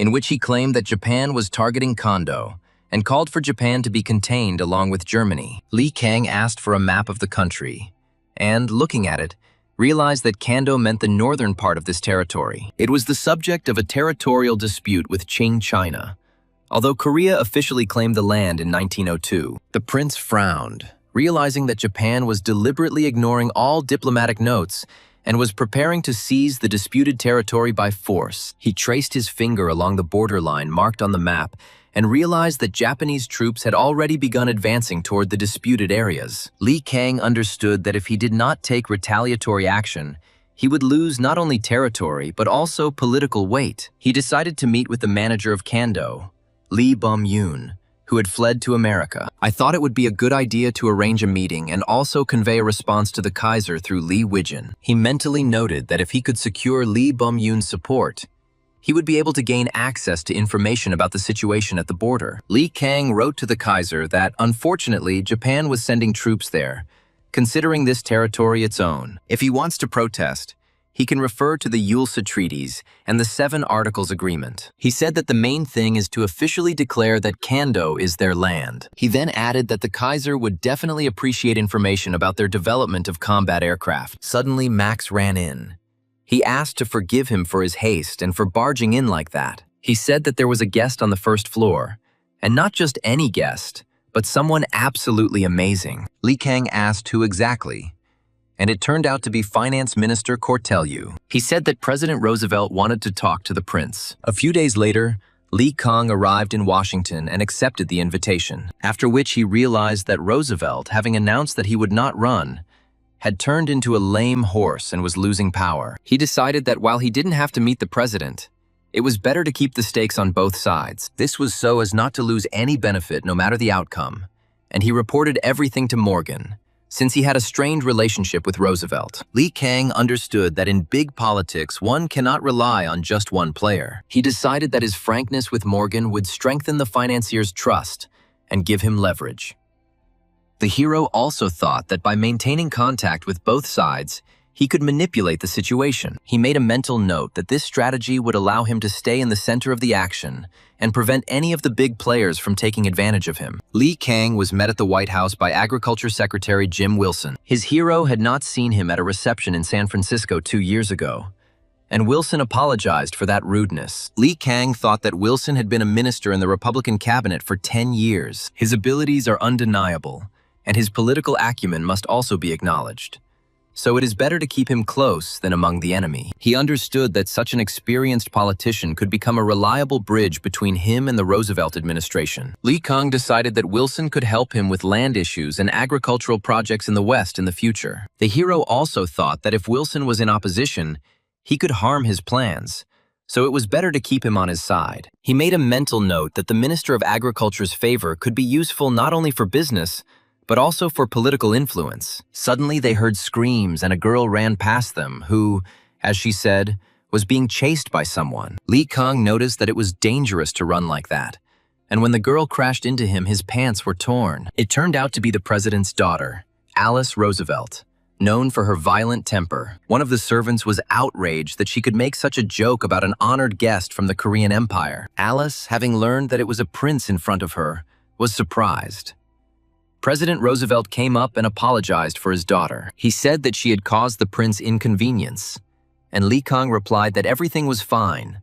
Only his clothes were damaged and he was not injured. Roosevelt offered to prepare new clothes and asked his daughter to return to the room and sit quietly, after which he apologized again for the incident. Li Kang said it was just a small incident and mentioned that Minister Cortelyou said the president was looking for him. Roosevelt confirmed that he wanted to talk about the immigration law being discussed. It was aimed at limiting the uncontrolled migration of Asians, and in the draft version, only the Japanese were excluded from the ban. However, Thanks to his efforts, Koreans were also added to the list of exceptions. Lee Kang asked if there were any problems with the immigration law. Roosevelt responded that some Democrats and even some Republicans objected and insisted that he veto the bill.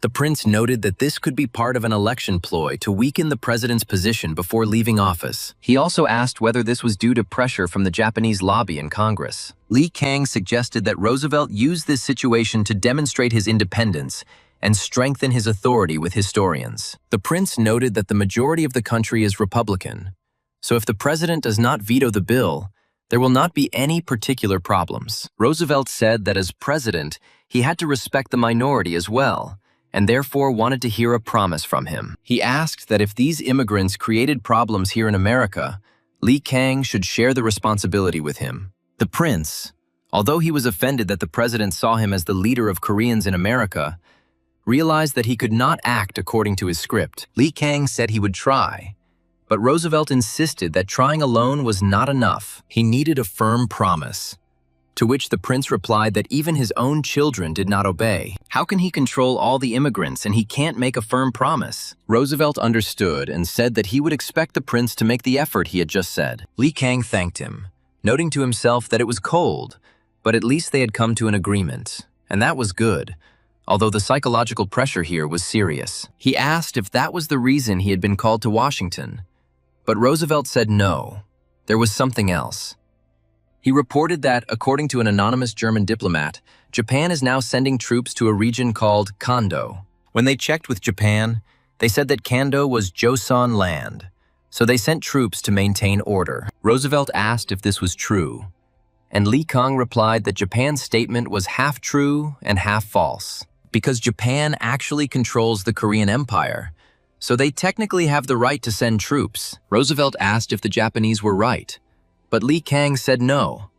If that were the case, he would not have said they were only half right. The hero explained that at first glance, their actions appeared to be an attempt to strengthen control over the region. But in reality, this is connected with their desire for Manchuria and Liaodong. The prince said that Japan wanted to expand its influence in southern Manchuria. Roosevelt was surprised, saying that the prince loved to joke and Japan was not capable of such a thing, and he would ask whether it would dare to ignore the United States. Lee Kang chuckled and said that the Roosevelt government considered Japan a partner. He understands this complete trust.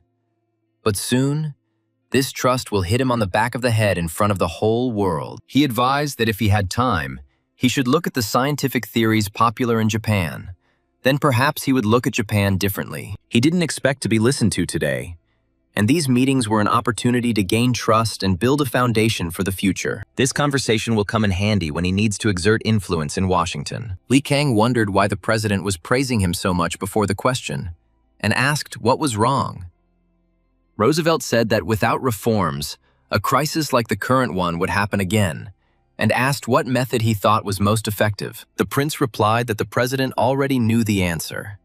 A central bank needed to be created. Roosevelt said that was as he thought, and asked if the prince also hoped for a private bank under Morgan's direction. Lee Kang noticed that Roosevelt didn't like Morgan, and immediately there was such a negative reaction. Therefore, he asked not to be so pessimistic about the creation of a central bank. Meanwhile, at the Joseon Residence General inside the Korean Empire, Ito Hirobumi was discussing current affairs. Guerrillas are rising up throughout the Joseon region, and the starting point was Yi Kang's speech in The Hague. Because of these stupid radicals, everything has become such a mess, and the dissolute Korean soldiers do not obey. Although it was not critical yet, he was worried about the future. They realized that they would not win the battle. Therefore, they chose the path of harming Japan's interests by committing terrorist attacks against Japanese merchants in Joseon. They distributed leaflets calling on them to start a new life in America, where their families would support them. Lee Kang supported the rebellion, even encouraging their families. And the former administrator of Kangdo, Lee Bom-yun, left for America. Ito Hirobumi realized that if Lee Kang began to spend his fortune on supporting the rebels, it would be a serious problem. He said that there was a lot to do, and the export of rice from Joseon to the metropolis was also urgently needed. But the problem is that there are no funds to cope with both tasks at once, and I asked where to get the money. Fujiwara suggested that Lee Kang's personal fortune was quite large. Is there any way to withdraw these funds? but he was told that it was impossible because everything in Joseon belonged to Japan. Ito noted that the resident general's words had some merit, but Fujiwara countered that it wouldn't work because after one incident, they severed personal ties and maintained only formal relations. So blackmail is impossible. They didn't foresee that they had tried so hard to make them quarrel, and that it would be useless right now. It was then decided that it was necessary to complete the land census plan for the entire territory of Joseon as soon as possible, issuing an edict earlier. Officially, it was a census to identify the true owners of land in Joseon. But in reality, the lands that were not registered due to the ignorance of the Koreans came under the control of the resident general. Ito said he took up the matter immediately after receiving the order, and there are now 5 people he can contact directly. He asked for what purpose he was doing this, to which the resident general replied that measures needed to be taken in the United States so that Lee Kang could not go crazy. He mentioned Stevenson, an American who was cooperating with them, and said he would be suitable. Japanese Foreign Minister Takahara met with U.S. Secretary of State Elihu Root. Ruth said it was nothing special, it was quite possible. And Takahara said he must have great stamina. He asked about the new immigration law that passed the House and looks set to pass the Senate soon. Root confirmed that the law would make it more difficult for Asians to obtain U.S. citizenship. But don't worry too much, because this law was created because of the Chinese madness during last year's San Francisco earthquake. Takahara noted that there is also an exception for Koreans. If these low-quality Koreans enter the country, it will be a problem. That is why he could not understand what was on President Roosevelt's mind. Takahara said it was completely impossible to understand what was in President Roosevelt's mind, but he noted that the U.S. federal government and state level will be able to restrict entry if necessary. However, Ruth responded that there was no point in further discussing this immigration law because nothing useful would come of it. Takahara agreed, and they discussed the Japanese-American Gentleman's Agreement. Under it, Japan voluntarily limits the emigration of Japanese to the United States, and the United States, in turn, provides a loan. Root reported that the information about Kando had changed slightly from what had been discussed previously. There are growing voices in Washington in favor of treating Japan with caution because of Germany and Russia. Ruth recalled that 2 years ago, when they made a secret agreement about the Philippines and Chosun, Japan claimed rights only to the Korean peninsula and adjacent islands. When they checked the legal definition of the term peninsula, it turned out that the Tumen River is usually considered the border. He admitted that their side was also at fault for not having studied where exactly the Joseon lands ended. But Japan also made a mistake and added that the Allies should not engage in fistfights over a piece of land, especially considering that Japan is still feeling the consequences of the Russo-Japanese War. While Japan was struggling in its own way, Lee Kang was also preparing for a new push. He discussed with the Wright brothers the situation with the Smithsonian Institution, where Samuel Langley had passed off their technology as his own. He said it was a blow, but he was coping better than expected, and advised the brothers not to fight the institute. It's better to make the conflict a private dispute between them and Langley, presenting the entire conflict as Langley's personal problem. The brothers agreed, saying they would do as he said. And after the press conference, public opinion would change dramatically. Then the institute will no longer remain cold, and will extend a hand itself. If they are then forced to accept this hand, then Wright and Lee will be able to enter the European market much more easily. At that moment, it was announced that the immigration law had been passed, and Lee Kang rejoiced, saying that his efforts had finally borne fruit. But something unexpected happened. One of the Southern Democrats voted against it. Lee Kang was outraged, saying that the Democrats of this time were simply disgusting. This Wilson should never become president. So he was asked what he would do next. The hero replied that he had conducted a media campaign in Washington, changed public opinion about the Wright brothers, and bought out all the necessary companies. Now it's time to return home and meet his new family members. Lee Kang arrived at his new mansion in downtown San Francisco and was greeted with respect, but he asked to do without this, noting that 3 years had already passed since his arrival in America, and they still adhered to Joseon customs. He met Yu Kil-chun, who said that he was doing well and was very busy doing the work assigned to him. He also restored the ancestral home to its pre-earthquake condition in anticipation of his return, and the prince praised him for his good work. Yu Kil-chun noticed that there were quite a lot of Asians in the area on the way here. He explained that their compatriots have recently been actively settling in the Nob Hill area. Wealthy people who lived in Joseon moved here one after another, planning to start a new life. Li Kang realized that even when crossing the Pacific Ocean, the rich can sense where the money is. Nob Hill was San Francisco's most fashionable neighborhood, with convenient transportation and elevated position. He noted that in addition to its advantageous location, the area is simply located near his home. In order to settle in America, Koreans will try to get closer to him, and he would like to meet them. While inspecting the new house, he listened to a report on the affairs that had been going on in San Francisco during this time. The guy found out that they were building villas and renting them out to Koreans at low prices so that they could establish themselves here. Primary schools and technical schools where children are taught have also opened. Li Kang said that they had indeed done a lot during his absence. He hopes that he can continue to count on them.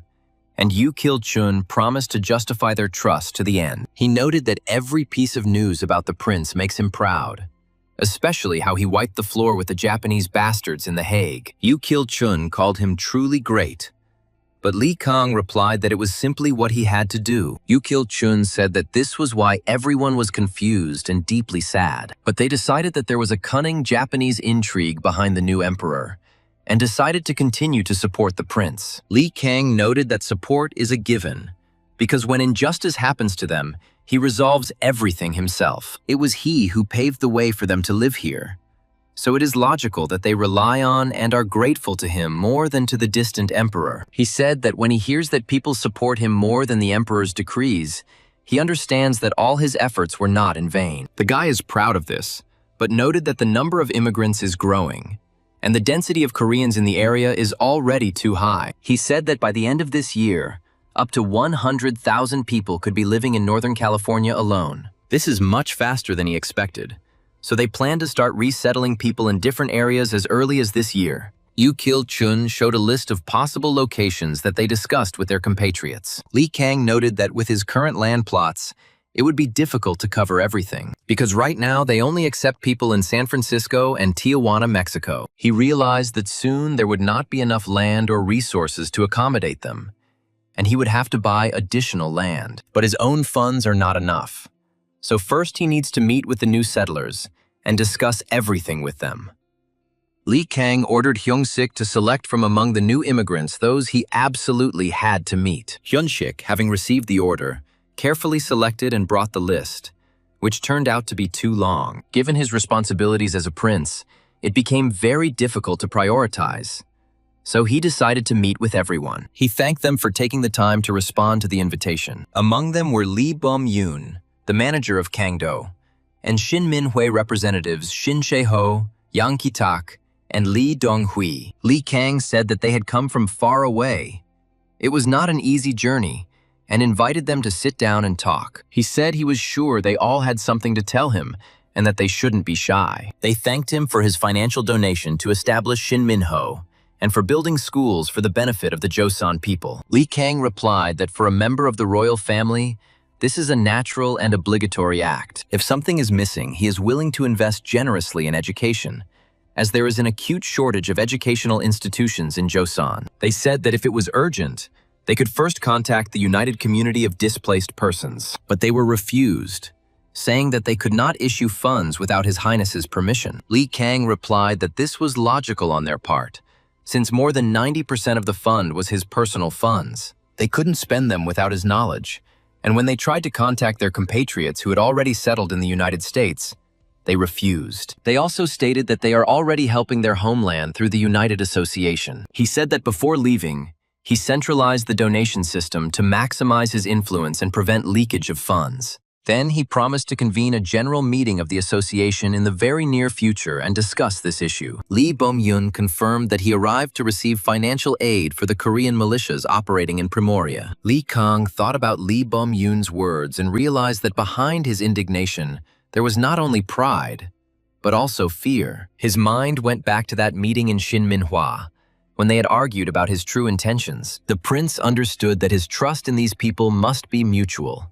Otherwise, no amount of money would help strengthen their alliance. He thought that if he backed down now and agreed to their terms without control, all his efforts would be in vain. Li Kang also understood that his position as the leader of the diaspora required toughness, but at the same time, he did not want to appear despotic. He recalled how difficult it was for him to win the trust of the emigrants after the Hague Conference. The prince decided that if he gave in now, the Japanese and their supporters would perceive it as weakness and increase the pressure on him. He also understood that auditing and reporting were not only control, but also protection of the militias themselves from accusations of corruption. Li Kang realized that in the eyes of the American public and government, transparency in his operations would increase trust in the entire Korean diaspora. Ultimately, he came to the conclusion that it was better to lose a little flexibility than to jeopardize everything he had built over the years. Li Kang said he would see how much he could allocate, but funding for the militia's fight could not be cut. He explained that if the amount exceeds a certain threshold, transparency in its spending must be ensured. The association will assign an auditor to conduct the audit and will also be required to provide a quarterly report on the expenditure of funds. Lee Bom-yoon was indignant that this meant that they should become a subordinate organization of the association. But Lee Kang said there was no need to exaggerate everything, and he was simply talking about the need to ensure transparent use of funds. Shin Chae-ho noted that since the head of the association is the prince himself, it means the same thing. They could easily be seen as a puppet organization carrying out Li Kang's will. The prince responded that he did not understand such a reaction,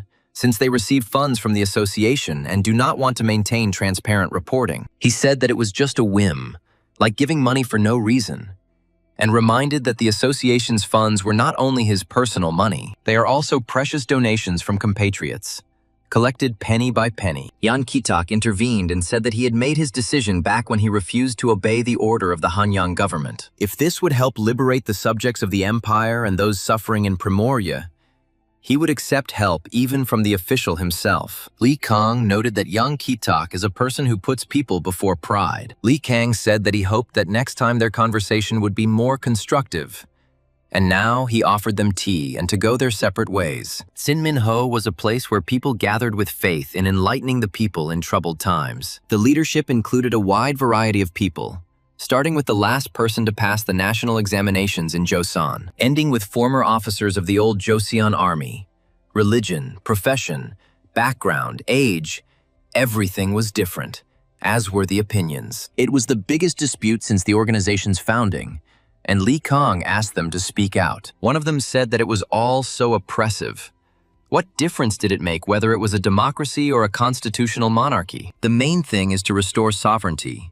But Tosin recalled that last time His Highness said that the country's sovereignty depends on the people. This meant that if the people wanted an absolute monarchy, then His Highness would be able to revive the monarchy. After meeting him, it only became more scary, because immigrants in America look only at him and act according to his will.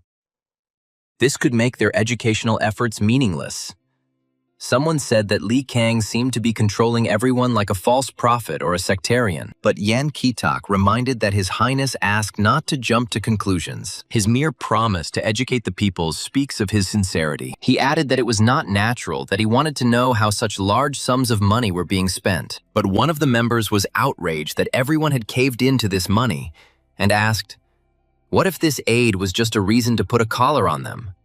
Then what? At this moment, it became clear how the previously united Shin Min-hui was splitting. Someone reminded that Li Kang was the son of an emperor who cared only about his own power, even when the country was perishing. He recalled the comrades who died at his hand and the impudence of celebrating his 40th anniversary on the throne without thinking about the suffering people. Tosan said that was enough.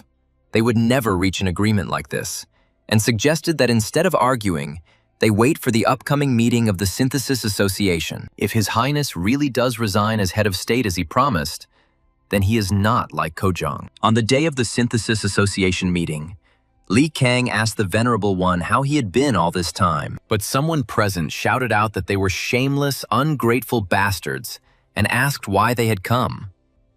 An argument ensued, and the immigrants began to reproach the Shin Min-ho members, saying that just a couple of days ago they had called him a teacher. They said that His Highness gave them not only money, but he accepted them as a whole. Then they asked how they could treat the man who had created the foundation for them to rise up on their own. One of the elders said that it was enough, that talking to them any further was a waste of words, and suggested that they come in, as His Highness was waiting. At the meeting, Li Kang said he heard the Immigrant Council was doing well without him. He is very grateful and happy about this, but they told him that it was all thanks to him, and without him, they could not have managed. He said it was time to replace his temporary position as head of the association with a permanent one. Therefore, I asked to prepare to choose the first head of the Synthesis Association. Li Kang knew the immigrants would be surprised, but he deliberately dropped the topic of elections and stepped back to see how they would handle it themselves. This is because its purpose is to be a beacon that points the way. He wanted to give them the opportunity to feel independent and learn to make decisions without his direct intervention. Li Kang understood that the true power of a leader is not in controlling everything,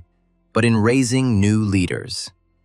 He watched as candidates were discussed and votes were distributed among different factions within the community. The prince noticed that some of those present began to display leadership qualities that he had not previously suspected. He was pleased with this spectacle, because the stronger the association became without his constant supervision, the stronger his influence would become. Lim Jong-soo, deputy head of the Hapsan Association and one of the first settlers in Hawaii, asked to speak. He said that in order for the elections of the head to be transparent, some preconditions must be established. Li Kang agreed, proposing to discuss it together, and thus began the discussion on the election of the first head of the Synthesis Association. Many people expressed their opinions about the candidates, and in the end, only candidates with more than 500 recommendations could be registered. The vote was to be held in secret, and only men of legal age were allowed to vote. The election conditions were well thought out, but there was one drawback.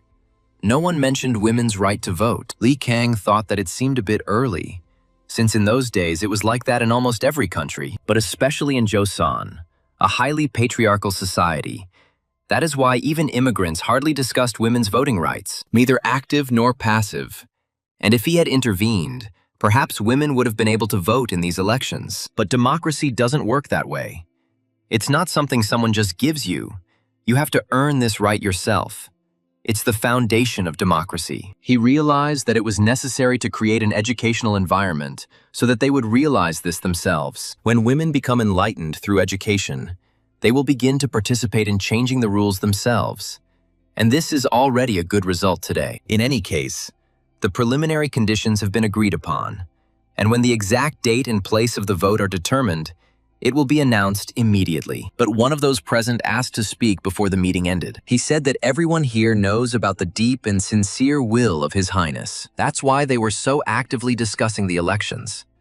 But at the moment, the only one who can stand as a candidate is the prince himself. Li Kang realized that even if someone met the criteria, he would have to go against them. It's not easy, and it turns out that he is the only candidate, and the elections will be a formality. Within the community, this may look like a sign of trust in him, but outside, it may look like his attempt to retain power at any cost. Another member also said that if a vote were held now, His Highness would become the leader. You might think that in this case, elections are not necessary at all.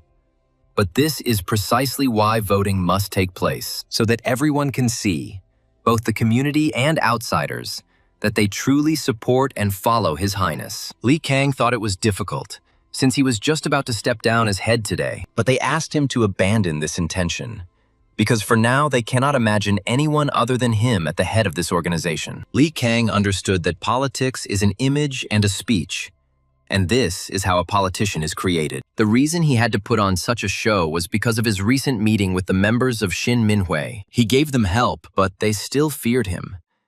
And not only him, but the entire royal house of Joseon. But the meeting was beneficial. And unlike those here, people in other places may harbor hostility towards him. Now he understands this and can prepare for what is coming. Communism will soon spread throughout the world. It can be assumed that among the members of Shin Minho, those who strive for democracy will soon come under the influence of these ideas. And in order to confirm their views, they will begin to commit cruel deeds under the pretext of education. This cannot be allowed. He has gone through so much to come here, and it would be stupid to die not at the hands of the Japanese, but at the hands of his own. If it takes change, he will show them exactly who they want to see. Li Vijong handed over financial support from His Highness to Tosan, clarifying that it was not from the Synthesis Association's funds. These were entirely His Highness's personal funds, and personal assistance was limited to this. Everything further must go through the official procedures of the association, as His Highness has ordered. Tosan understood and asked him to convey his gratitude to His Highness, saying that he would spend it wisely. He noted that although his comrades expressed such hostility, he still provided assistance, and he even felt ashamed. Returning to his home, he found his comrades talking about His Highness. He started thinking about this after the last meeting, and after the association meeting, this feeling only intensified. He said that if Prince Li Kang had ascended the throne, wouldn't things be different from what they are now? He was asked why he suddenly had such thoughts, and he replied that it was because he was not like his father, Kojong. He really cares about the people, it's obvious.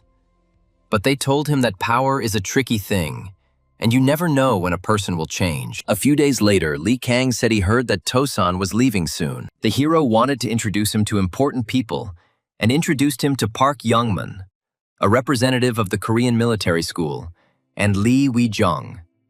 He said they had gathered to discuss armed struggle against Japan and to assess the current situation.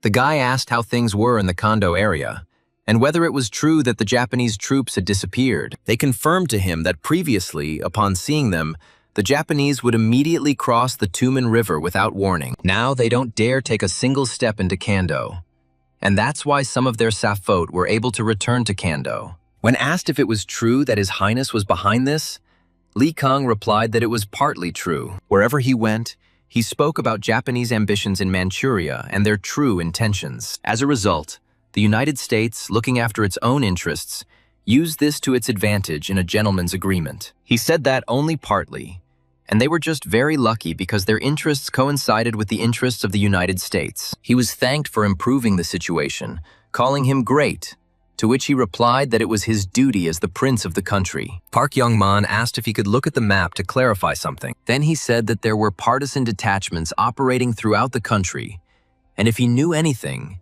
he should tell everything. Li Kang was informed that recently the Korean rebels had begun to unite into a single organization called Changi-gung. They appear to be planning an attack on Hansen this month or next, but that attack is doomed to failure. When asked what this conclusion was based on, he was told that the father of Li Yin-young, who had been chosen as the commander of Changi-gung, was seriously ill. Since Li Yin-young is known as a model son, he will likely leave his post, and if the leader disappears, the rebels will become disunited. Li Kang said he wanted to help in some way, but the situation was difficult, and personal efforts were not enough in international politics. No matter how much American politicians and businessmen sympathize with him, compared to Japanese influence, it is a drop in the ocean. His help also has its limits.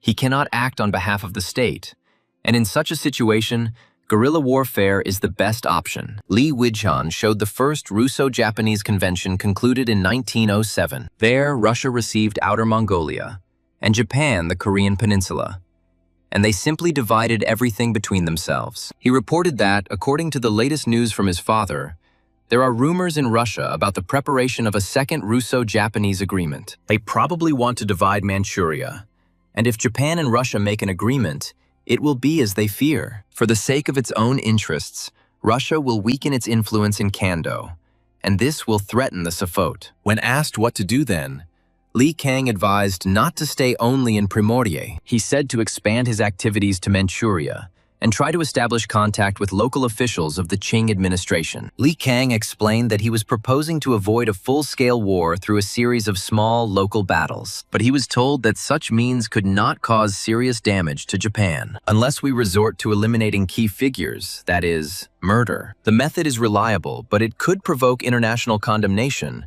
and seriously damage their diplomacy. Therefore, he decided that assassination was too risky and that it was better to conduct local military operations on the border of Manchuria and Primorye. Also, at the same time, remove Japan's allies from the international arena. Although this will not be easy because Japan currently has a fairly strong position on the world stage, he said that there was no need to be so afraid.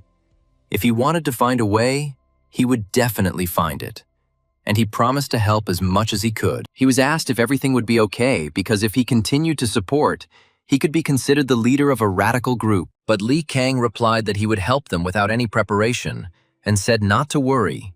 He had laundered the funds so no one would be able to trace him. He explained that if a trust company was used, it would be difficult for Japan to know that he was behind it all. The main thing is that they will have another assistant, whom they will soon meet, and he will create a frontman and completely disappear from sight. After the rebel support arrangements were settled, Li Kang invited those he most wanted to see to the residence. He met Li Hui-young and Li Si-young, who were known in society as the second Li Kangs. He said that he was saying this out of joy.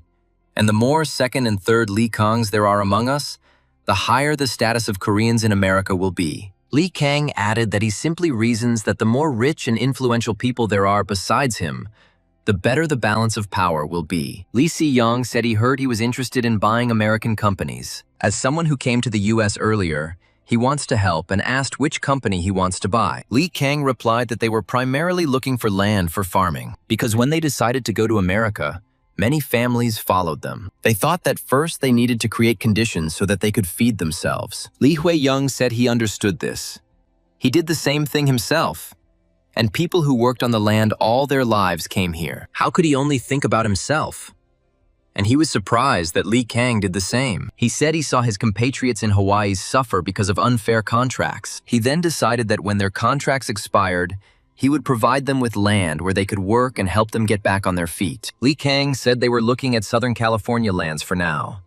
And when asked if there was a special reason, he said yes, they are going to grow citrus there because they need workers. Then, he said that they are planning to grow wheat there. When asked why wheat instead of rice, and whether there was a special reason, he replied that he chose this option so as not to interfere with his crops. Li Hui-young noted that it is not for nothing that he is rich. Wheat is the main food crop in the United States. It would immediately become a major source of income. And even if the First World War broke out, it would still be an industry with a huge future. Li Kang said that there is no need to adapt to him.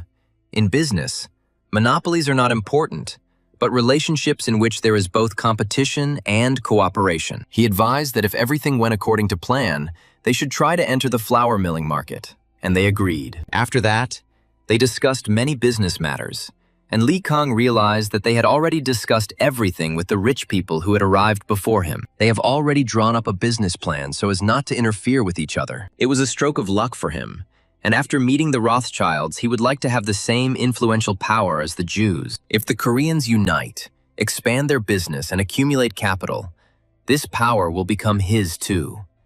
And then he will be able to compare with them. He asked how he heard that there were only the two of them here, and the rest of the family members were settled all over the world. They split up the family to eventually get into distribution, and their family is particularly interested in logistics, especially shipping. Li Kang asked if they were also interested in military production, and Li Hui-young said he couldn't be fooled. Their family, along with logistics, has a deep interest in the defense industry. He decided that even though they were wary, he should still trust them and continue working. It is thanks to these people that today's Korea and Park Byung-joon himself exist, and he is soon going to send military equipment. He explained that he could not hand it over directly, but would purchase it from their factories and, through their shipping company, deliver it to the rebels. Li Kang ordered an investigation into Li Hui-young's family because they were too wary of him. He wants to know why, and also asked to follow those he circled in the photo Aaron sent for about 3 months. He said it was just a premonition, but someone who wanted to destroy the Synthesis Association's power strategy would appear. Because the association manages the diaspora using a pyramidal structure, and the higher it goes, the stronger its power. Some people, dissatisfied with this structure, will want to change it and will try to contact the magnates in order to undermine the foundations. But Max said not to worry. It wasn't the first time they had done something like this, and they would keep an extremely close eye on them. Li Kang said that he is calm with them and relies on them. Now a lot of new people have moved in.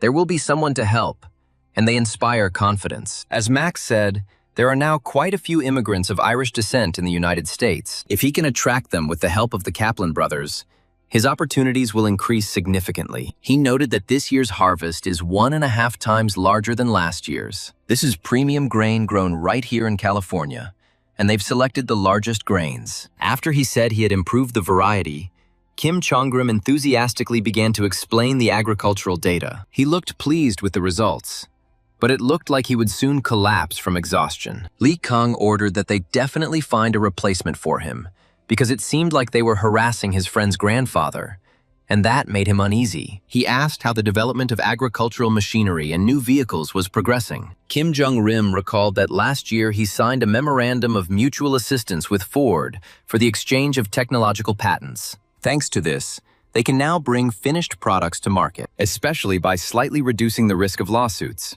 And Li Kang praised him for his good work. But they still don't have a name for the company, and the launch is just around the corner. Li Kang suggested calling her Sibul, which means the beginning, the first start of something. But they discussed that it didn't sound very good and suggested Chobul, and then settled on Changsa Auto, which also sounds good. Li Kang asked Diesel if he could ask him one question, and asked how he liked the car they had developed, especially the engine. Diesel replied that it was excellent, but after observing their engineers, he understood why they had invited him. He explained that the development method they used to reverse engineer their engine was already impressive, but by simply improving and reworking existing engines, they will forever remain mere catch-up engines. His Highness strives to become a leader, not an imitator, which is why they invested in him. Li Kang confirmed that he understood correctly and asked if he could make them leaders as he wanted, but Diesel replied that his diesel engine was not yet suitable for installation in a car, and that it would take a long time before that happened. Li Kang said he is not worried.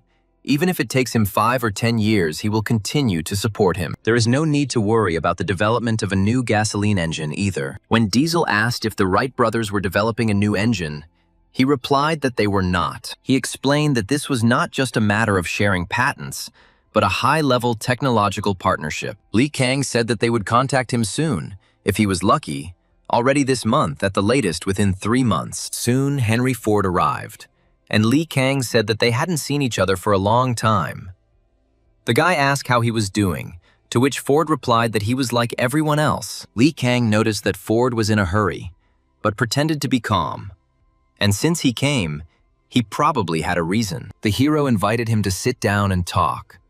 Ford asked about the proposal he had voiced to him earlier regarding the purchase of shares. He asked if he remembered, and Li Kang replied that of course he remembered, since he had told him that he wanted to own shares in his company. Ford asked if the offer was still open, and Li Kang said he would say the following: "Didn't he come to him a little later than he should have?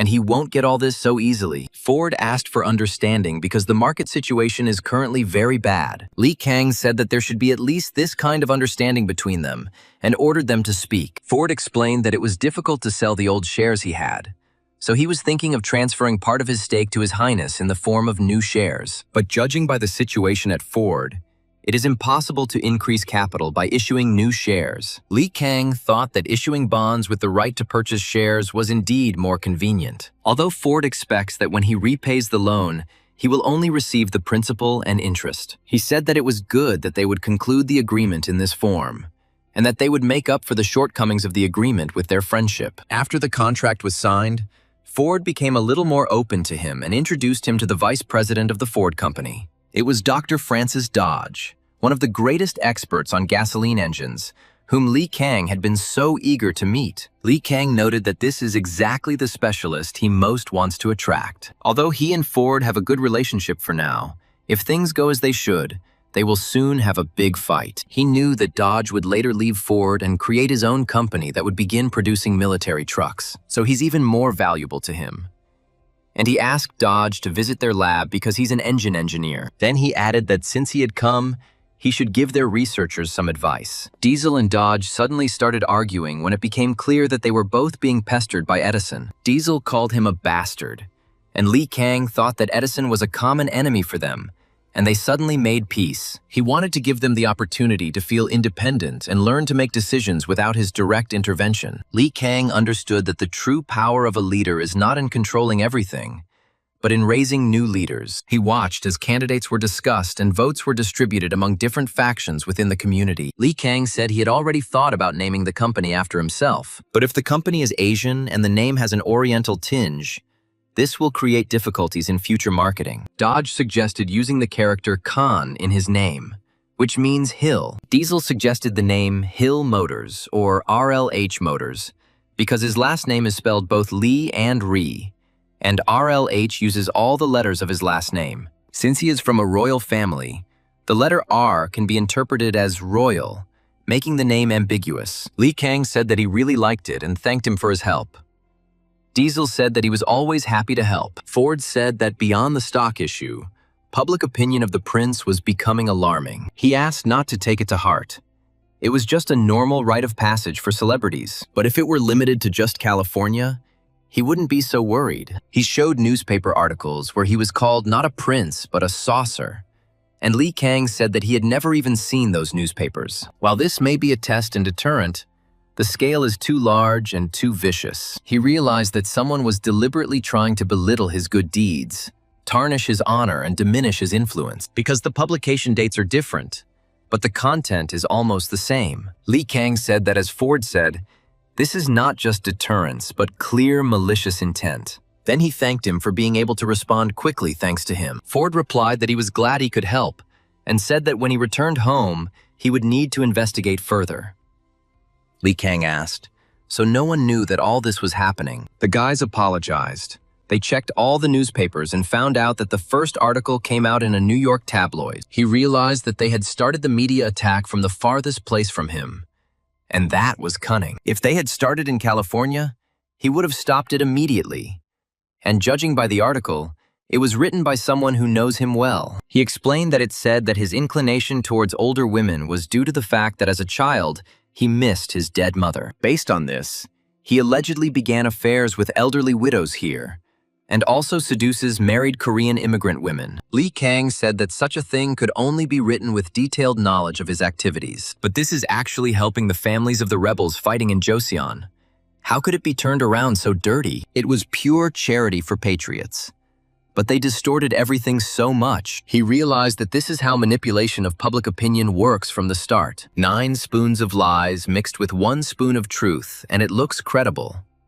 And now is not the time to be indignant, but the time to fix everything. Li Kang ordered Kil Chun to immediately prepare a response article and demand a retraction from the relevant tabloids. The more beautiful the truth that emerges from beneath the disgusting lie, the louder people applaud. He was given information about journalists whom he ordered to be checked. It turned out that Durham Stevenson, David, and a certain Marcus, all 3 had recently had visits to Tokyo. Stevenson of the California newspaper was recently in Hanyang and visited the Governor General's office on Namsan. Li Kang said that this was not just restraint, but pure malice. There it was. That was the side behind it. He thanked him for what he had found out and suggested that they think together about how to resist. Suddenly, Max ran in and said that the head of Hearst's media group had sent a man and said that this must be conveyed to His Highness. Li Kang met with Hearst's envoy, who said that they had not seen each other for a long time. He asked what kind of conversation he had that he even rented a separate room for, and he reminded him of what he had said last time. Li Kang said that Hearst, who had built an empire in the media, was confident in himself if he spoke like that, and asked him to pay off the second debt. Hearst said it was an excellent choice and handed over a photograph of those now writing malicious articles about the prince. Among them is blonde Durham Stevenson, who is quite enjoying his trip to Japan. Li Kang noted that, as expected, the Japanese government is behind them. Hearst said he chose to publish a retraction as a way to overcome the current Japanese smear campaign. He proposed to open fire against the Japanese government in whatever form. Li Kang said that this made sense and asked to publish a lot of interesting things about Japan. Hearst promised that everything should be reported only to them. Hearst also advised the need to bribe newspapers and journalists. He warned that in a few days, an article would appear in a California daily newspaper that would infuriate the emigrants. The guy also strongly recommended that those who might ruin everything by reading it out of patriotism should be discouraged in advance. Li Kang realized that this advice was vital. Otherwise, an emotional outburst could destroy everything he had built over the years. He ordered his men to immediately contact key figures in the community and explain everything to them before the article reached the public. The prince also ordered alternative materials to be prepared for local newspapers to soften the blow. A few days later, at Li Kang's mansion, the emigrants were indignant that they had insulted His Highness. They also justified Japan's shameless actions. And the article wrote that Joseon would not be able to survive without the help of the Japanese Empire. Li Kang's speech in The Hague was called childish, naive, and simple-minded. Li Kang asked them to calm down and said that if they got so worked up, they would achieve nothing. We need to resolve everything in order. First of all, as before, Request refutations and corrections of articles. Tosan reported that the reaction of the emigrants is unsettled, and they are plotting something against the journalists. Lee Kong received a warning from Hearst that if Stevenson were suddenly shot in broad daylight, all his efforts would be in vain. He realized that Hearst was right, and if they acted on emotion like this, the hard-won immigration law would be overturned. He ordered an urgent general meeting to be convened, and after his order, everyone began to bustle about, going around to gather as many emigrants as possible. Lee Kang was pleased that after returning from The Hague, he had compiled a dossier on those who could become enemies. Who would have thought that this would be so useful, and that with such materials one could strike accurately at Japan? They quickly began to implement what they had discussed with Hearst, and published exclusive articles about the shameful Japanese custom of baka-nudo. Hearst wrote articles extremely aggressively, and Lee Kang was grateful, but noticed that circulation was growing. In parallel with the Hearst affair, they planted materials on the Japanese embassy and proposed to end the war in the press. Lee Kang said it would be better to reach a compromise at a reasonable stage, because it is not only Japan that suffers from such information warfare. He was informed that he had managed to bribe the Daily California and David, but Stevenson rejected all attempts to contact him and held a press conference. He realized that Stevenson was a vaporizer, and that it would not be easy to buy him. The hero ordered his actions to be closely monitored, but soon a message arrived that Stevenson had been beaten. Lee Kang asked if Hyun-sik, who had gone to check on the situation, had returned. News came that Lee Vijong and Lee Jun managed to stop the emigrants before something worse happened. They tended to Stevenson, who suffered only a slight bruise on his forehead. The immigrants involved in the attack were taken to the police station, but Stevenson showed leniency and they were released. Stevenson himself is currently in a hotel room under police guard. Lee Kang said that Stevenson also needed to be won over quickly. He understood that if the emigrants were not heard and reassured, their anger could result in even more serious consequences. Therefore, Lee Kang decided to personally address them at the next meeting to defuse the situation and prevent further incidents. The next day, he called a temporary meeting of the Synthesis Association. He thanked them for having gathered in such large numbers despite the urgent convocation. The hero said that he thought they understood why he had gathered them so urgently. The emigrants replied that it was not because of these crazy, outrageous articles. Lee Kang confirmed that they found the articles extremely offensive and were furious. The emigrants said that they were writing lies and insulting His Highness, and they were worried about him. Everyone said that if they said just one word, they would bite his throat out. Lee Kang realized that if they were not calmed down immediately, trouble would happen, and asked them to stop, saying that he understood their feelings perfectly. However, I asked if they knew where they lived, and the emigrants answered that they lived in America and that they had emigrated here. He said that this is true. They all left their homeland and now live here in America. And on this land they received good conditions and opportunities. But the better things are for them, the more envious people appear. And the emigrants asked if this was really Japan. Lee Kang confirmed that it was Japan who had hatched the ploy to weaken their position in America. He begged them to contain their anger and look at the situation soberly, and asked why there were suddenly so many articles blaming them, the Koreans. If they, blinded by anger, do harm and are expelled from America, who will be the happiest? The emigrants realized that this was Japan and said that they should not dance to their tune. Lee Kang said that they had done a great job and turned to Tosan, saying that he had done the most to gather the emigrants here. He was informed that Stevenson had agreed to the meeting, and Lee Kang said that the next stop was the Central Hotel, and they went there. Lee Kang arrived at the Central Hotel, and Stevenson asked him what he owed to the visit of such a busy man. The prince replied that an incident had occurred a few days ago. He took out an envelope, and Stevenson wondered what he was doing. Lee Kang said it was compensation for being attacked by his exiles at his last press conference. The protagonist added that they should consider this his apology and consolation on their behalf. Stevenson asked if he was afraid he would sue, but Lee Kang said he would not. With a smile on his face, the guy asked to take the envelope, saying that it was not a bribe, but an expression of goodwill. He recalled that it was his people who protected Stevenson, and this was also an expression of goodwill. It's just a shame that they couldn't prevent the incident, and Stevenson admitted that they covered it up. Stevenson noted that the articles had caused trouble for the prince, but Lee Kang said that if it were only him, he would ignore it. But he had also insulted their emigrants. He said not to worry.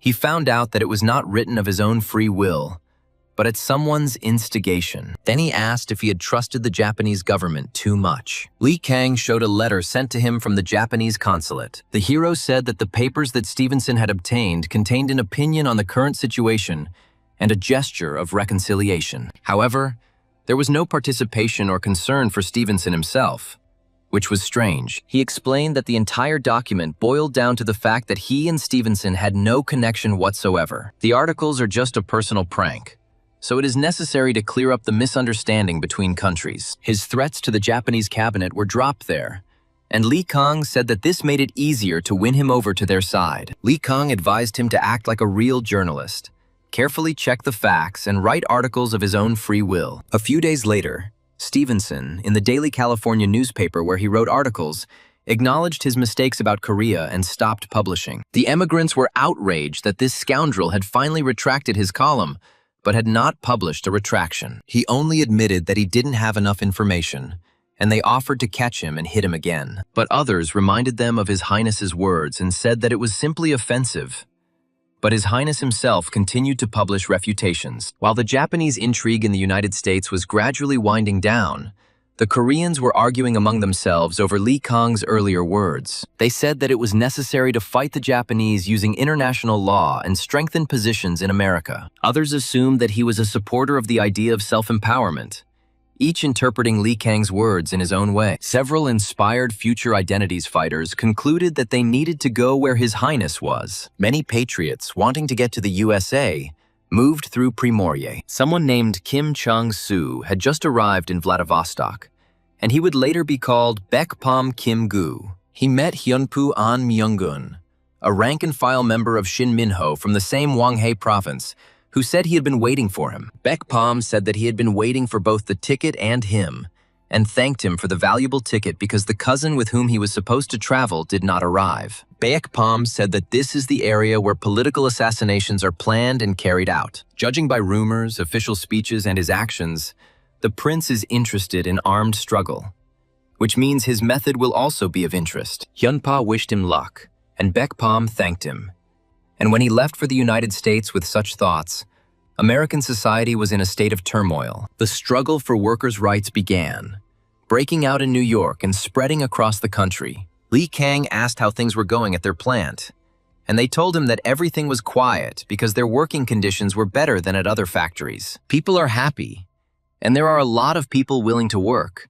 And if this continues, then not only Lee and Wright Airlines, but also RLH Motors will take off. He was given a letter from Morgan inviting him to gather the seven to strengthen their friendship. But in fact, the point is that thanks to the money collected during the crisis, it was possible to get out of it. Now these fruits need to be divided between the 7 participants. And Lee Kang saw letters from other members of the 7 that had arrived last month. He realized that they wanted to grab a bigger share for themselves, and were proposing to come to an agreement in advance. He had to choose the one who would do the most good, and he chose Rockefeller. Lee Kang said that Rockefeller was a Native American, a true entrepreneur. This gives him an advantage. He can balance his weakness as a foreigner and an Asian. His dignity is the greatest wealth in America.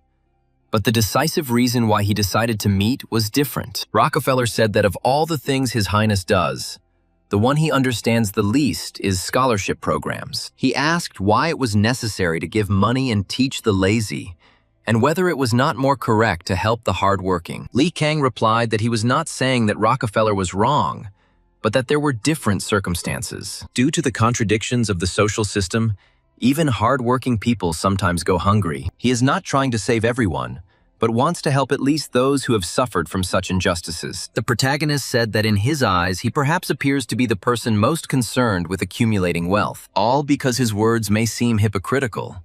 But Rockefeller said that they are not at all. He added that after talking to him, he begins to understand his mother's words. During his life, she often told him to do charity work, because you can't take it with you anyway. Lee Kang advised not to take it as something grand, but to start with a small donation and see the results. When he sees the changes in the lives of those who receive scholarships from him, his thoughts will change. They got to talking, and Rockefeller said that he now wanted to voice the real purpose of their meeting today. The topic will be discussed at the next meeting of the 7, and perhaps the first question will be that they need workers. Lee Kang said the first thing they would likely talk about would be the interim report on the fund, which they put forward last time. After this, Rockefeller even shared information about the creation of the Federal Reserve Bank and the preliminary candidates. Today's meeting yielded useful information, and Lee Kong was pleased with his meeting with Rockefeller. But something unexpected happened when he met Rockefeller's niece, Ethel Geraldine Rockefeller. He understood that the main purpose of the meeting was matchmaking, but the protagonist did not reveal the anger he felt. He smiled politely and took part in the small talk, although inside he was already calculating how to exploit this unexpected turn of events. The next day, they traveled with Rockefeller by train from New Jersey to New York. The old man turned out to be persistent. They talked about charity and art. Rockefeller noted that the prince was very interested in art. Lee Kang realized that Rockefeller was serious about making him his son-in-law, and the marriage proposal had come before Rockefeller. Rockefeller said that he treasured this niece very much, so he may have gotten ahead of himself. But don't take it to heart. Although Ethel was a good candidate for a life partner, even too good, Lee Kang was already married and widowed. Her inheritance was enormous, and he could not decide at once, but her appearance was exactly to his taste. Rockefeller asked if he was close to the banker Giannini, and said that Morgan's people had joined the board of directors of the Bank of Italy as partners. He conveyed that Morgan could not be completely trusted. He was like a predator, and if he decided that he needed Giannini's assets, he would swallow him up. Lee Kang understood what he meant and promised to pass on the words and prepare to defend Giannini. And they arrived in New York. At the Group of Seven meeting, Morgan said profits had been unexpectedly high. He would like to discuss a few topics before distributing the profits. He then proposed creating a Federal Reserve Bank in case of a new crisis, and that they should lead this process. He proposed dividing the United States into 15 districts and creating a federal bank in each. Let their 7 take control of 2 districts each, and make New York a unified one. Of the 15 federal bank governors, 7 will become delegate directors. Lee Kang thought that with this plan, he could get at least 2 of his people on the board of the federal banks. But there was a fatal flaw in the plan's implementation. Who would be the Republican candidate? Rothschild said that if Roosevelt wins, he will have to sit quietly for 2 years and keep a low profile. He asked if he would allow a private bank to be established. And Morgan said that even the F in federal bank was hard to pronounce. Lee Kang said that if the Democrats win, it will be difficult for him to maintain his influence. It would be good if they weren't kicked out altogether, and if they were supported since they were constantly losing elections, maybe they would help them well. But he realized how little he was taken into account, and as long as he lived, no one would become a Democratic president. He proposed to end today's meeting and continue tomorrow. Rockefeller remarked that he was thinking about the possible power of the Democrats. Although he seemed to reject them before, he may have other ideas now. Lee Kang said that it was terrible for him, but it was impossible to keep a president in Washington who was at odds with capital. Let the current elections proceed as they are. But in the next elections, this post must definitely be filled by their person. Lee Kang said it was because they had to implement the Federal Reserve System, and he clearly wanted to achieve it in his lifetime. He wondered how far he was willing to go to achieve this goal, even if the worst-case scenario meant putting Democrats in the presidency. He said yes, but if the current Democratic candidate, William Jennings, lost to Roosevelt, he would no longer be able to run. Did he have another option? And he was considering Woodrow Wilson. Although Wilson was an even more ardent racist, he said he would soon have common ground with him. He explained that one of the Koreans was likely to soon go to Princeton to get his PhD. If history goes as planned, it will be Ri Sung-man who will do it.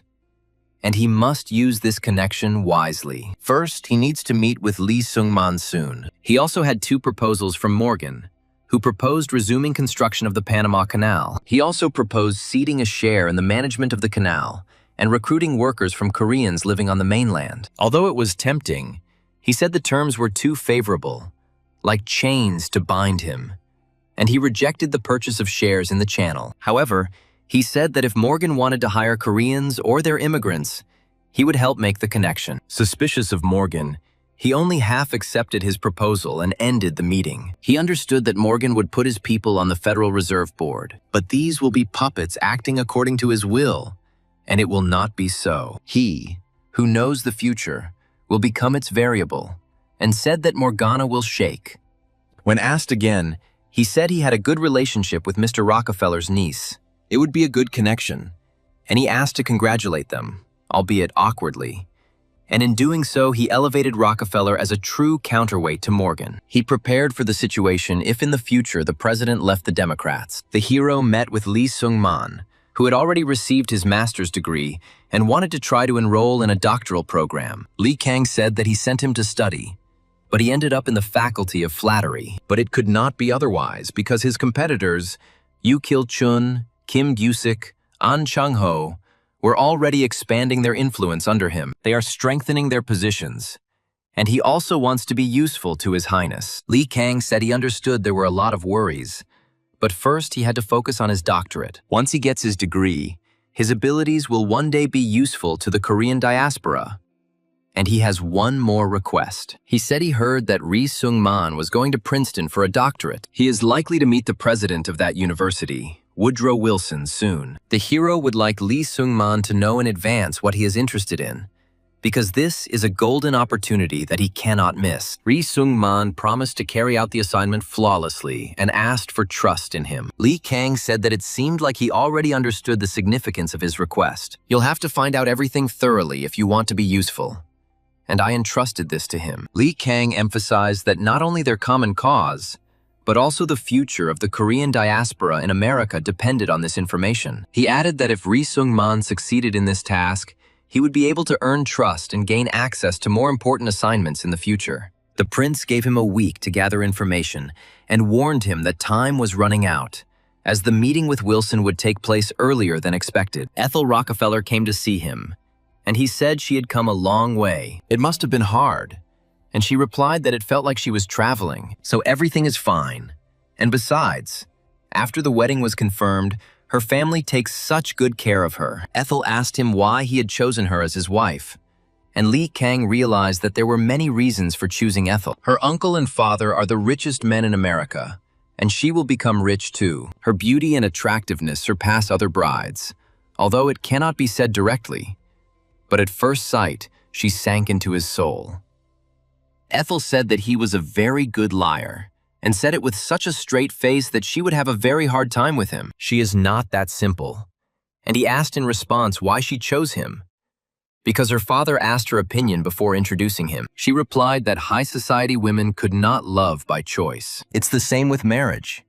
They choose the best stone from those selected by their family. If a diamond of the highest quality appeared in front of them, is there any reason not to choose it? Lee Kang asked her if she knew that he lost his title last year due to pressure from Japan. She replied that she knew that due to diplomatic problems he would become a commoner in a year. But one day he will get it back again. And what's more, he will be able to rise even higher than before. He said that he formed a connection with the Rockefellers in order to strengthen his position in the United States. One day, when the homeland needs strength, they can become allies. He had to make an effort for this. And Ethel said that they were now partners and drew up a contract. The contract included a condition that the surname of future children must include Rockefeller. Adultery must be secret. There must be no illegitimate children. And if this is observed, the Rockefellers will always be allies of the prince. Lee Kang thought he was going to marry a stunning woman. He understood that this marriage gave him not only financial support, but also political protection at the highest level. Lee Kang mentally noted that with such an ally, he would be able to act more boldly against Japanese influence in the United States. However, he also realized that marriage to Rockefeller imposed obligations on him that he could not simply abandon. The prince decided that this union should be mutually beneficial, and he would do everything to ensure that Ethel did not regret her choice. After negotiating the contract, he returned to San Francisco, where he had little time to rest. Invitations to receptions and visits from those expecting investments did not stop. After the financial crisis, he became a particularly attractive figure for them. He said that he would die of overwork before the wedding, but the affairs of the association could be handed over to the next chairman. The hero was given a report on the state of Livermore's assets. Lee Kang asked him why he started this at all. And then he asked for it. And apparently, Livermore continues to buy up shares of oil companies, but he fears that the share of oil company shares is becoming too large, already 50% of assets. However, Lee Kang said there was no need to worry. The oil industry would continue to grow. The guy looked through all the papers that needed to be looked through, and now it was time to meet the visitors, and asked for a list. Among them was Albert Taylor, an American businessman who operated in the Korean Empire and during the Japanese occupation. Lee Kang said he was interested in the story of the investment in the Korean mine and asked for more details. Taylor said he lived in Korea for several years with his father, and then learned that there was a fantastic gold mine in the south of the empire. He said the mine was called Chiksan Mine and was located in Chungcheongdo. It is said that it was discovered by chance while exploring the Unsan mine, and records indicate that it brought in great profits. But gold mines are not as profitable as they seem, and perhaps investing elsewhere would bring in more money. His secretary asked him to consult a specialist before investing. He suggested Jack Milo, who was currently in New York, and Lee Kang agreed that it would be better to take his time making a decision. He thought that if he got this mining right and returned to Korea with its gold, it could cause a huge stir. There are quite a lot of reserves there, and if this report is not a hoax, then this is a very good investment. Taylor said there was no deception and thanked him for his consideration. Jack advised sending out a prospecting geologist before making an investment decision. This is to check whether the data is correct and, if it is correct, to immediately conclude a contract. Lee Kang asked if he could go himself, but Jack said he couldn't, all because he was once shipwrecked and now he is afraid of water. Lee Kang said that then everything would be closed, but Jack said that recently one client went bankrupt and one geologist was left without a job. He is a bit young, but he vouches for his skills, and besides, he is a member of their club and a reliable person. It was Herbert Hoover, who had an amazing talent for finding veins. Lee Kang asked again if this was the same Herbert Hoover, the 31st President of the United States, and asked where he was now. They told him that his business had fallen through, and that he had come to New York to look for work, and that he lived nearby. If he wants to visit him, you shouldn't postpone the meeting if you have the chance. Lee Kang decided to go right now, and, as he expected, this Herbert Hoover was the same Herbert Hoover. So, his next job was to tie him tightly to himself. Hoover noticed that Lee Kang was looking at the papers so carefully. He asked if there were any problems, but the prince replied that no. It was just the first time he had seen a report where the intelligence data was summarized in numbers. It is very unusual and easy to read, Hoover said, that this document was drawn up by Mr. Taylor. He thanked him for the praise. And then Hoover asked if his father's name was George Taylor. The young man was surprised at how he knew his father. The man replied that they had worked together for a short time, as colleagues in business. Now he sees that he is a direct copy of his father, and said that he was glad to meet him. The main character said that he was leaving, and it was true that fate brought them together, because he knows that he is a member of the same club as they are. He saw him when he came to the club for an interview one day. Lee Kang asked why he hadn't told him before if they already knew each other, and Hoover replied that he remembered him. But it is unlikely that the prince retained his face in his memory, to which the prince said that the main thing is to continue to get along. He felt that Hoover had a remarkably correct manner, not only with him, but with Taylor as well. Even with his Korean companions, he was polite, and now it is difficult to find anyone who would dare to ignore him. Lee Kang said it spoke volumes about the dignity of the man who first gave the oppressed Indians of America the right to vote. The hero handed Hoover an employment contract, and Hoover said that with such an introduction he was downright intrigued. But when he saw the conditions, he said they were simply too generous. But Lee Kang replied that for him it was not excessive. Hoover said that if he accepted the rights to develop the Diskin gold mine, he would give him 3% of the shares in the trust. Lee Kang knew that this provision was actually insurance in case Japan found out that the trust belonged to his company. However, if the American president is among the shareholders, will they be able to do so easily? He said that this was not just generosity on his part, and as he knows, the financial crisis is still ongoing. He also has to hold liquidity. So instead of paying him in advance for exploration, he decided to share the stake. Hoover agreed and said that since he thought that way, he agreed and suggested doing so. Then he added that if his help was ever needed, he would definitely help. Lee Kang said that he heard exactly the answer he wanted. They went to have the contract notarized at the law firm Carter, Ledyard & Milburn, which Rockefeller had recommended to him. There he met an unexpected man, Franklin D. Roosevelt, the 32nd President of the United States. He was supposed to check the prince's contract, and Lee Kang thought that this was some kind of joke of fate. He just met the 31st President of the United States, and now he meets the 32nd. The firm's director, Carter Ledyard, said that Attorney Franklin was new here, having just arrived. But he is already showing excellent results, and he can fulfill his order perfectly. Li Kang said that, of course, he is a person who is capable of many things. Otherwise, how could he have become President of the United States 4 times? Li Kang said that since he was so confident in himself, he relied on him. Franklin replied, "Yes, Prince," and checked the contract for hidden terms. He said that there were no hidden conditions, and if the wording was slightly adjusted, the agreement could be signed cleanly. Li Kang said that was great and asked if there was anything else that needed to be clarified regarding the terms of the contract. Hoover replied that no, he was completely satisfied with everything, and he wanted to sign as soon as possible and return to the Korean Empire, because it is necessary to complete the registration of exploration rights for the mine. The protagonist said that his partners want to move faster, and they will do so.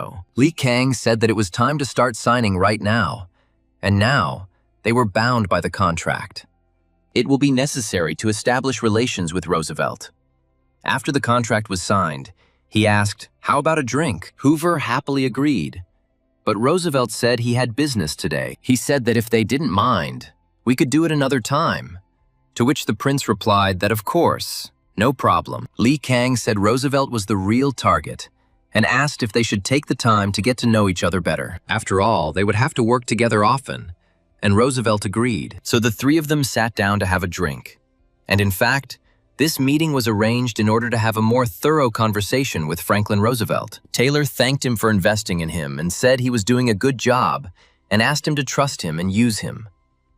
Taylor was sent first, and Roosevelt asked if there was any special reason for getting rid of Mr. Taylor and what his ultimate goal was. The hero was surprised by such questions and said that since he had the last name Roosevelt, he thought he had a higher goal. Li Kang understood why Roosevelt came to the law firm. Roosevelt said that this firm was particularly frequent meeting with representatives of New York business and political circles. He wanted to use these connections to create opportunities for himself, and his dream was to first enter politics. Li Kang asked Theodore Roosevelt how he dreamed of becoming president. Roosevelt replied that this was true, and that to rise higher to the very top, a lot of money was needed. Money needs to be either earned or made connections with businessmen like him. He said he had also thought about the prince, but had heard that he was close to Republican politicians. "I thought he was a member of the Democratic Party and had no intention of changing his party affiliation." Li Kang responded that everyone is wrong. He has not yet joined any party and believes that America needs both Republicans and Democrats. He said it was like ice melting in whiskey, adding that as a person of color, he did not want to associate with those who openly preach racism. Democrats are especially guilty of this now, and Roosevelt responded that he was not like them. He does not want to engage in politics that only divides people. Li Kang said that then he would like to make friends with enlightened people like him, and not only that, he can support him. The hero asked what he would say, and thought to himself that he should not hesitate and shake his hand. Li Kang said that if so, he would like to get closer to such an enlightened man as Roosevelt. Moreover, he can provide patronage, and asked how he views this. Roosevelt replied that he was already in contact with some Democratic federal lawmakers, so it might work out for him too. Li Kang thought he still needed confidence. He asked if he thought he was a liar, but Roosevelt said no. He was just being careful. Li Kang decided to drive a wedge so that he would not doubt, and said that he had an engagement soon, which he asked him to attend. Roosevelt thanked him for the invitation, and Li Kang thought that if things continued this way, he would be in contact with the greatest president in history. While Li Kang was growing his wealth and influence, various events were also taking place in Japan. At the Prime Minister's residence in Tokyo, Katsura Taro, who became Prime Minister of Japan for the 3rd time, thanked Deputy Saionji. Katsura said it was especially gratifying to receive congratulations from Representative Saionji. Then he really feels like he is the Prime Minister again. And Saionji notices that the Joseon people are, as always, troublesome and annoying. Katsura said that all Joseon people are like that, and couldn't they just throw them all in prison? Ito countered that it was better to first deal with the economic situation of their country, not with Joseon. The burden of the huge military expenditures incurred during the Russo-Japanese War led to an economic downturn in their country. The burden has fallen on citizens, and paying off the external debt must be made a priority. Katsura said Japan won the war, but its aftermath left a severe strain on the economy. He was indignant that it was because of whom they suffered so much, but Ito called for calm and said that now it was more important not to argue, but to find a solution. He asked about the situation in the Joseon colony and said that if everything was shaken up there, perhaps sources of income could be found. It was reported that the Joseon guerrillas operating south of Hanyang were almost suppressed, but in the north it will take more time. And rumors have spread that Lee Kang is supporting the rebels in the north. Most of them went there, so the number of victims decreased. Katsura asked what the point was in sending the few prisoners that were captured to Panama. Ito said that it could not be otherwise, and a significant part of the foreign debt that arose after the Russo-Japanese War belonged to Morgan. If you think about who created this external debt, you can't blame only Resident Ito. Katsura said that even if he had caused damage in the war, Saionji remained silent for 3 years. Now he's picking on little things. And Saionji said that in that case, he understands. He asked about the second prince of Joseon, Lee Kang, who had become very rich. As time goes by, his fortune and influence in the United States grows at an incredible rate. Katsura said he was like a money-making machine and asked about the list of assets. He noted that although the profitable mines in Joseon are small, they are under the Lee Kang Trust. Then he asked if it was possible to take away his development rights. Ito said that it had already been fatally transferred to the Yankees. If the company is confiscated for this reason, other American capital will rebel. Katsura said that he had already invested in the very same South Manchurian Railway that they would have their eye on. He was prospecting for iron ore in Manchuria and asked if they were really unable to take at least one mine from him. He said that before, when he saw him once, he seemed like a fool who did not understand the situation. But it all turned out to be a deception. Now he sees that it was a tiger, hiding its fangs and waiting for the right moment. And if he had known that he would grow so big, he would not have left him alone. He was informed that Lee Kang had recently announced his engagement to the Rockefeller family of Standard Oil, thereby strengthening his influence in the United States. Her father, William Rockefeller, is the third largest shareholder in Standard Oil, and it is clear that his daughter will inherit some of the shares. If, as is said, Standard Oil is broken up, it can be assumed that most of the oil produced in California will end up in his hands. Ito said that now we need to think a little more soberly and rationally before speaking.